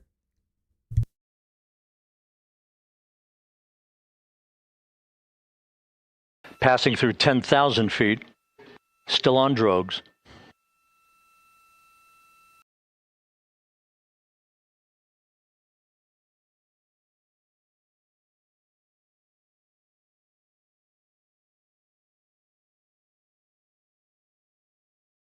Main chute deploy.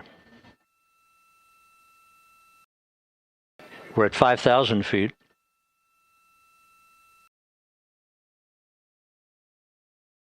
Search and recovery beacon has been activated on Integrity. Looking good. We're looking and good. We have 3 good main chutes. Good 3 main chutes, good reefing, good descent rate. Good rates, and we see 3 good-looking parachutes.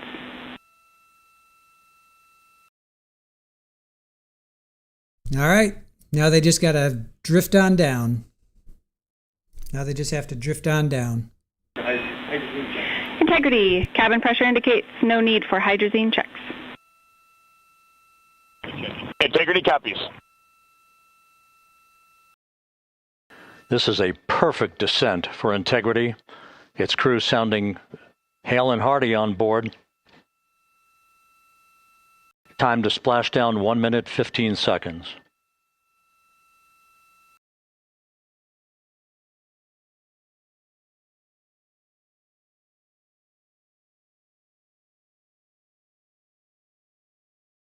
Integrity about to complete a journey spanning 694,481 miles from its launch from the Kennedy Space Center back on April 1st, and a trip around the moon.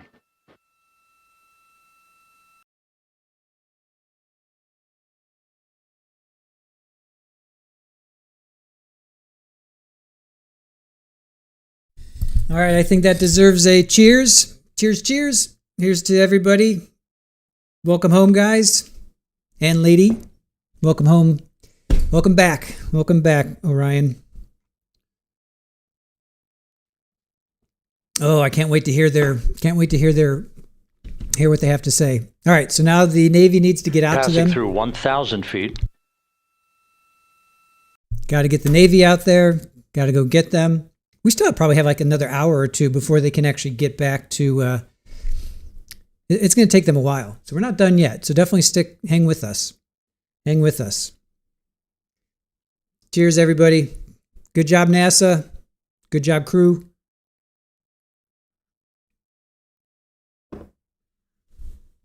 That is a gorgeous shot. That is absolutely stunning.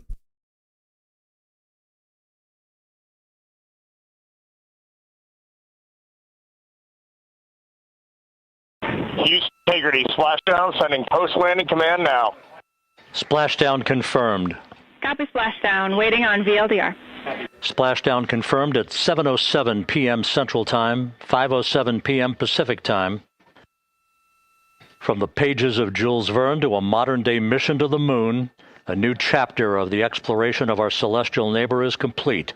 Integrity's astronauts back on Earth. Unbelievable. They even timed the splashdown perfectly, like literally perfectly. I mean, just think about that. Here's this thing. And the landing and support officer reports the vehicle is stable 1. We still will be deploying the crew module uprighting system to maintain that orientation. A perfect bullseye splashdown for Integrity and its 4 astronauts. Like I'm just in awe that they could 8:07, 5:07 local time, 8:07 here on the East Coast. I mean, it's just amazing that they were able to get the. I'm flummoxed. I don't even have words. Like I try to estimate how long it's going to take me to get to the store and back, and it's only like a 5-minute drive. And here we go. We send astronauts, to the moon and back, and they can say, "Yep, we're going to splash down exactly." The unofficial splashdown time, 7:07 and 47 seconds p.m. Central Time. We'll get that refined for you. That would put the end of the mission at a mission elapsed time of 9 days, 1 hour, 31 minutes, 35 seconds.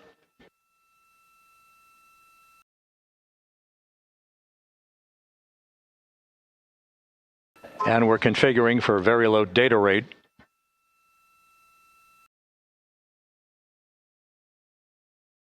Once again, splashdown occurring in the Pacific, southwest of San Diego at 7:07 and 47 seconds p.m. Integrity Houston, comm check on VLDR.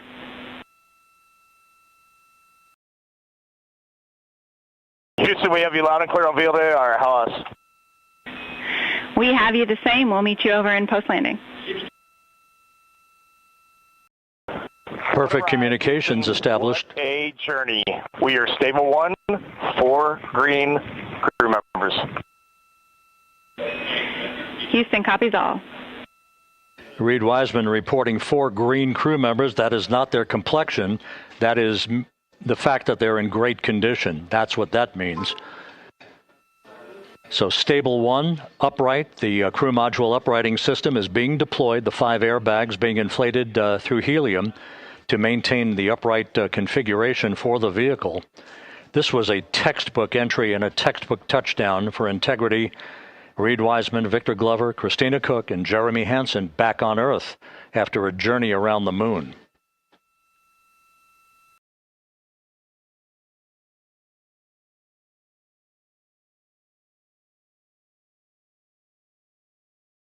And thank you all for watching with us. I mean, it means so much to us that you were. It means so much to us that you were with us. You guys were with us. We watched the launch. We did a check-in recap of a couple days, I think, on Sunday. Then we did the fly around the moon on Monday, and now we're doing them coming home. So splashdown. So really, really appreciate you guys being here with us. We're not going anywhere. We're going to stick around until they get, until they get them out of the capsule back on board.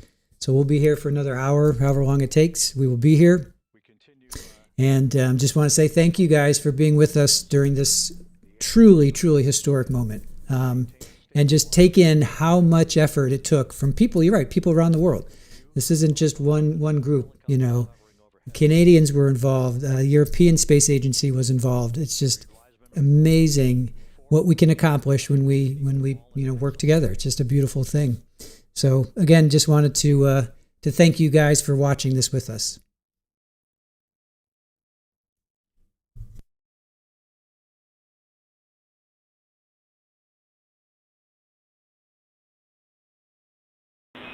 Integrity Houston for SAR beacon and radio. SAR beacon is in for 06, and we're powering the radio now. Go ahead. We see the beacon on. However, the recovery team is not seeing the signal. Your SAR radio uses the same antenna, so you may run into trouble with the radio. Okay, copy. And we are also powering up the sat phone now.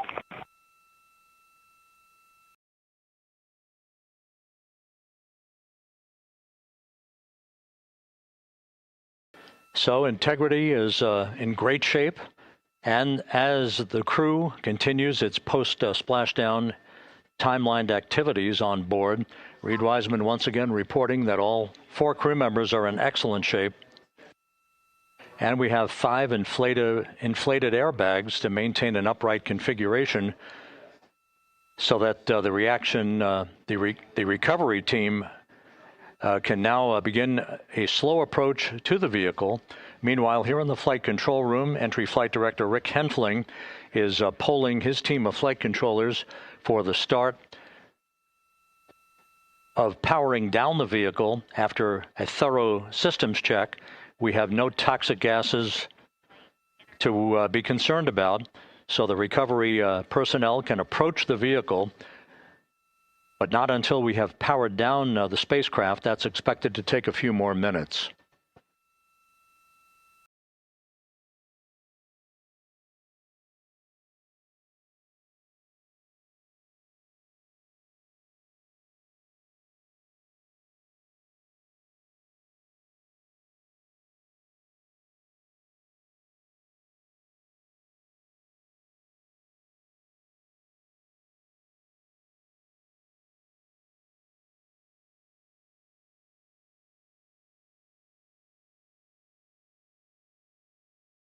Integrity back on Earth following its historic flyby of the moon.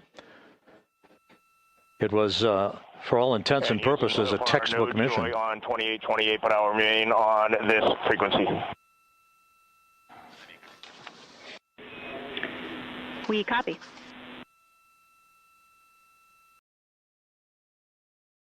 Reed Wiseman indicating some trouble with the SARSAT phone on board. But that's not an issue. What is more important is that the vehicle is solid. No issues as we begin the power down of the vehicle to begin the recovery process.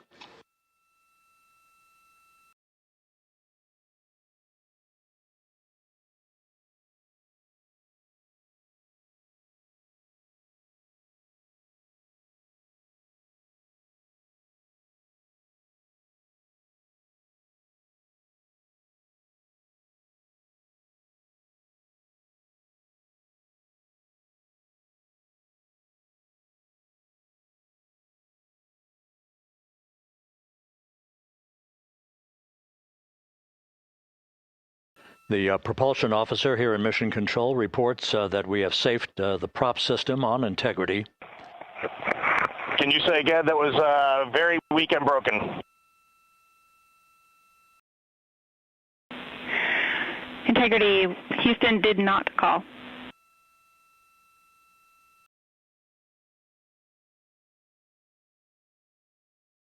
Copy that, Houston. It might have been on the SAR radio. Stand by.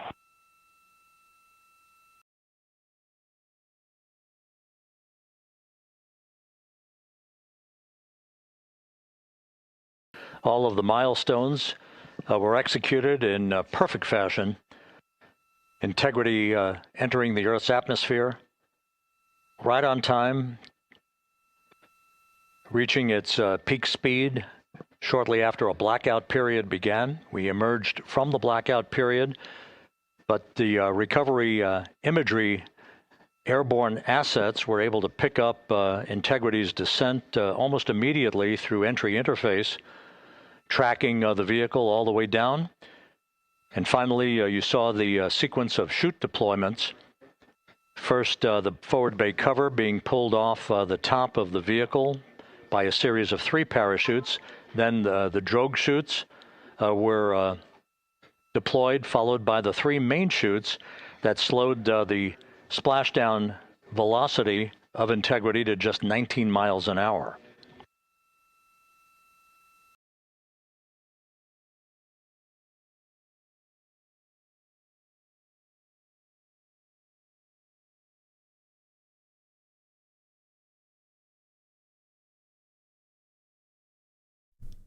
Yeah, textbook landing, absolutely perfect, spectacular. Couldn't have written it any better. And now they wait. It's like when you land at an airport.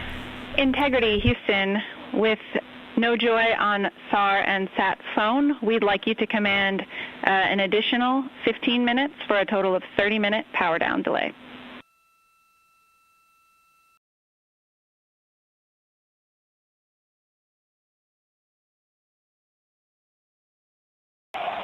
All right, Jackie, we have selected T/D+30.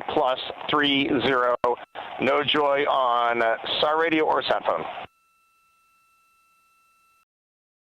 And stand by, we have the master diver on SAR radio. Please hold comms.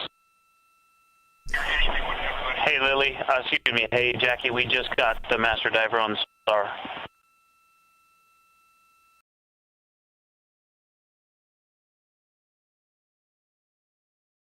You know, it's like I was saying when you land at the airport and you're like just taxiing, you're just sitting there waiting. Oh, there's a boat. Awesome. All right. So they got contact. There's a boat.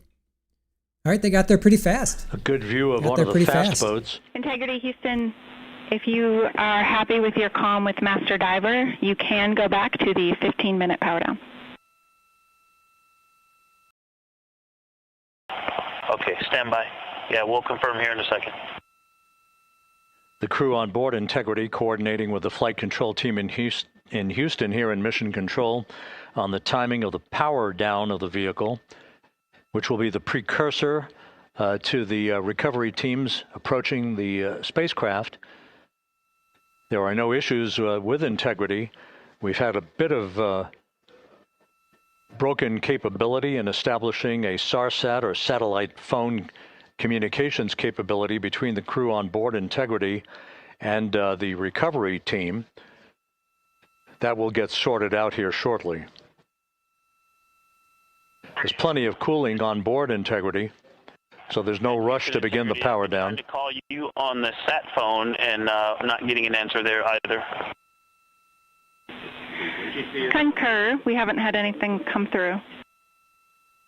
Yeah. So somebody needs to check their data plan. That was a good comment. Let me see if I can try and find that.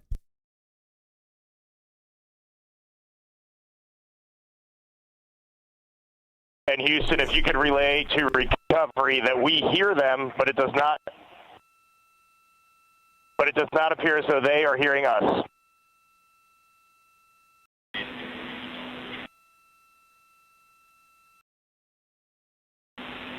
Houston copies, and Reed, just to confirm, you are pushing the PTT on the radio. I'll check, Pamela. I think they're about 40 or 50 miles, but I'll check how close they landed. If they haven't said it already. So as we continue to sort out the communications between Integrity and the recovery teams, we are standing by for the initiation of the power down procedures. That, as you see, the recovery teams are moving towards the side of the capsule. The next major event will be the erection of that large inflatable raft called the front porch.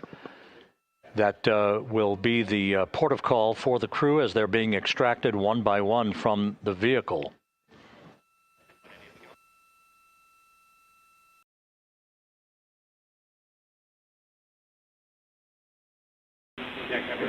Integrity, Houston, for sat phone, we are going to attempt to call you.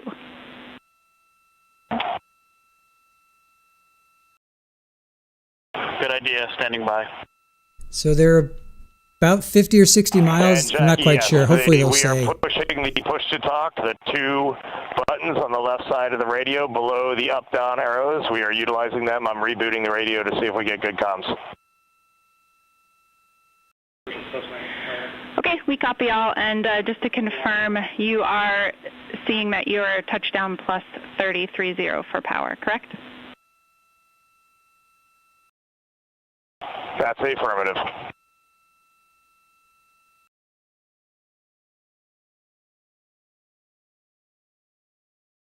Well, there's definitely a lot of activity around them. We've got a lot of rescue boats there now. So I think they're about 50 or 60 miles off the coast. I'm not 100% sure. We'll find out. A backdoor approach to have mission control here call the crew on their satellite phone. This all part of the coordination for the power down of the vehicle that will initiate the actual recovery operation. The first boats with the Navy divers on board are standing by, waiting to close in on Integrity to begin the process of erecting the large inflatable raft that's called the front porch that will be where the astronauts are extracted from so that they can have a few minutes to get their land legs back before they're hoisted aboard the Navy helicopters for the flight back to the deck of the USS John P. Murtha. Cannot reply.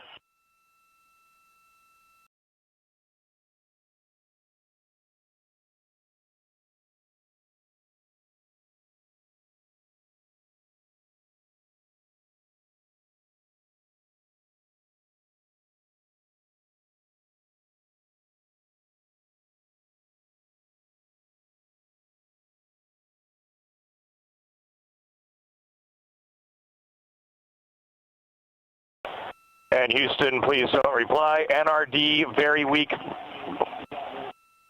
but readable. Master diver, we can hear, but they cannot hear us.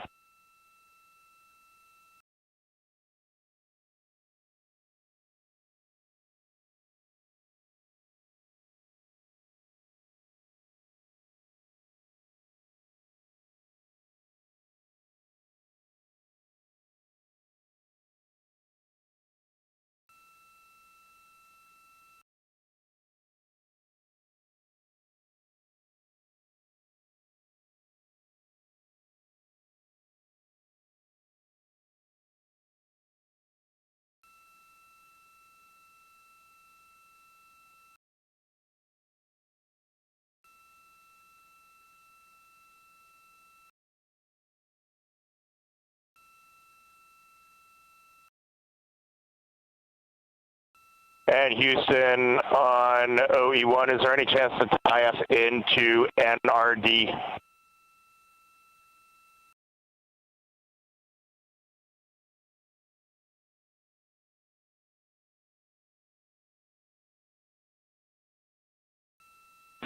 Checking.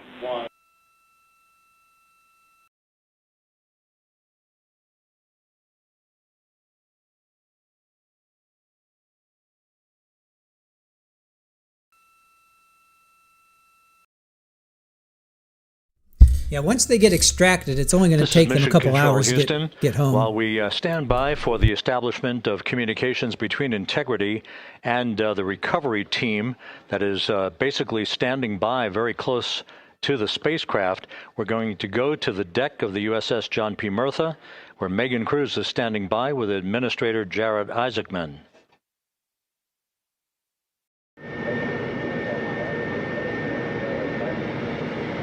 Hey, Rob, yeah, just such an honor to be able to be here on the ship, to be able to share and experience this moment with everyone together. And of course, as you just said, yes, here with NASA Administrator Jared Isaacman. Administrator, how did you feel getting to witness this and seeing NASA at its best?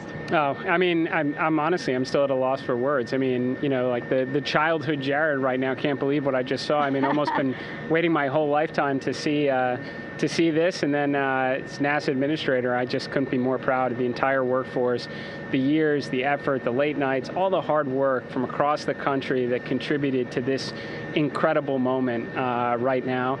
And yeah, incredibly grateful too for our teams here on the John P. Murtha right now. Yeah, look at them behind us here. We got everybody. Hey, what do you guys think? We just brought some astronauts back from the moon, huh? Unbelievable. Thank you. Yeah, so grateful to the Navy, the sailors that are here, the NASA teams. I mean, this is a joint effort that's on their way right now. These recovery forces are getting out to our Orion spacecraft, to Integrity, to get our astronauts back on the ship safely. Yeah, and this is not just an accomplishment for NASA. This is an accomplishment for humanity. Again, a historic mission to the moon and back. How does this make you feel, and what do you hope people take away from this?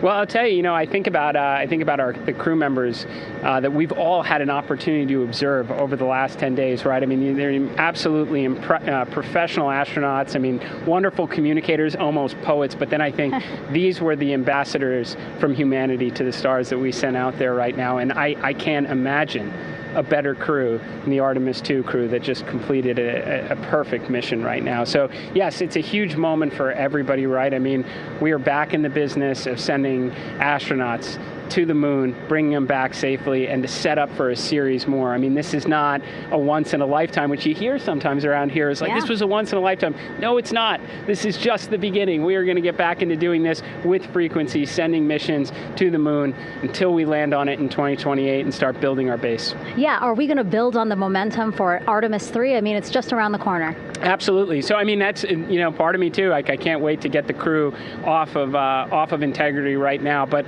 also getting Integrity back on this ship so we can start taking a look at it, because all that data is so precious to us right now. I mean, we are going to definitely want to take a good look at the thermal protection system. We're going to want to download all the data they couldn't transmit back to us and use that to inform Artemis III. But we're already making progress, right? You had SRB segments already showing up at KSC. Core stage for Artemis III is rolling out on April 20th.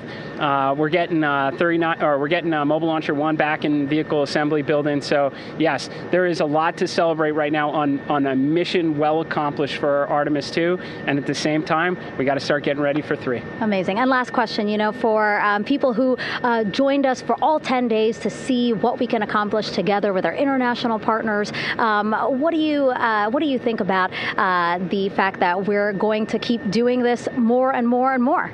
It's incredibly exciting. I mean, yes, it's the contributions, like the best and brightest across the NASA workforce from across the country, our industry partners, our international partners. We had a Canadian Space Agency astronaut on board in Jeremy. We had the European service module. And you think, in the days leading up to this launch, I mean, 48 hours prior to launching Artemis II, I was meeting with the Italian Space Agency. We signed a memorandum of understanding to build a habitation module on the moon. I mean, you have countries, all of our allies and partners coming together saying, we are committed to this effort. We are returning to the moon. We're doing it to stay. We are building that enduring presence. We are going to master the skills on the surface of the moon so someday we can undertake missions to Mars. It's just an incredibly exciting time, and we're not going at it alone. We're bringing everybody along with us. Absolutely. And speaking of everyone, one more time, we're going to ask the crew here, you guys ready to land on the moon? Awesome. I love that. Okay, well, thank you so much, Administrator. Appreciate you being here. We're, of course, going to stay on to watch the crew get extracted from Orion, so stay tuned, and we'll see you back here shortly.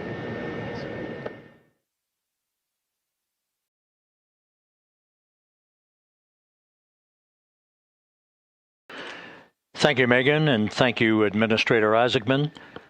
We are in the process of working to establish that communications link and to establish the procedures that will lead to the power down of the spacecraft, which is gently bobbing in the Pacific following a bullseye touchdown that occurred at 7:07 p.m. Central Time, 5:07 p.m. Pacific Time, 2.5 hours before sunset in the Pacific, southwest of San Diego.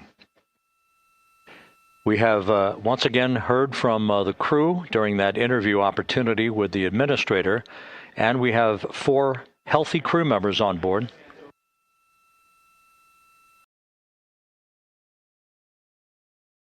We now have confirmation that the vehicle has been powered down as per the procedures. So we have vehicle powered down, and the flight control team here in Houston, Flight Director Rick Henfling, has handed over mission authority to the Exploration Ground Systems team out in the Pacific. Now, we will physically not get off console with this team until the crew has been extracted into the front porch, that inflatable raft that will be erected along the side hatch of Integrity. So we're standing by for that in the next step in the recovery procedures. But everything is in great shape, and we have 4 healthy crew members on board the vehicle.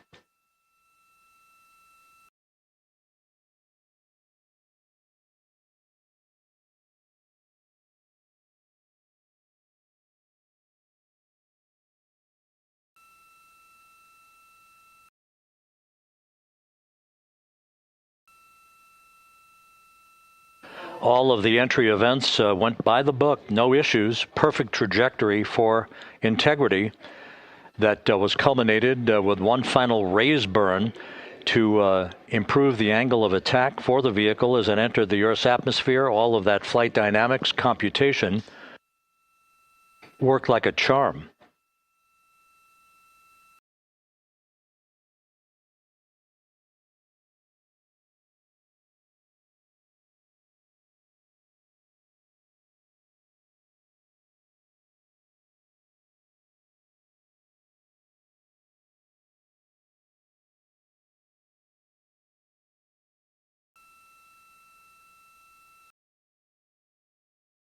So we are standing by for the recovery team to approach Integrity and begin the process of erecting that inflatable raft called the front porch, which will see the crew members be extracted from the hatch of Orion into that inflatable raft before they're hoisted aboard 2 Navy helicopters in a variety of different configurations.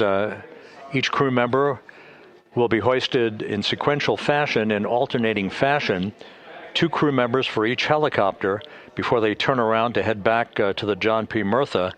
Once on the deck of the ship, they'll be brought into medical bay for comprehensive medical exams.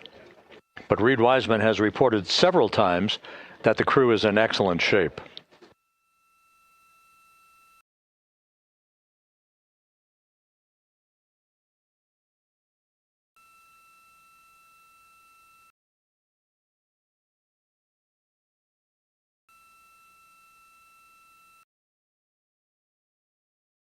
So just to recap, it has been some 26 and a half minutes since the splashdown of Integrity in the Pacific. The vehicle is in excellent shape. It performed like a champ all the way down through the Earth's atmosphere. All of the vehicle functions were checked off in excellent trip hammer fashion. The parachutes all deployed as planned. Splashdown occurring at 7:07 p.m. Central Time, 5:07 p.m. Pacific Time.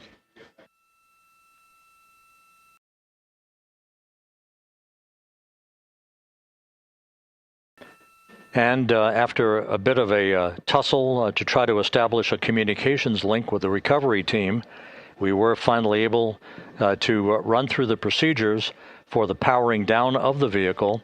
We've handed over mission authority to the Exploration Ground Systems folks out in the Pacific, and the recovery team will be approaching the vehicle shortly to erect the inflatable raft called the front porch before opening the hatch to Integrity to bring the crew members onto that raft before they're hoisted onto 2 Navy helicopters, 2 crew members for each helicopter, before they're flown back to the deck of the USS John P. Murtha.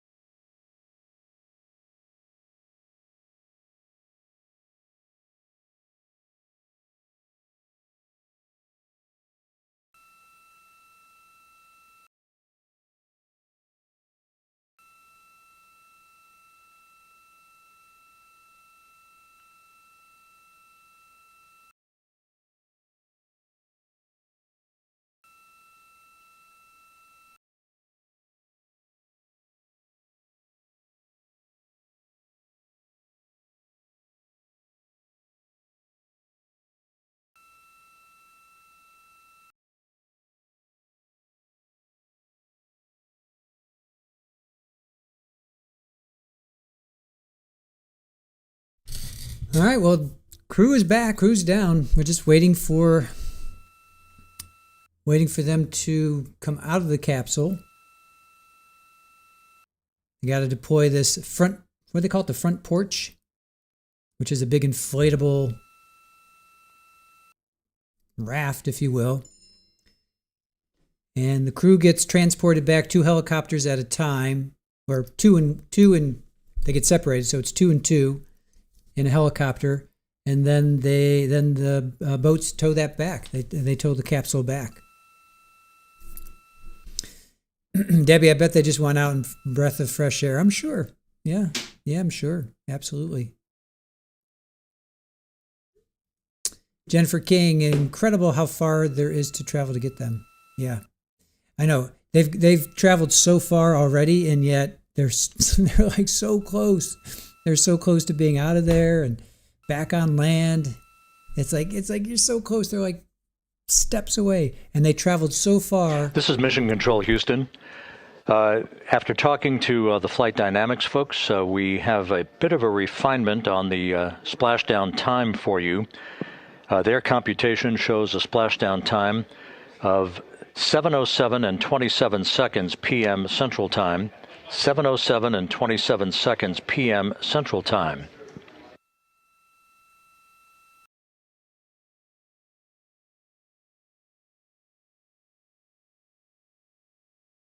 That would equate to a mission elapsed time of 9 days, 1 hour, 32 minutes, and 15 seconds.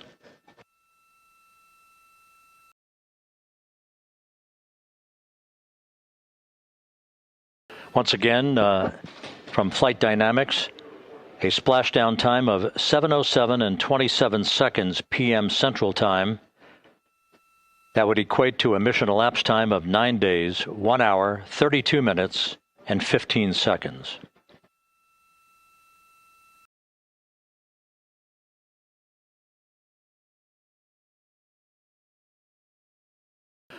Reports from the Pacific indicate that the recovery team in communications with the crew aboard Integrity, that the crew remains in excellent shape as they await the approach of the team for a final hazard gas evaluation before they move to the side of the vehicle to erect the inflatable life raft called the front porch.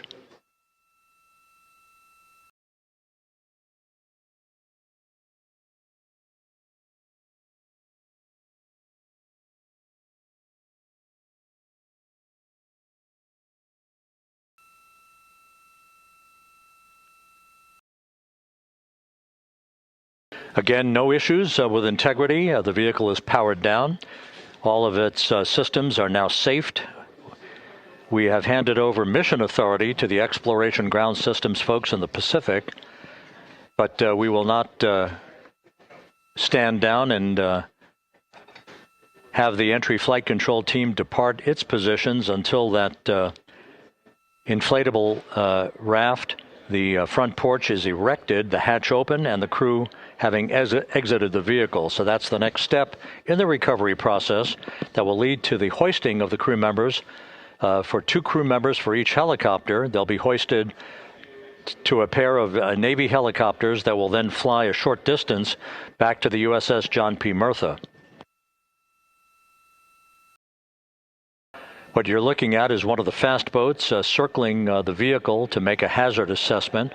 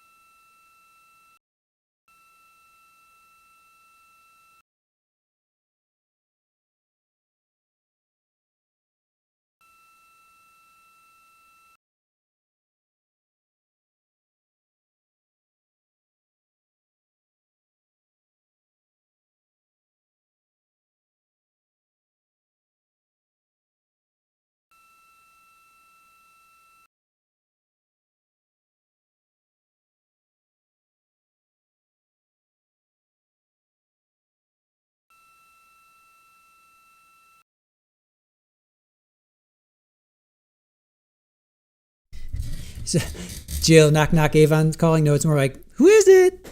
Land shark. Who is it? I'm doing the dishes. Dave, open the door. It's Dave. Open the door.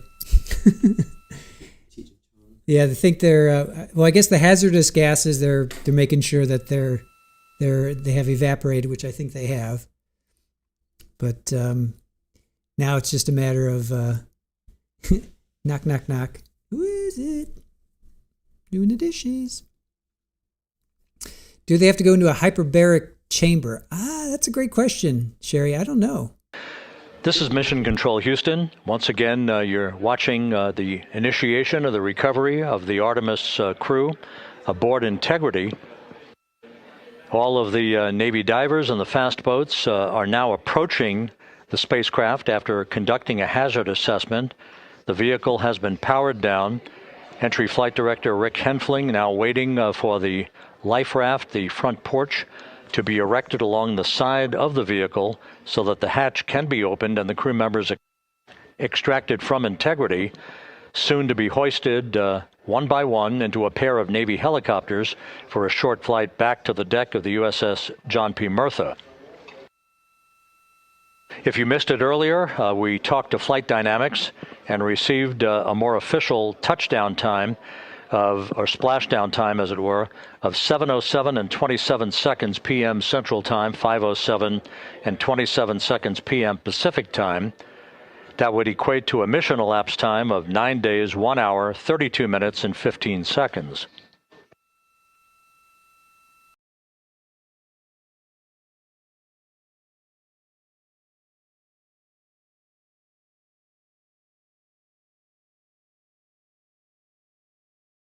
Yeah, so they're off the coast of California, Denisha. So they're 6 o'clock. It's 5:45 there. So the sun doesn't go down, folks. In California, what is it like? When does the sun go down for you guys? Like 8 o'clock, 7:30, 8 o'clock. When does it get dark in San Diego? For all the people that are in Southern California or California, what time does it get dark for you guys? I would say probably 7:30 or 8. So that's why it's still light there. But what time does it get dark for you guys in Southern California? I know we've got some people. I know we have people in California, but specifically in Southern California. What time does it get dark? What? Did anyone hear the sonic boom as well? Did anyone in California hear the sonic boom? It's still light at about 7-ish. Okay. 7, 8 o'clock. All right. So there's still about another hour, a good hour of daylight. Yeah, knock, knock. So about 7:15, 7:30, and no boom. Okay. Yeah, no problem, Denisha. And Valerie, thank you. So about 7:30 and did not hear a boom. That stinks. Oh, grass is green enough. Dark until about 7:50 now. Okay. 8 p.m. Didn't hear a boom. All right. So it stays light. So they have a good solid 2 more hours.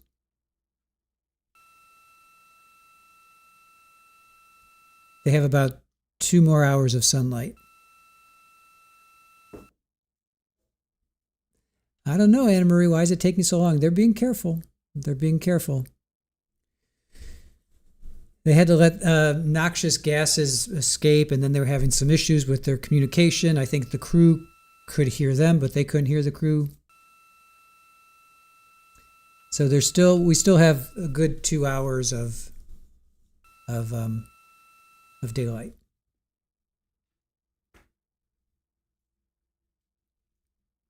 Asa, you didn't hear the boom. However, sunset is 7:15, so it would remain light for a while after the sun goes down. Yeah. Continuing to get excellent views from the imagery assets out at sea in the Pacific of Integrity. We continue to get good reports from the landing and support officer, who's in contact with the recovery team, that the crew is in excellent shape, no issues. They're just currently biding their time, waiting for the front porch to be erected. We have no hazardous We have no hazard gases and no hazardous situation with the vehicle. It performed perfectly all the way down from entry interface to its splashdown in the Pacific at 7:07 and 27 seconds p.m. Central Time. And as you can see, the first phalanx of recovery personnel now pulling up alongside of Integrity.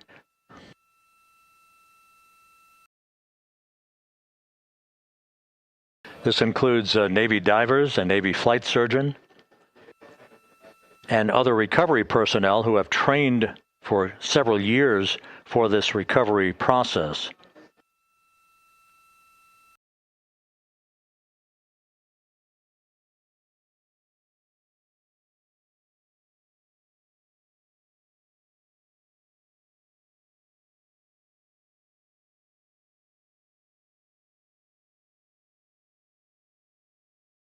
All right, so they're waiting to erect this front porch raft, inflatable flailing tube man contraption.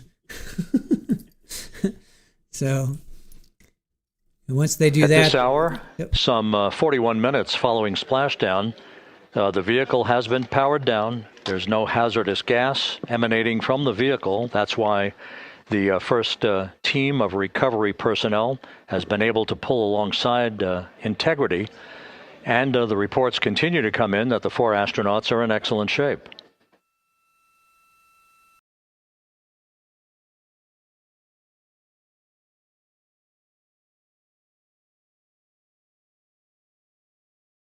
thank you so much, Aussie, for the 5 Trial TV Live gifted memberships.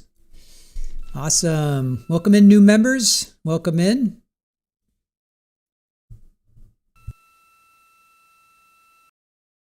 Yes.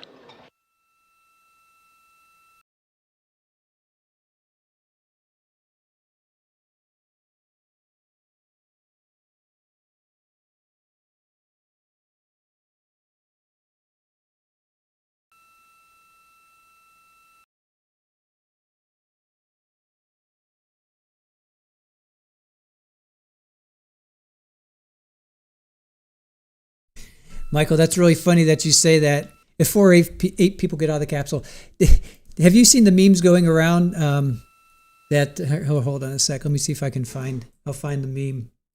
Hold on.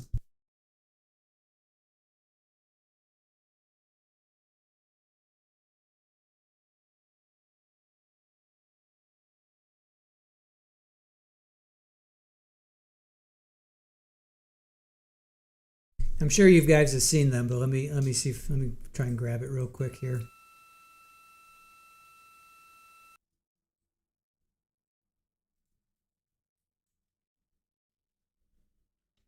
Try to remember who I sent it to, or who sent it to me. There were a couple of them. Hold on.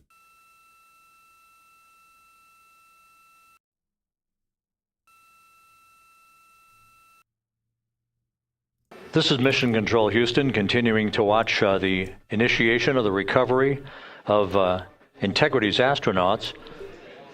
One by one, they'll be brought out of the spacecraft onto a large inflatable raft just a short time from now. In the meantime, we can go back to the USS John P. Murtha, where my colleague Megan Cruz is standing by to provide her situation report. Megan, can you hear us?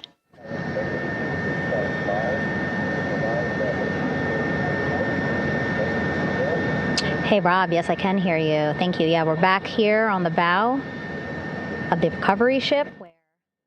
A little bit of levity there. I'm sure you guys have seen these before or seen these floating around. So if everybody dressed like Planet of the Apes, can you imagine? Like if the recovery group was was dressed like that, say, "Welcome back, guys. Welcome back." But now that would be a really funny joke if the Orion crew came back dressed in monkey suits. All right, let's see what they're saying.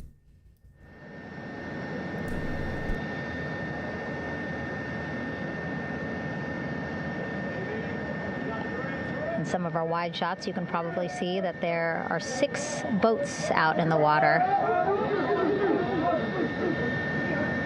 More than 40 people out in the water right now on those boats.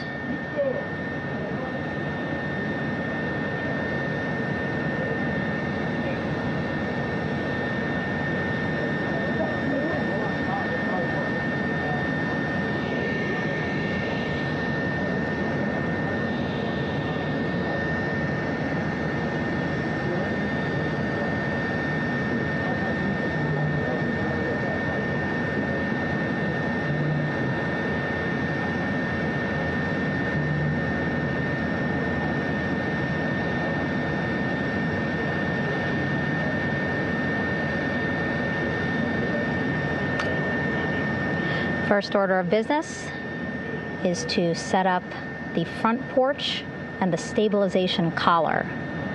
You might also hear it referred to as a stab collar. Basically just to make sure that Orion stays upright, doesn't sway in the water too much, again, to make it easier for recovery forces to get the astronauts out.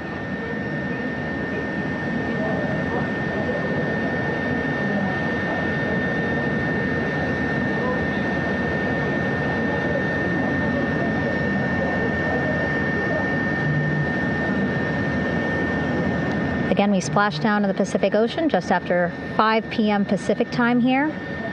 It's a requirement by NASA to be able to get the crew out of Orion within 2 hours of splashdown. So doing great on time so far. Plenty of time. No rush either. I was speaking to NASA flight surgeon Rick Schuring earlier in this broadcast, and he said to me, no rush to get the crew out. Just want to make sure that they're feeling good. And whenever they're ready to take their step out of Orion and onto that large raft, the front porch, folks will be ready.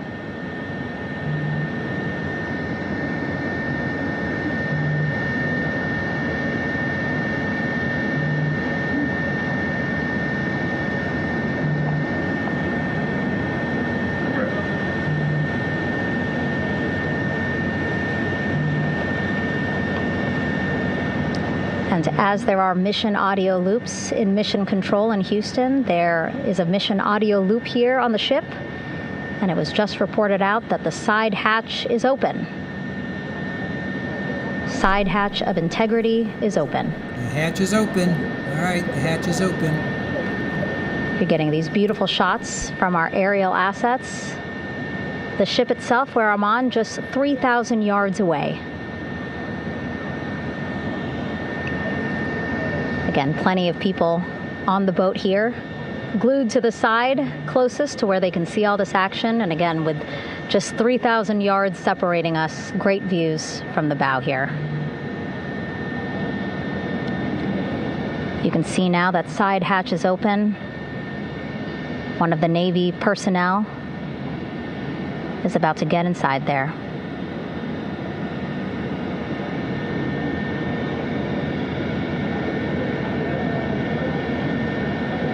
In they go. In total, 4 will go into Orion. So it'll be a little bit of a tight squeeze, but the goal is to have a recovery personnel with each astronaut assessing them.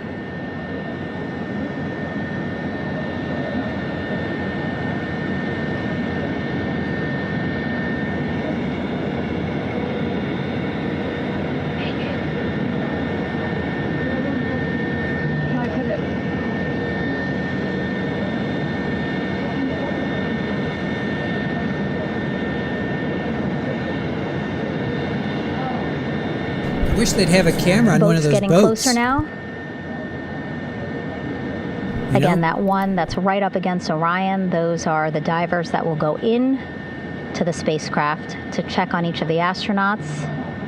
These other boats will begin doing a number of things, putting on that stabilization collar onto Orion, building that front porch. Eventually, they will retrieve the parachutes, as well as tow Orion back to the well deck of the recovery ship here. I think they test for their claustrophobia. They test for seasickness. They test these astronauts ad nauseum. They make sure they put them through all kinds of tests to make sure they can handle weightlessness. They call this thing the vomit comet, where they go up to like 30,000 feet and then they go back down, or maybe not 30,000, 20,000. And they do this like roller coaster thing, and you basically you're weightless for like maybe 10 seconds. They test them, and they put them through all kinds of rigorous testing, and to make sure that they can handle being on Splashdown and all this stuff. A vomit comet allowed the recovery personnel to approach the vehicle and then open the hatch to begin the initial medical assessment of the crew, as you just indicated. Now we're standing by for the erection of that inflatable raft, the front porch, alongside of the vehicle that will enable the crew to be extracted one by one onto the raft, have a moment or two to get their land legs back before they're hoisted into two hovering Navy helicopters, 2 crew members for each helicopter, for a short flight back to the deck of the USS John P. Murtha.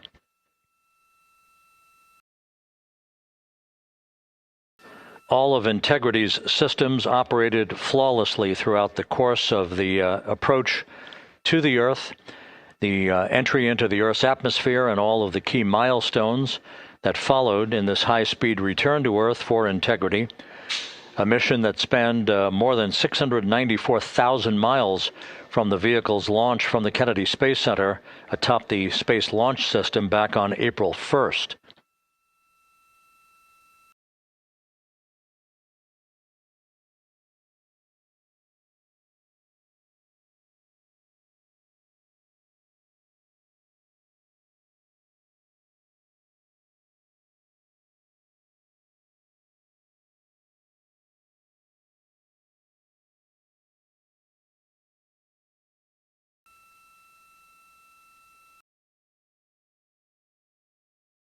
So there's a picture of the vomit comet. That's a picture of people in the vomit comet. You're weightless for a period of time. So they do these what parabolic, I guess they're these parabolic, where they dive and then they climb and then they dive, and when they dive, you become weightless for a period. I think it's a couple, maybe 10 seconds, something like that. Yeah, here, this is what they do. So they go up to 10,000 feet.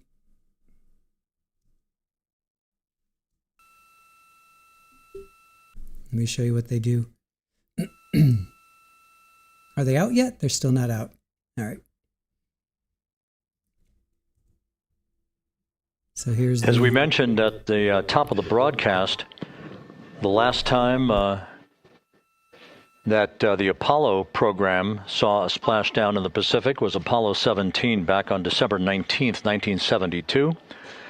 So for the first time in some 53 and a half years, we have reenacted that with the arrival of Integrity's astronauts as they flew around the moon in that historic lunar flyby that began with a trans-lunar injection burn that took them out of Earth orbit following 24 hours of a high Earth orbit trajectory. The high Earth orbit trajectory enabled flight controllers here to have a full 24 hours to evaluate the systems on Integrity and the condition of the crew before they would commit to flying to the moon.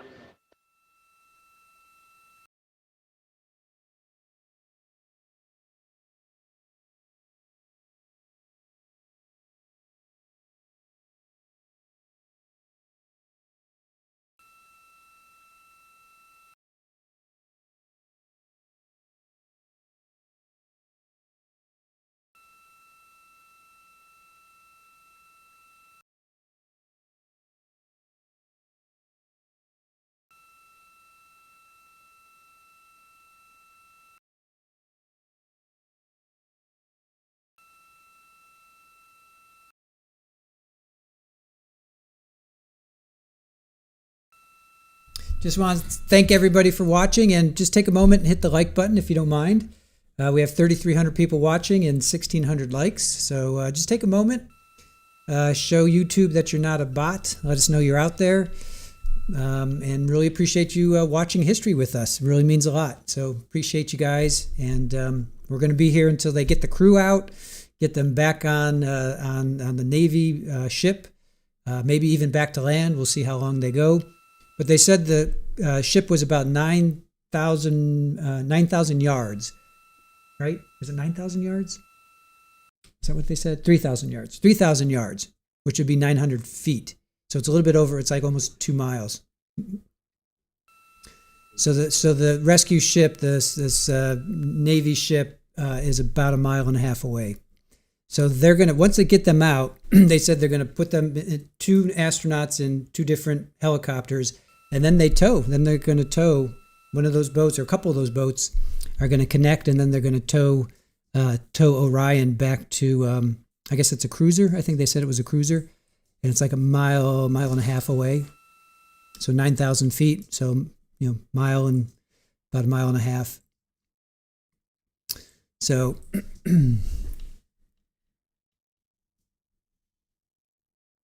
Nothing's wrong, young steppers.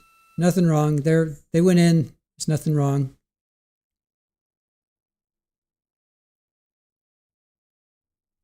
No indication that there's anything wrong. Crew has been saying they're fine. Oh, sugars, have a wonderful evening.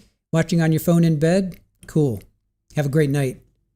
Enjoy the rest of the viewing.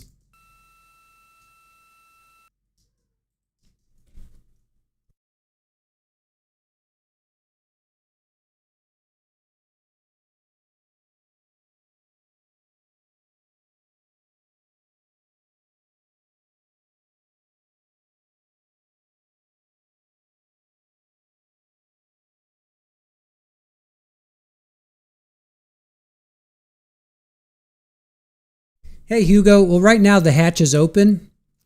Thanks for your question. Right now the hatch is open. With the side hatch of Orion having been opened to set the stage for the erection of the inflatable life raft, known as the front porch, to be erected alongside the spacecraft for the extraction of the crew. Let's play for you an interview that my colleague Megan Cruz conducted on the USS John P. Murtha with Navy diver First Class David McMahon that explains how this process is unfolding. Okay, Davey, so you and some of your team, one last look over of the stabilization collar, correct? Yes, ma'am. Okay, so what is this stabilization collar? This is what's going to stabilize the capsule out there in the ocean. We don't know how good the weather or the waves will be that day, so this will help prevent any unnecessary occurrences from happening, stabilizing the capsule and the astronauts inside. So basically this is a float that will go around Orion. I'm assuming that what they're doing right now, these are the lines that will attach the collar onto Orion? That is correct. And so what are they doing here? So we've got the lower line that will secure the inflation device before we inflate it. That gives us the go-ahead that it's secure in its space, and then we'll inflate it. And then once that is done, we'll undo all the carabiners and get this orange line on top tied in the same fashion. And then this will be secured to the capsule, and the astronauts can safely take their first steps out of the capsule onto the front porch. Okay, and how long will it take them to set up the stabilization collar? We should definitely be able to handle this in under 10 minutes. Okay, wow. And then you just mentioned the front porch. So basically after they set up the stabilization collar, then they set up what's called the front porch here. That's correct. Okay, and what's the front porch? Front porch is basically a bigger waiting room for the astronauts to sit in while we wait for the helicopters to show up and grab them. Okay, so the medical team that was inside with the crew, they're going to help them out and onto the front porch? That is correct. And then what happens here? We have higher trained medical personnel also on board the front porch that will give them lookovers and just make sure they're okay while we wait for the helicopters to show up. Okay. How does it feel, I mean, your team, you, to be part of a mission that's returning astronauts from the moon in more than 50 years? We all feel extremely honored to be a part of this, as well as a bigger mission for the Navy and joining up with NASA to do great things. Mm-hmm. And do you feel like you and your team are ready? Yes, very ready. Cool. All right. Thank you so much. Thank you.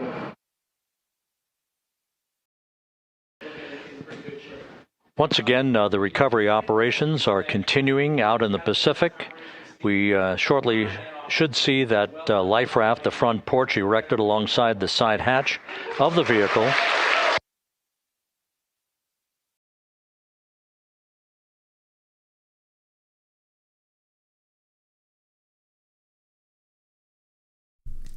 So all of a sudden we lost. A number of flight controllers have come into the flight control room to receive congratulations from Entry Flight Director Rick Henfling.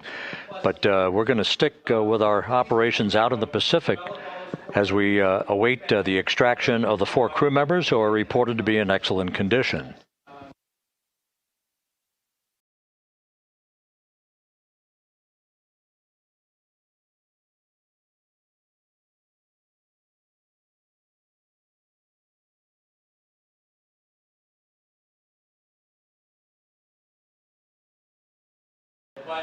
Again, while we stand by for that front porch to be erected alongside of the side hatch of the vehicle, let's go back to the USS John P. Murtha and Megan Cruz. Megan?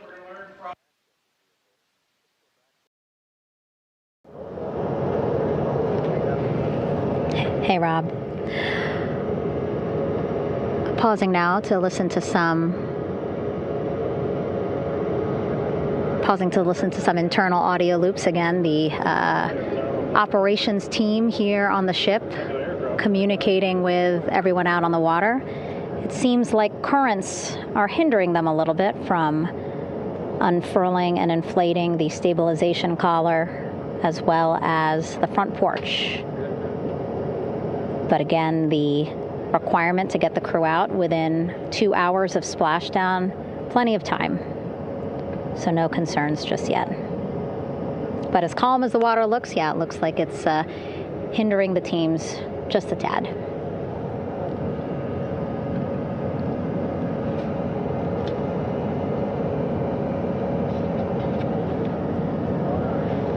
You can see in some of our shots that side hatch still open.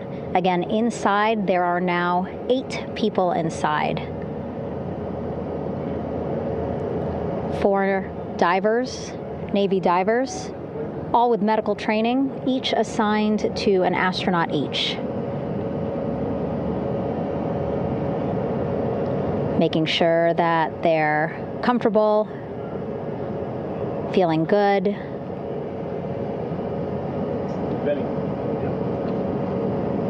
As you've heard us say in the broadcast, they expect a little bit of discomfort. Again, these astronauts just traveled back to Earth at 25,000 miles an hour, a nearly 695,000 mile journey around the moon. If you think you get car sick.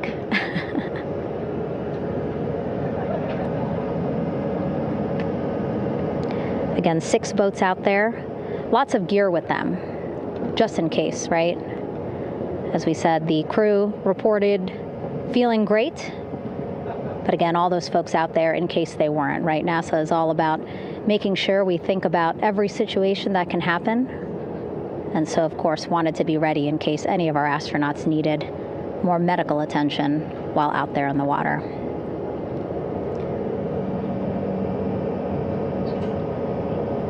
You see now teams, again, trying to set up the stabilization collar and front porch for the crew to get out of Orion. They need both, right? The stabilization collar will keep Orion from swaying as you see it is doing now.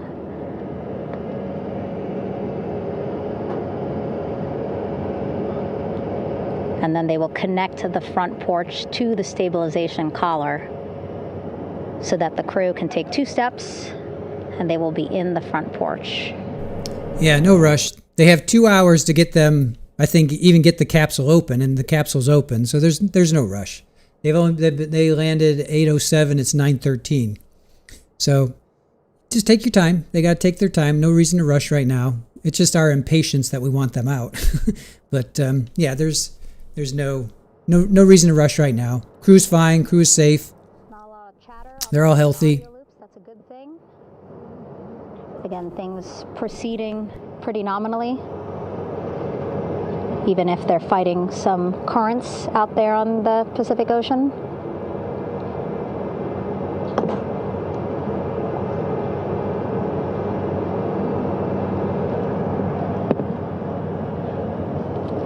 Again, the goal, setting up the stabilization collar and the front porch so that the crew can rest comfortably in the front porch, get placed into harnesses so that 2 helicopters can lift them off the front porch and onto the USS John Murtha here.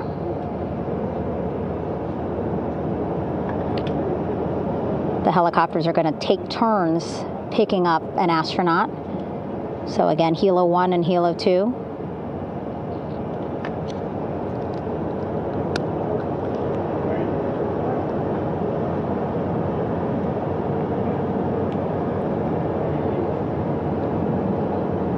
Okay, and the recovery team here on the ship just got a report from the undersea medical officer who is inside the capsule with the crew. He is reporting all 4 members are green. All of our 4 astronauts, Reed, Victor, Christina, Jeremy, green, meaning they are feeling great, not the complexion of their skin. They are feeling great, happy to be home, and ready to be extracted as soon as possible.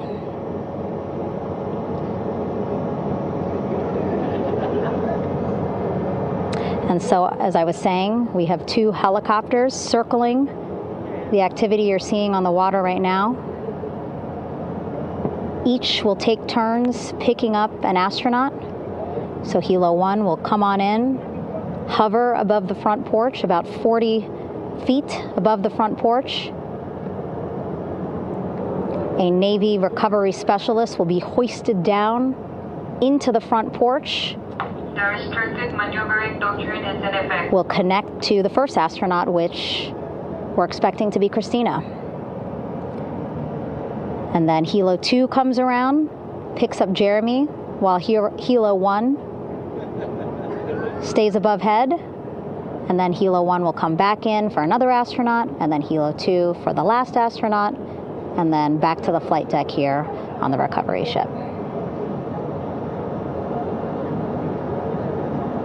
Well, that's interesting. I thought they took them 2 at a time, so they're going to go 1, 1, I was 1, talking 1. to Assistant Artemis Recovery Director Paul Sierpinski. He said helos are a much quicker, safer way to get on board. They did actually consider boats, but then if you think about it, longer time, the crew would have to move through more of the ship. This way the helos will give a more direct, quicker route to the medical bay for our 4 astronauts.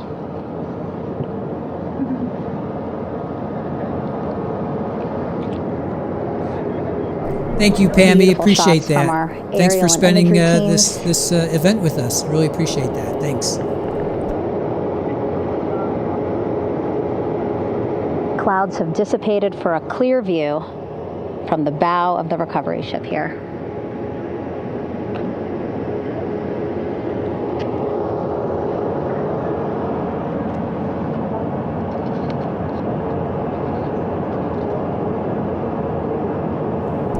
All right, 80s music, man.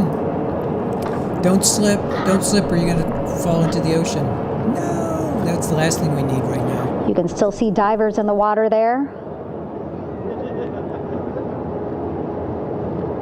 Encircling Orion, that is that stabilization collar we've been telling you about. As you saw in that interview just a few minutes ago, they have to first connect it to Orion, and then once it's secured onto Orion, they can inflate it, and then they'll further secure it with other harnesses and lines.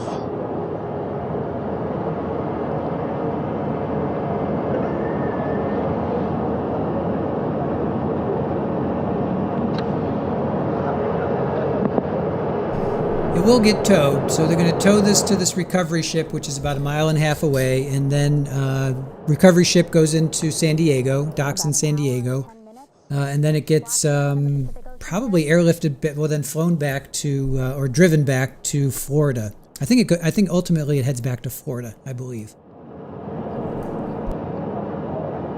Reed, Victor, Christina, and Jeremy back home after a history-making mission to the moon and back.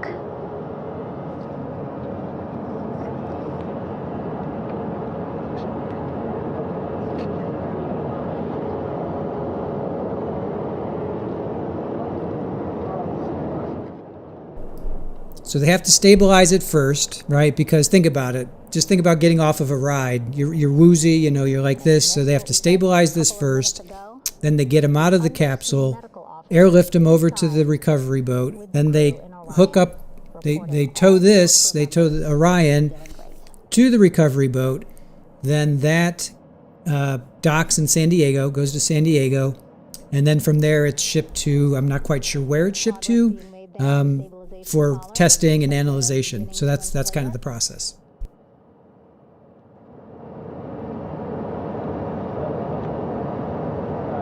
And it looks like they're starting to unfold the front porch in order to get that into the water here shortly and inflate that as well.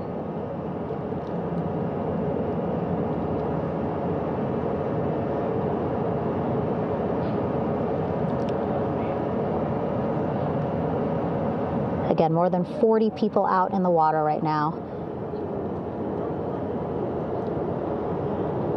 And those Navy and NASA personnel have been in the water for now about 4 hours.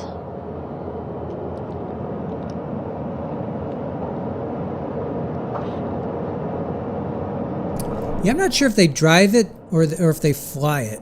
I'm not sure if they drive it or fly it. They may be able to get it on a yeah, they could get it on an airplane and then fly it wherever, because they have to test it. They have to analyze it. They have to check the heat shield. They got to look at all the equipment inside.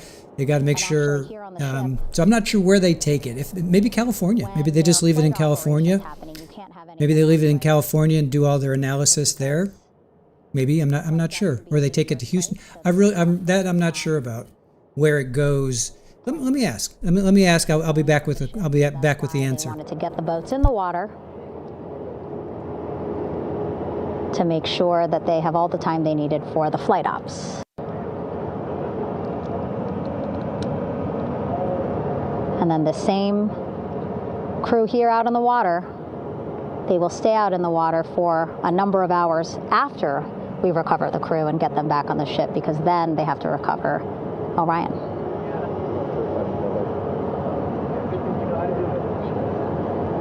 All right, that stabilization collar looking good around Orion. We're now seeing some recovery personnel getting on to that collar. Again, they need to further attach it to Orion to make sure that it can really prop up the spacecraft. It's basically lifting it up off of the water just a tad. Again, so it's not so... Come off me for a minute.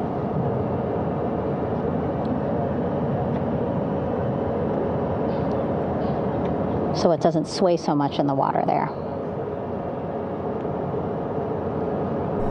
Katrina, they landed off of California because there's a naval base in San Diego. You have the Pacific Ocean, which is the largest ocean on the planet. Calmer waters, better weather.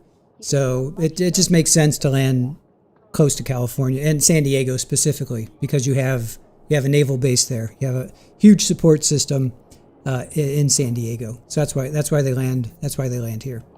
So once the crew get out of Orion, they can stretch their legs a little bit on this front porch, get some fresh air.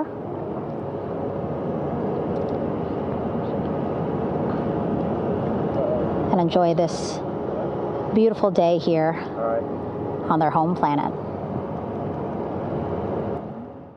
All right, so it looks the Artemis I capsule went back to Kennedy Space Center. So it went back to Florida because they have the room there. That's where they have the space, and that's where they have the ability to do all the testing and analysis. So it sounds like they're going to go back to they're going to take it back to Florida, Kennedy Space Center specifically.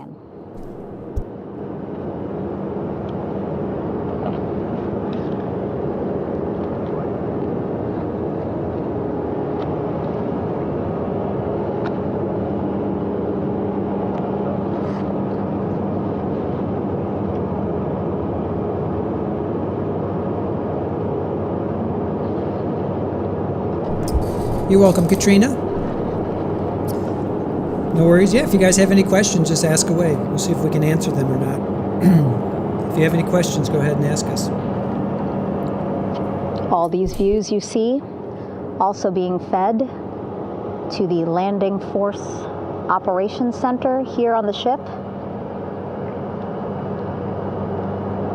Of course, it is very important for our recovery teams leading the mission to have all the views that you're seeing as well.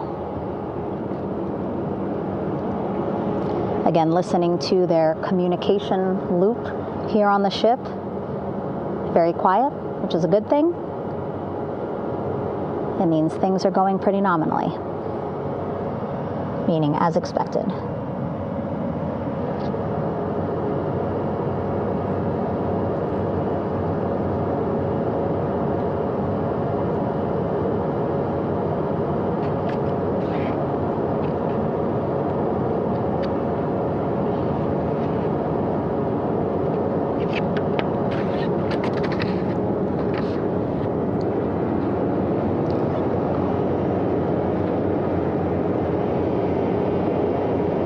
Again, all this activity happening just 3,000 yards away from the ship. So that means this will be a very quick flight back on the helicopters for the crew. 2-3 minutes, and then they'll be back here on the ship. I know.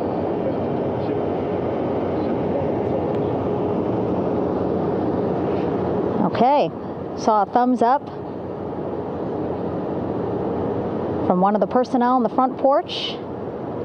It looks like they are now getting ready to deploy what they call the Air Rescue Vest, ARV. And so this is the harness that each crew member will get into in order to be hoisted into the helicopters. Again, those helicopters hovering just about 40 feet above the front porch when they're ready to pick up each crew member.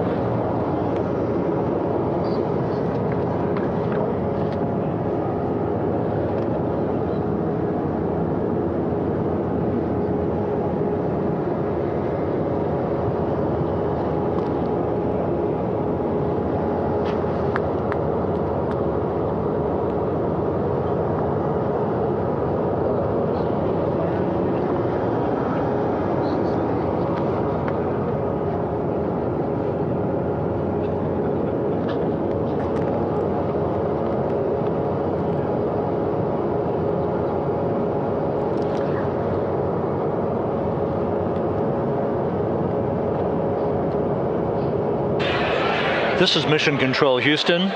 Behind me, a fairly raucous scene as hundreds of flight controllers have poured into the flight control room here. This is reminiscent of the scene after the final shuttle mission of STS-135, although that was the end of a program. This is only the beginning of a program with the textbook splashdown of Integrity and its 4 astronauts. We're standing by for the crew to be extracted from the spacecraft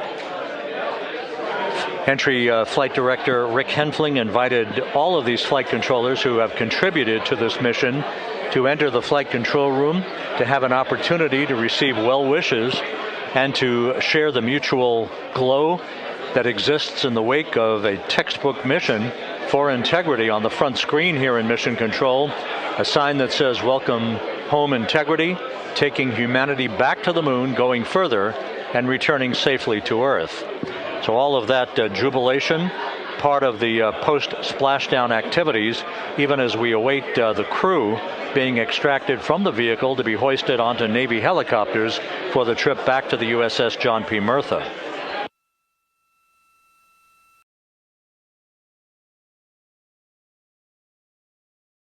I didn't hear who they said would be the first crew member out, so whoever, I didn't hear that. So let's see.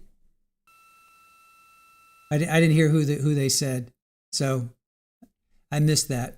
So if you know who's going to be the first one out, you don't have to vote. If you don't know, if you didn't hear who's going to be the first one, then take a crack.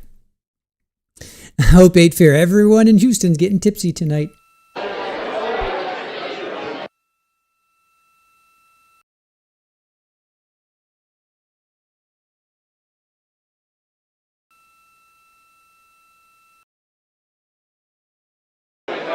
Once again here in Mission Control, this view of the Artemis Flight Control Room, known as the White Flight Control Room. This is the old Shuttle Flight Control Room, and now is the home of Artemis missions to the moon and beyond.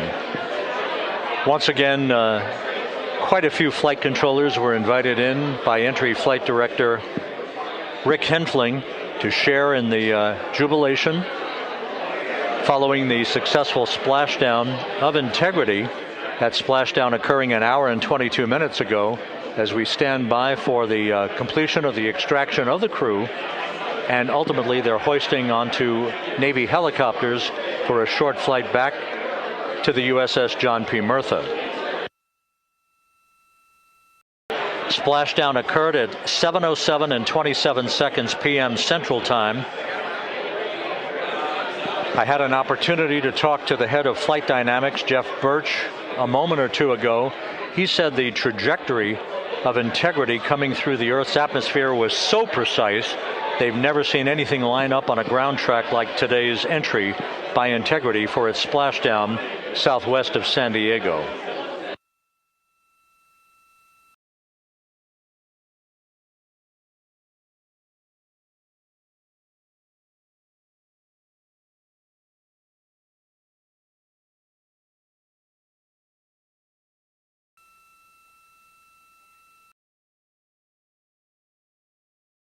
And the initial, you can hear it.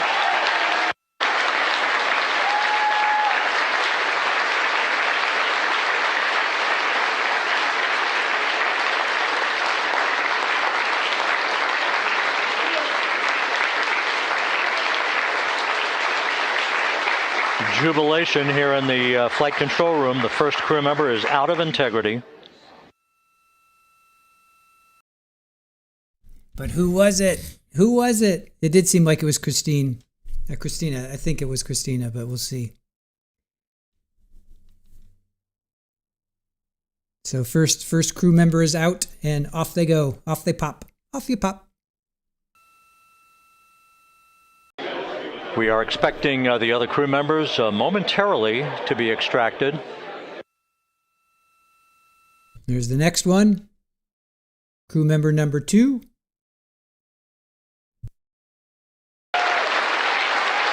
We now have 2 crew members out.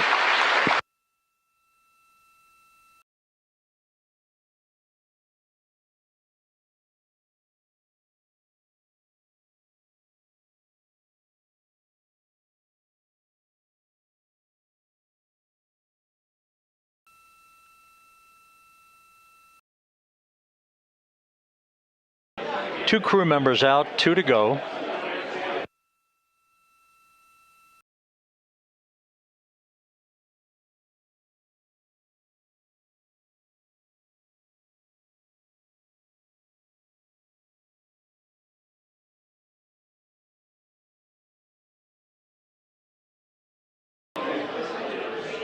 We're about 1 hour from sunset out in the Pacific. Everything continues to go well. Integrity's systems function perfectly during its entry back to Earth. And Reed Wiseman, the commander who will be last out of the vehicle, reported that all the crew members were feeling very well.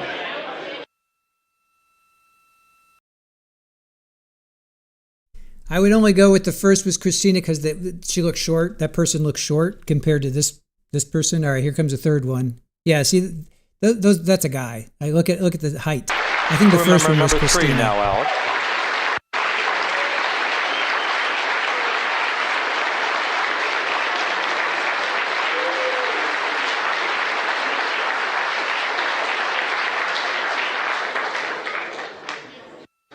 And now standing by for the commander, Reed Wiseman, who will be last out of his ship. So Reed will be the last. Bobbing in the Pacific under almost ideal conditions. Integrity spanned 694,000 miles during its journey from launch to splashdown.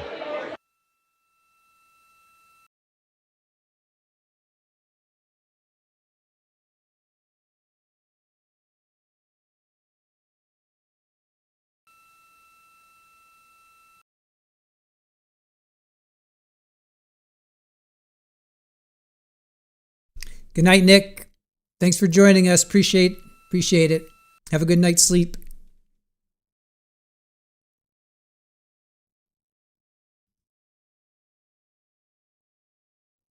Reed, because he's a gentleman and the boss. He's the commander, right? The commander always goes last. Isn't that the way it works?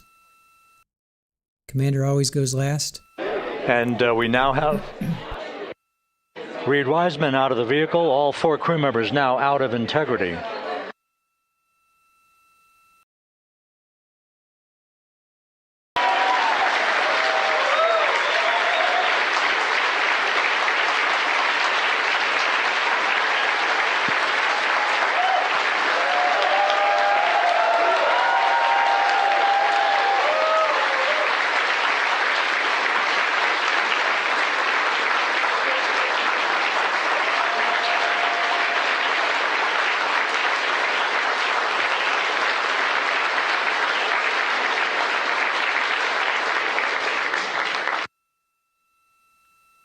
Once again, all 4 crew members now on the front porch, and the procedure to begin hoisting them up to these 2 Navy helicopters hovering overhead will begin shortly.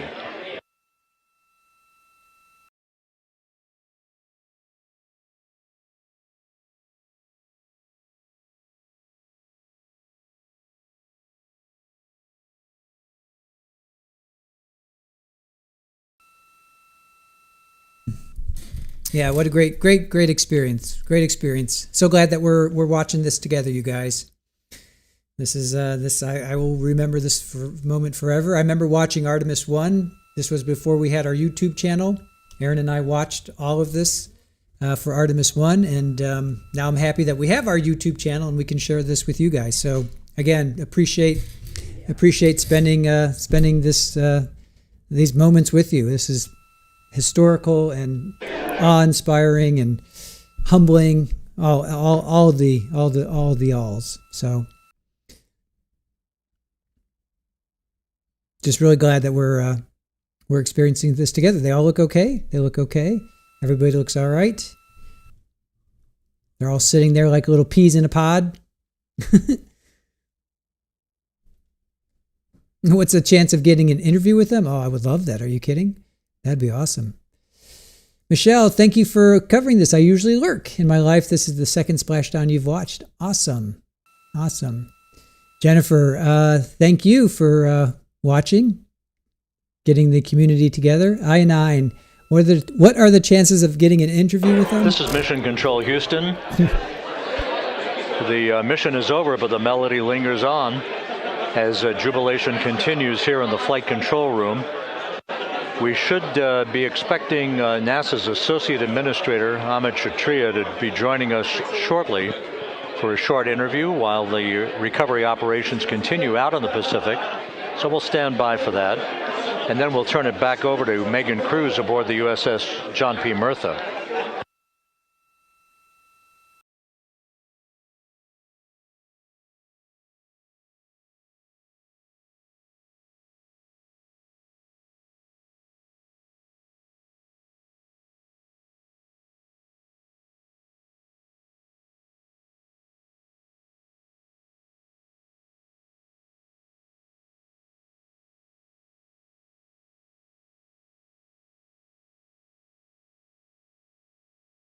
Brian, welcome in from Uganda. Nice to have you on board. Appreciate that.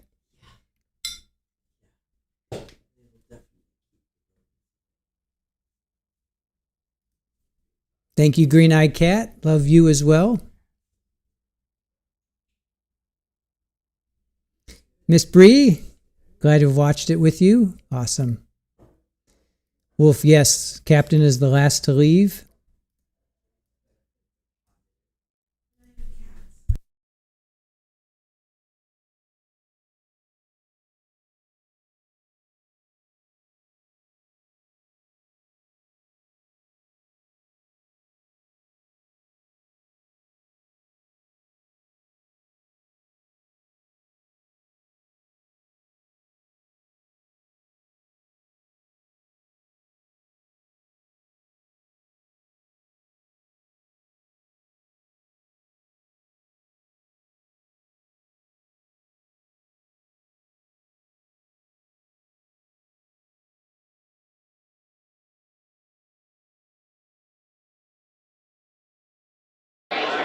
This is Mission Control Houston here in the Artemis Flight Control Room. A number of flight controllers basking in the glory of the successful end of this mission that carried 4 astronauts around the moon on a lunar flyby and the first test flight of Orion with crew members on board. Splashdown occurring an hour and 32 minutes ago after a flawless descent back into the Earth's atmosphere for the vehicle. Its 4 crew members in good shape, simply enjoying their time right now on the front porch, as it were, the inflatable raft alongside of their Integrity spacecraft. We're expecting Amit Kshatriya, the NASA Associate Administrator, to join us here momentarily for a brief interview before we turn it back over to Megan Cruz aboard the USS John P. Murtha, the recovery ship.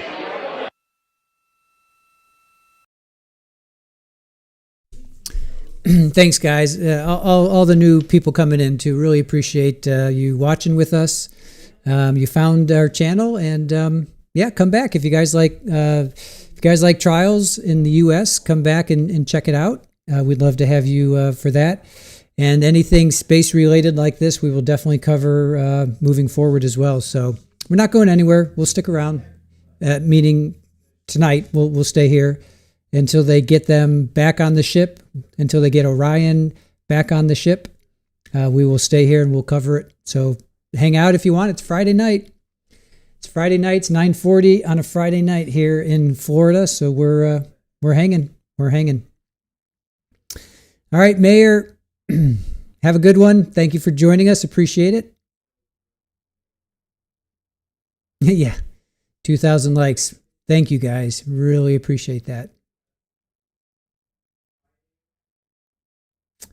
They are celebrating, Ronnie, as they should. As they should. Everybody should be very, very happy and proud of what they did. This was a great, great accomplishment. All right, Brian, good night to you. Sleep well. And also, there are cute cats. Yes, we do have cats. Do I mind? No. Do I mind? No. Camilla, do whatever you need to do. You do whatever you need to do. Missy, yeah, no, we're not streaming. This is Mission Control Houston. We're about an hour and 34 minutes since the textbook splashdown of Integrity in the Pacific to bring home our astronauts. And with us now is Amit Kshatriya, the NASA Associate Administrator. Amit, a little bit of history made tonight, a little bit of history made over the past few weeks. Your thoughts as this team here basks in the glow of what they just accomplished? Yeah, Rob, we're here in the control center, and it's kind of overrun with jubilant folks in the Mission Control Houston, as well as engineering, and folks that just want to be here, part of it, as we watch our crew get extracted from the vehicle. And, you know, my thought is always about these teams, the team that's in the water right now, pulling the crew out, the team here in Houston that worked so hard over the last 10 days, no sleep to get this done. we still have some work to do to get the crew to the med bay here on the ship. They all look great coming out, so hopefully that won't be too long. I think we saw the administrator on the boat too, giving his thanks to the Navy team on the Mirtha, which they're just an incredible group of sailors. I was able to visit with them a couple weeks ago. And then if you pull it all the way back to the workers and the folks that joined the rocket at Michoud, that made the heat shield tiles that held together tonight, that stacked the vehicle in Florida, that integrated the vehicle in Denver, that fired the engines in Stennis, that fired the boosters in Promontory. I mean, this is the entire team, coming together and being tested by the environment that this machine went through. And they did it right. The work was good. They did it right. You've said in a number of briefings, of course, and in other forums that this is just the first step. The cadence has to step up, as the administrator has indicated. Now, it's a little early for the full report card on how Integrity did, but did this mission ultimately, from your eyes' view, exceed expectations? It absolutely did. I mean, I was waiting to talk about this until we were in the water, and I think we still have, again, work to do to bring it in and really kind of go through it bolt by bolt and see what we learned. But I mean, so far, given what we learned during the mission and given how we performed on ascent, on entry, I always think about energy in terms of the states that you worry about the most, and every time we put these machines through these incredibly energetic states that came through. So I'm fairly confident that we made a big step tonight to get us on the path towards the surface. I think the path to the surface is open now. We do have to do all the work, and we'll make sure we talk about that as cleanly as we can. We learned a few things during the mission, but I have to tell you, this was an incredible test of an incredible machine. From an American psyche standpoint, the Empire State Building was lit up red, white, and blue tonight. Our coverage was seen on baseball stadiums around the major leagues. How captivating was this experience for the American people, for the world, in fact, as we returned to the moon?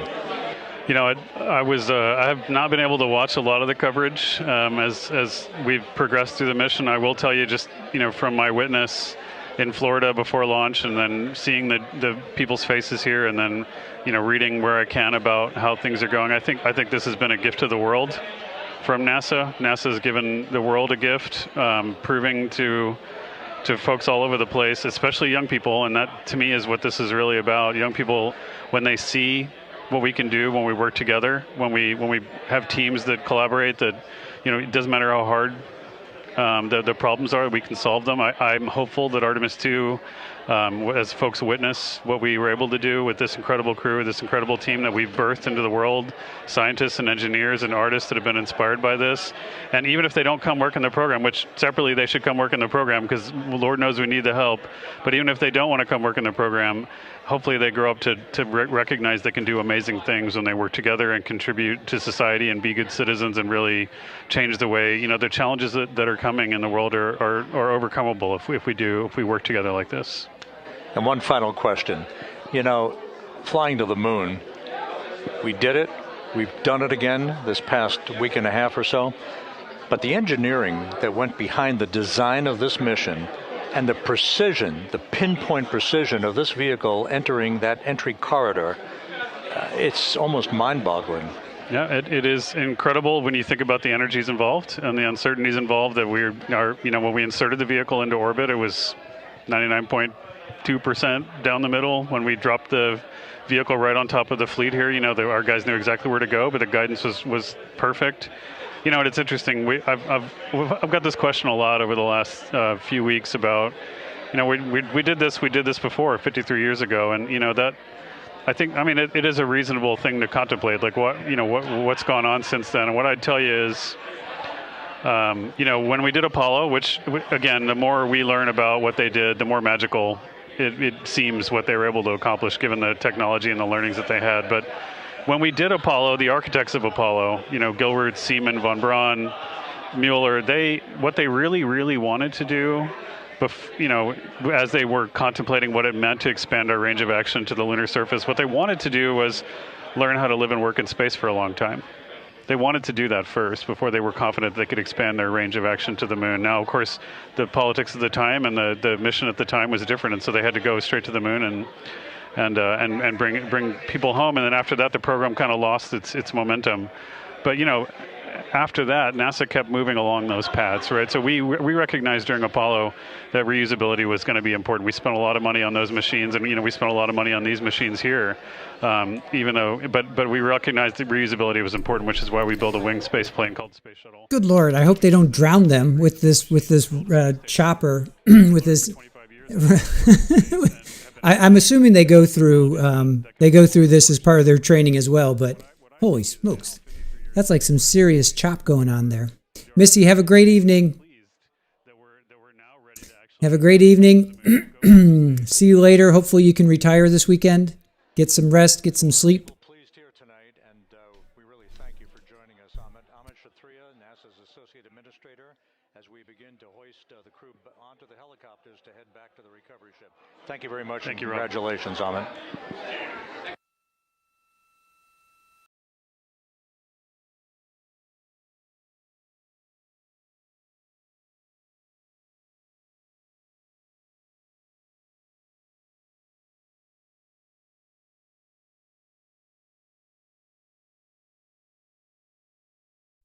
All right, so that's them. That's somebody being airlifted. I'm not sure who that is. Maybe that's Christina. This is Mission Control Houston, with the crew members now beginning to be hoisted aboard the Navy helicopters. Let's go to Megan Cruz aboard the USS John P. Murtha, who will take it from here. I would imagine, though, like you just literally went to the moon and back. This is probably just like whatever. This is just like taking a stroll.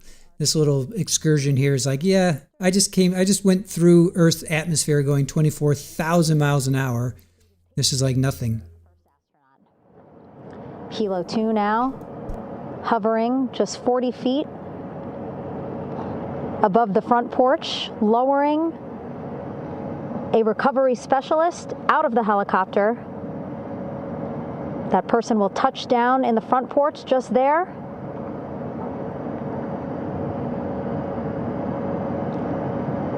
The crew members already outfitted with a harness that will allow them to quickly attach to the hoisting device.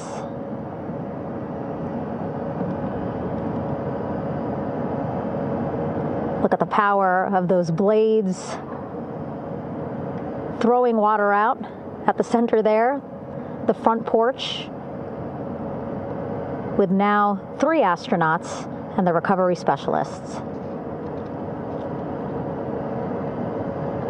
Again, crews already outfitted with a harness vest. And here we go. Second astronaut now off the front porch, getting hoisted into the second helicopter.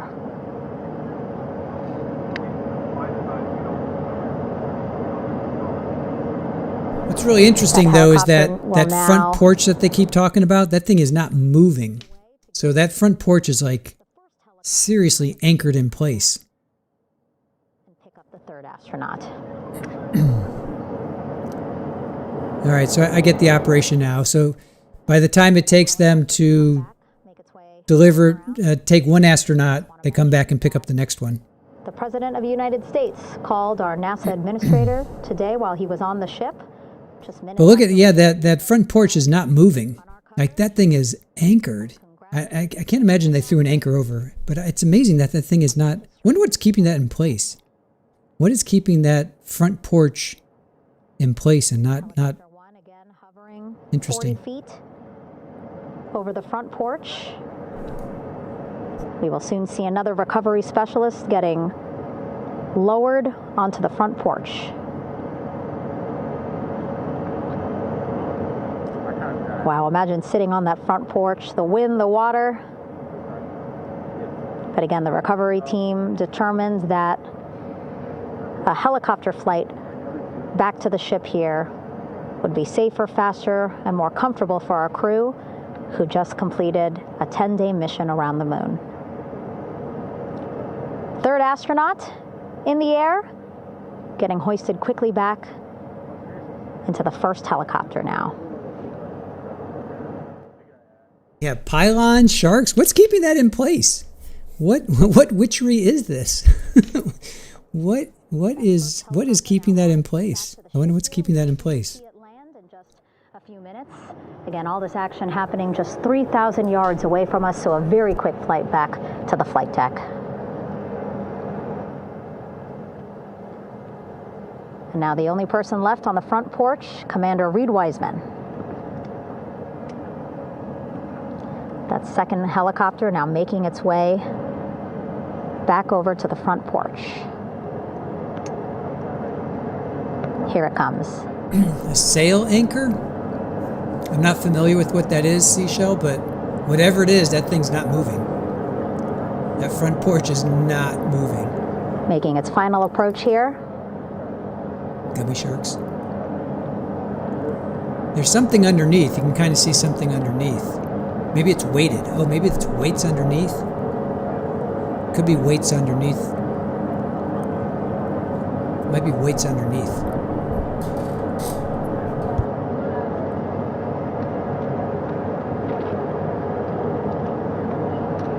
I will be. I'm like, why is that porch not moving? What technology is this?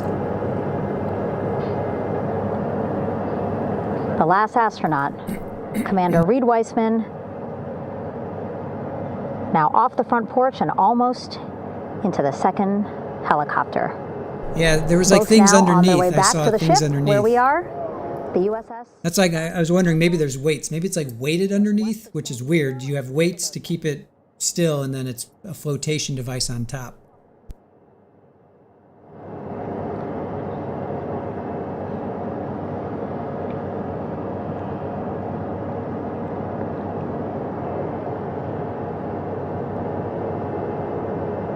Exciting to see our 4 crew members minutes away from landing on the flight deck here on the recovery ship. 550 people.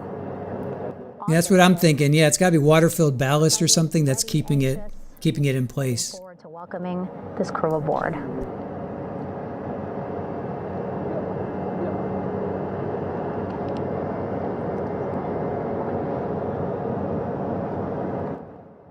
Jill, okay, the porch is kept steady by a combination of manual and technical stabilization methods implemented by Navy divers. To the ship here. All right.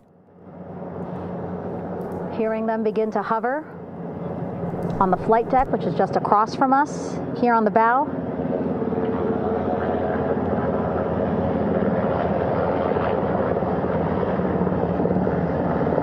The first helicopter coming in.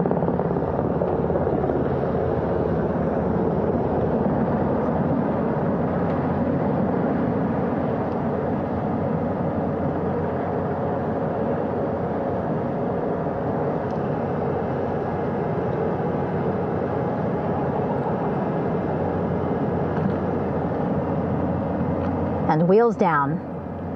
Wheels down of the first helicopter carrying 2 of our Artemis II crew.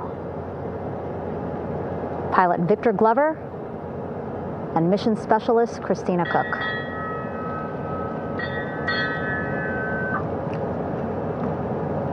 Hilo 1 on deck reported on the recovery loop. Shad, thank you. Thank you for joining us. Appreciate that. Integrity incoming. 2 more helicopters on their way to the flight deck, one carrying the crew, the other, one of our imagery helicopters. Again, kudos to our imagery and aerial teams for giving us these beautiful views of history in the making. Set amid a gorgeous, soon-to-be sunset here in the Pacific Ocean.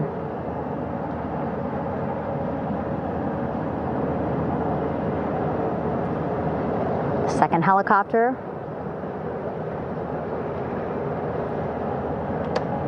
Making its approach of the flight deck.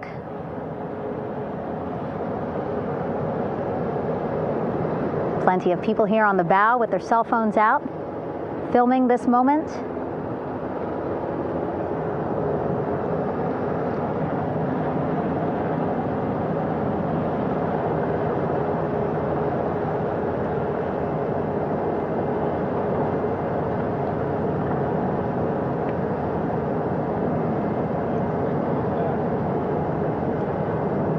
impressive flying here by the Navy,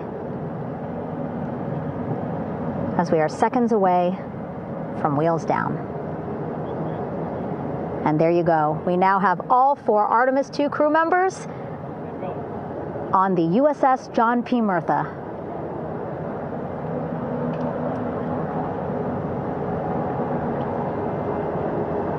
I'm sure they're happy to be out of the water and on this recovery ship with, again, 550 people on board, ready to welcome them home. But first, as we've been saying throughout the broadcast, just making sure the crew feel good. We reported that they were feeling good when they were in Orion, but those were just initial, quick, verbal assessments of how they're feeling. Their destination tonight, the medical bay here on the ship, right after we power down the helicopters here.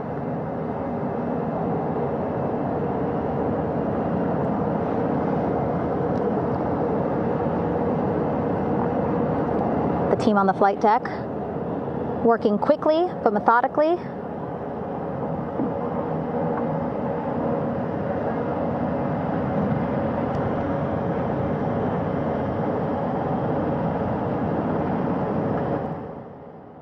Yeah, no disrespect to any other branch of the military and at any country or wherever, any level. But Navy definitely, in my opinion, probably their pilots are pretty badass, like you guys are saying. You land something that's going, 200-300 miles an hour.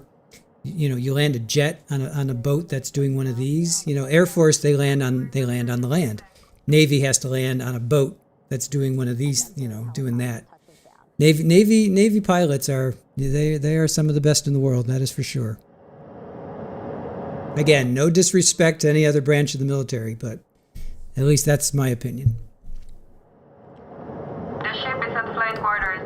Stand clear of weather decks, ACO frame 095, or no cover stop side, thrown articles over the side, hold all trash and garbage on station. Flight quarters. While just a few folks on the flight deck itself, there are plenty more on some upper decks. I see in some of our views a very packed crowd overhead. Announcements being made over the ship's loudspeaker system, reminding folks to stay clear of operational areas like the flight deck, so that teams can work quickly to get the crew off of the helicopters and into the medical bay.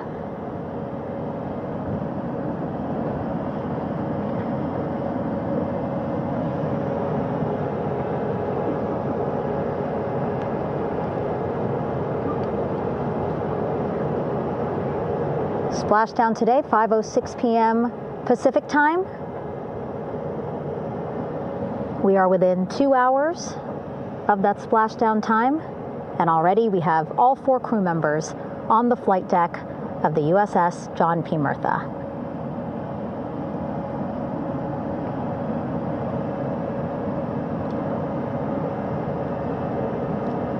Again, crew waiting before getting out for the helicopters to completely shut down.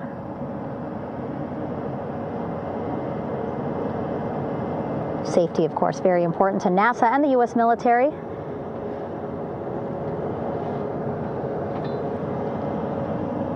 So we'll wait just a couple of minutes here before we start seeing crew members walk off the helicopters one by one.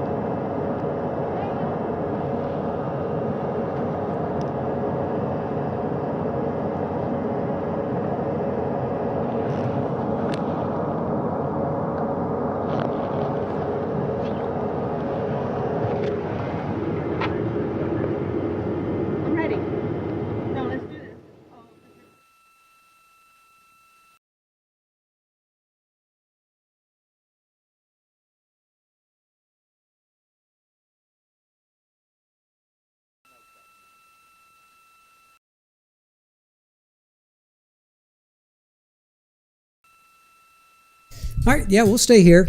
I'm not going anywhere. We will stay here, and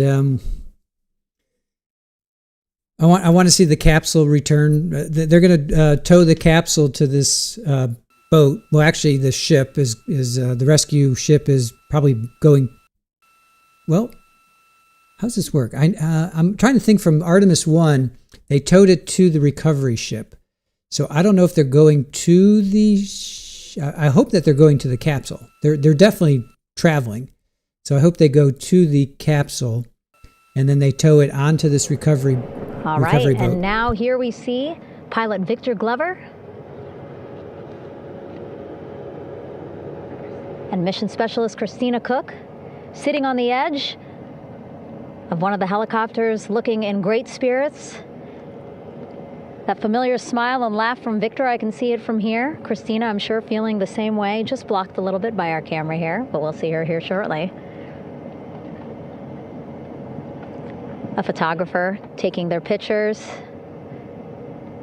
Victor saluting folks on the flight deck. They look like they're in great spirits. Happy to be home, I'm sure.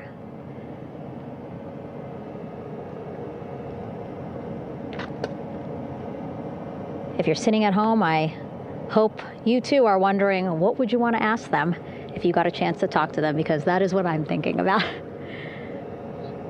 Getting the opportunity to talk to or ask questions of these 4 astronauts who just made history as the first crew to return to the moon since 1972.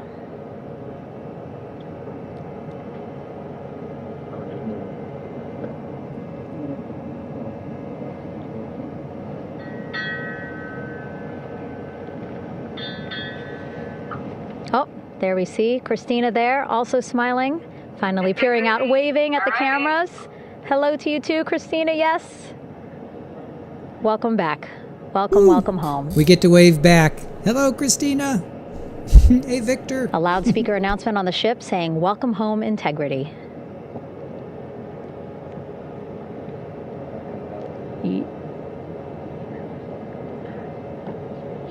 Victor in great spirits. I can't see who he's talking to, but I kind of think that he might be talking to his other 2 crew members. Shouting from across the flight deck, congratulations to one another.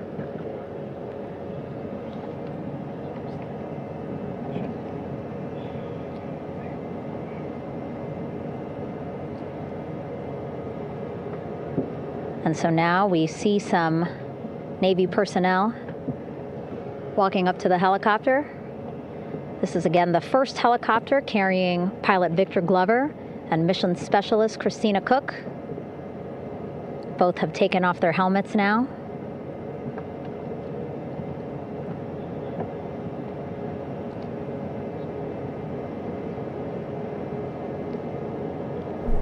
Good night, Sherry. Have a fantastic night, and thank you. Pictures, thank you for being with us. Sleep well. To catalog this historic moment.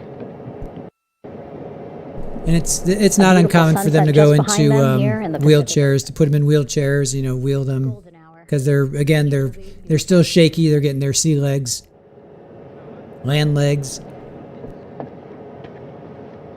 Now we see NASA Administrator Jared Isaacman. He is on the flight deck, as well as Flight Surgeon Rick Schuring, walking over to Victor and Christina first. We saw the administrator walk over to the other helicopter, which is carrying Commander Reed Weissman and Mission Specialist Jeremy Hansen. We heard from Rick earlier in the broadcast. Again, he said he's going to be out there on the flight deck to do another initial assessment of the crew, ask them how they're feeling, anything bothering them. But again, from what I'm seeing, they look like they're in great spirits and feeling pretty good for folks who just traveled 695,000 miles from Florida to the moon and now here to the Pacific Ocean.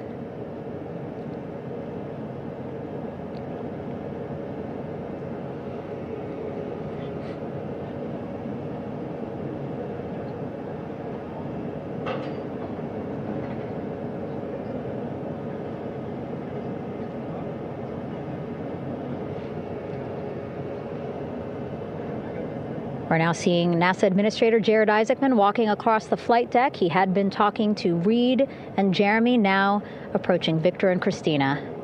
A hug from Victor, a hug from Christina.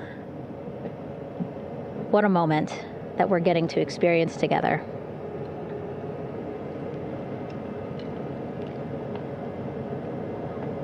I'm sure congratulatory words. You know, we got to speak to the administrator live on this broadcast as well, and he said the kid in him right now, giddy, absolutely giddy at what we were able to accomplish today. Returning them home safely. All right, Vinny, have a good night. Appreciate you joining us, being with us, and hopefully we'll see you for a trial. Have a good night, man. Across the flight deck, now on his way to the medical bay. Oh, so he is walking. So they're walking. They didn't put him in a... It's a short walk. Nice. They didn't put him in a little wheelchair there. He was able to walk. Again, that's why the recovery team decided to use helicopters to get them on the flight deck for that short walk to medical bay. Yeah, that's nice. That's really special, right? That sunset, that's going to be really nice. That's going to be like movie quality, like right here. It's getting to that point of the night or the day when you get the gloaming, you know, that's $1 million, you know, lighting right here coming up for sure.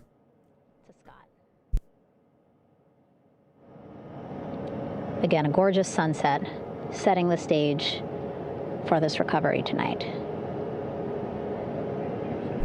Good night, C. Gilmore. Thank you again for joining us. Appreciate that. Michael, you're taking off as well. Have a good night. Appreciate that. All right. Have a good night, you guys. For those that are taking off, have a good night. Making her way, looking thankful, grateful, happy to be home.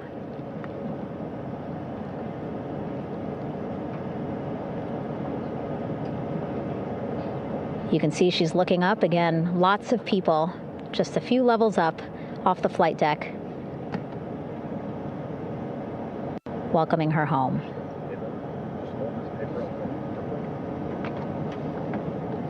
Scott holding the door like a gentleman, but back on his way to the other crew still on the flight deck.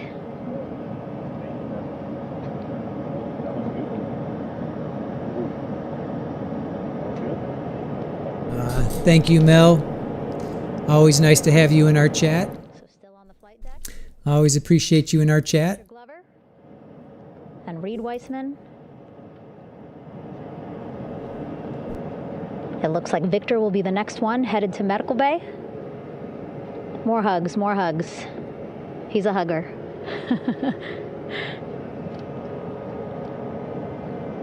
Victor looking good as he walks across the flight deck. NASA Administrator applauding. Victor applauding for all the folks on the ship with him who played a role in their safe return today. Yeah, they're all a little bit wobbly, but think about it. It's like literally you just got off of like the biggest roller coaster of your life. You know, you're going to be a little wobbly. You know, you're going to be a little wobbly. I'm impressed that they're walking. That just shows you how far we've come. You know, how far we come. Because they do exercises in space. You know, they make sure that they're exercising in space. They keep their muscle mass up because they want them to land and not be and be able to walk. You know, this is what, you know, they're trying to achieve. This is decades of research and analysis. On the flight deck, I'm sure, as well as on the level just above them, packed with people. Reed looking good as he takes his steps towards the medical bay.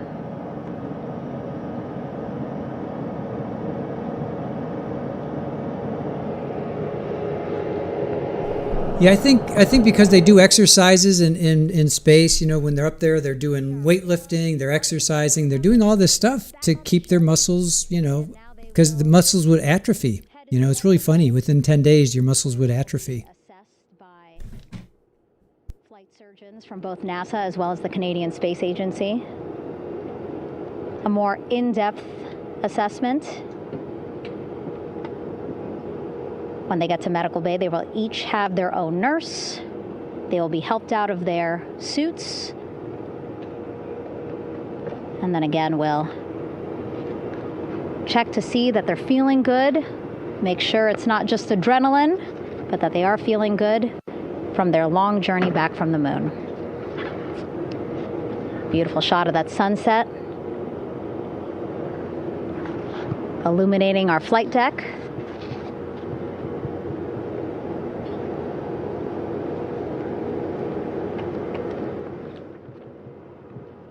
Mallory, they have like resistant.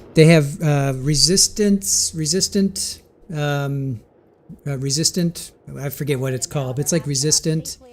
Like I have bands. You know, it's like resistance. It's based on bands and stuff. It's resistant. Instead of it based on gravity, it's based on tension.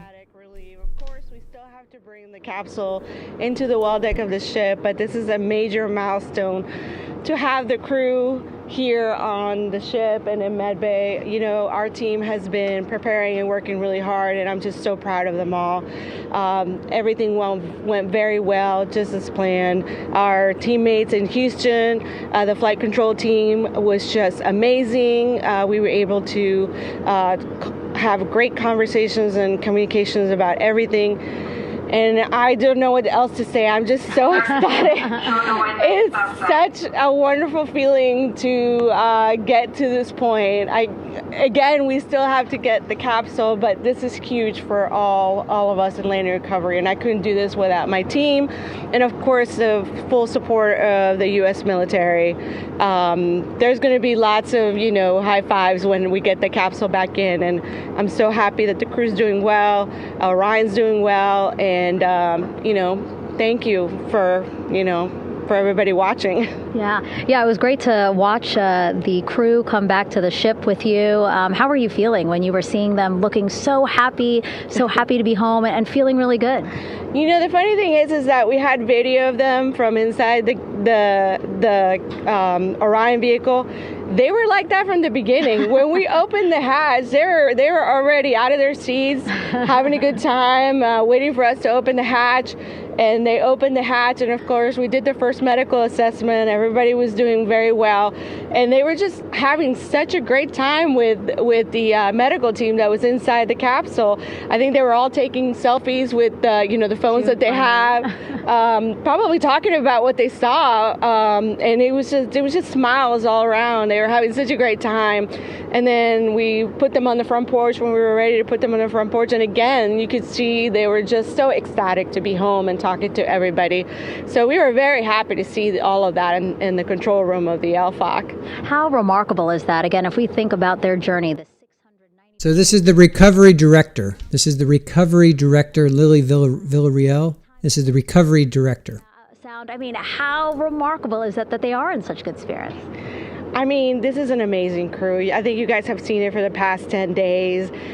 They're wonderful people, and we're so happy that they brought us along on that ride. And I can't wait to see all the additional videos and pictures that they have that, we'll get a hold of now that they're back on the ground.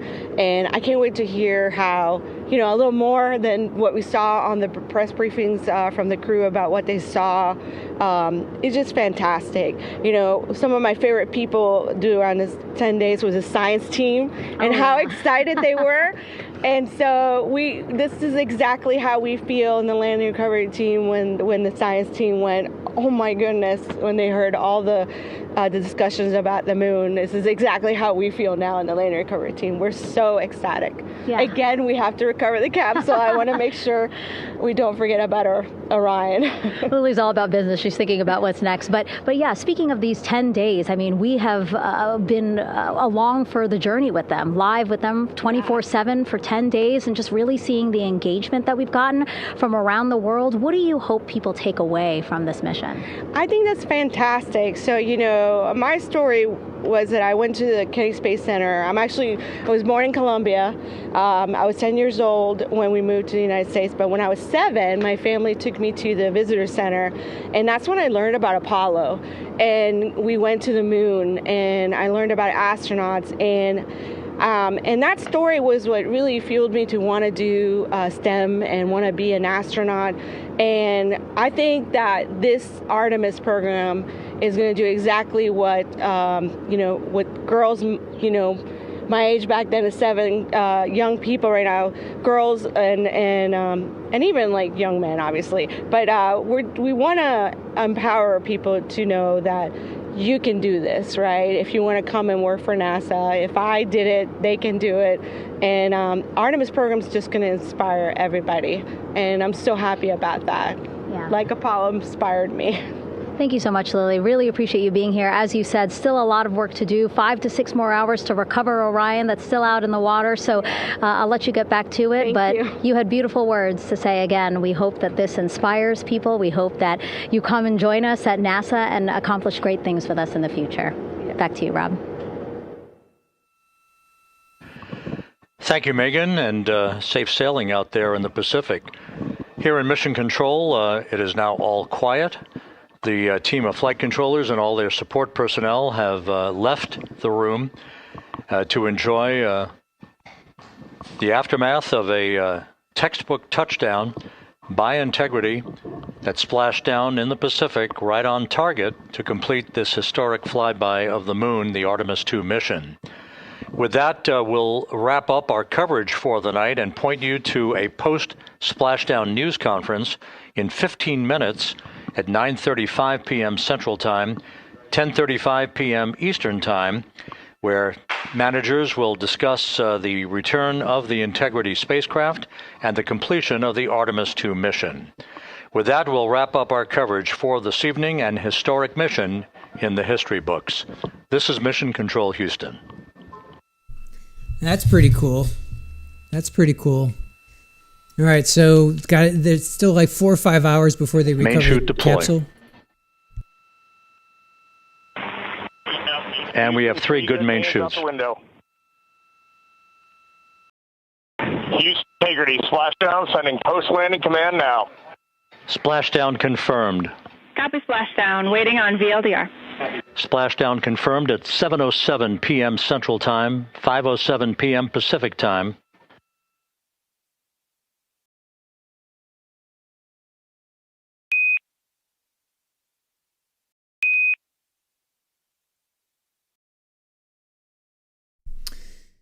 All right, so let me see here. I kind of want to watch this news conference.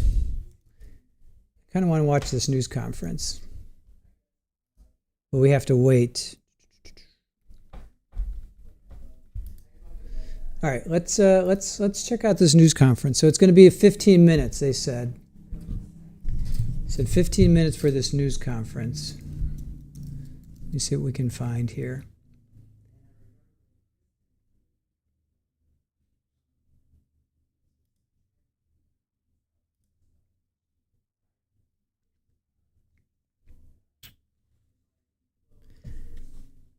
All right, so they don't have anything scheduled.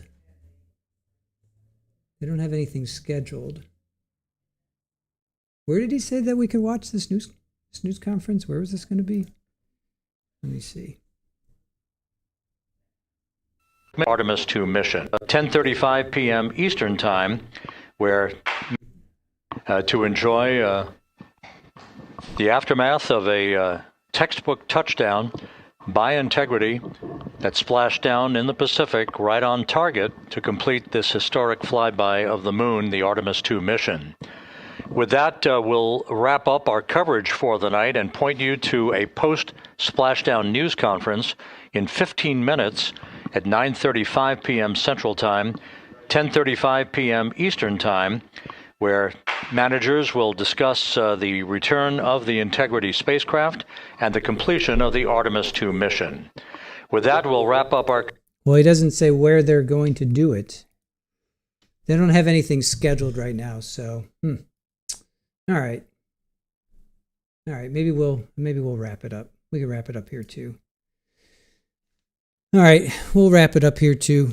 I think that's a good way. It's a good moment, good time for us to say goodnight and say goodbye. All right, guys. Thank you so much for joining us tonight. Really appreciate you. All the people that have been with us for a long time, all the new members that came in today, all the new people that were watching. Really appreciate you spending this historic moment with us. And if you are familiar with our channel, you know what I do next. And if you're not, this is what we do. I say, this is Super Ball over here. This is Super Ball. For all those that know Super Ball, there she is in all her glory. Super Ball.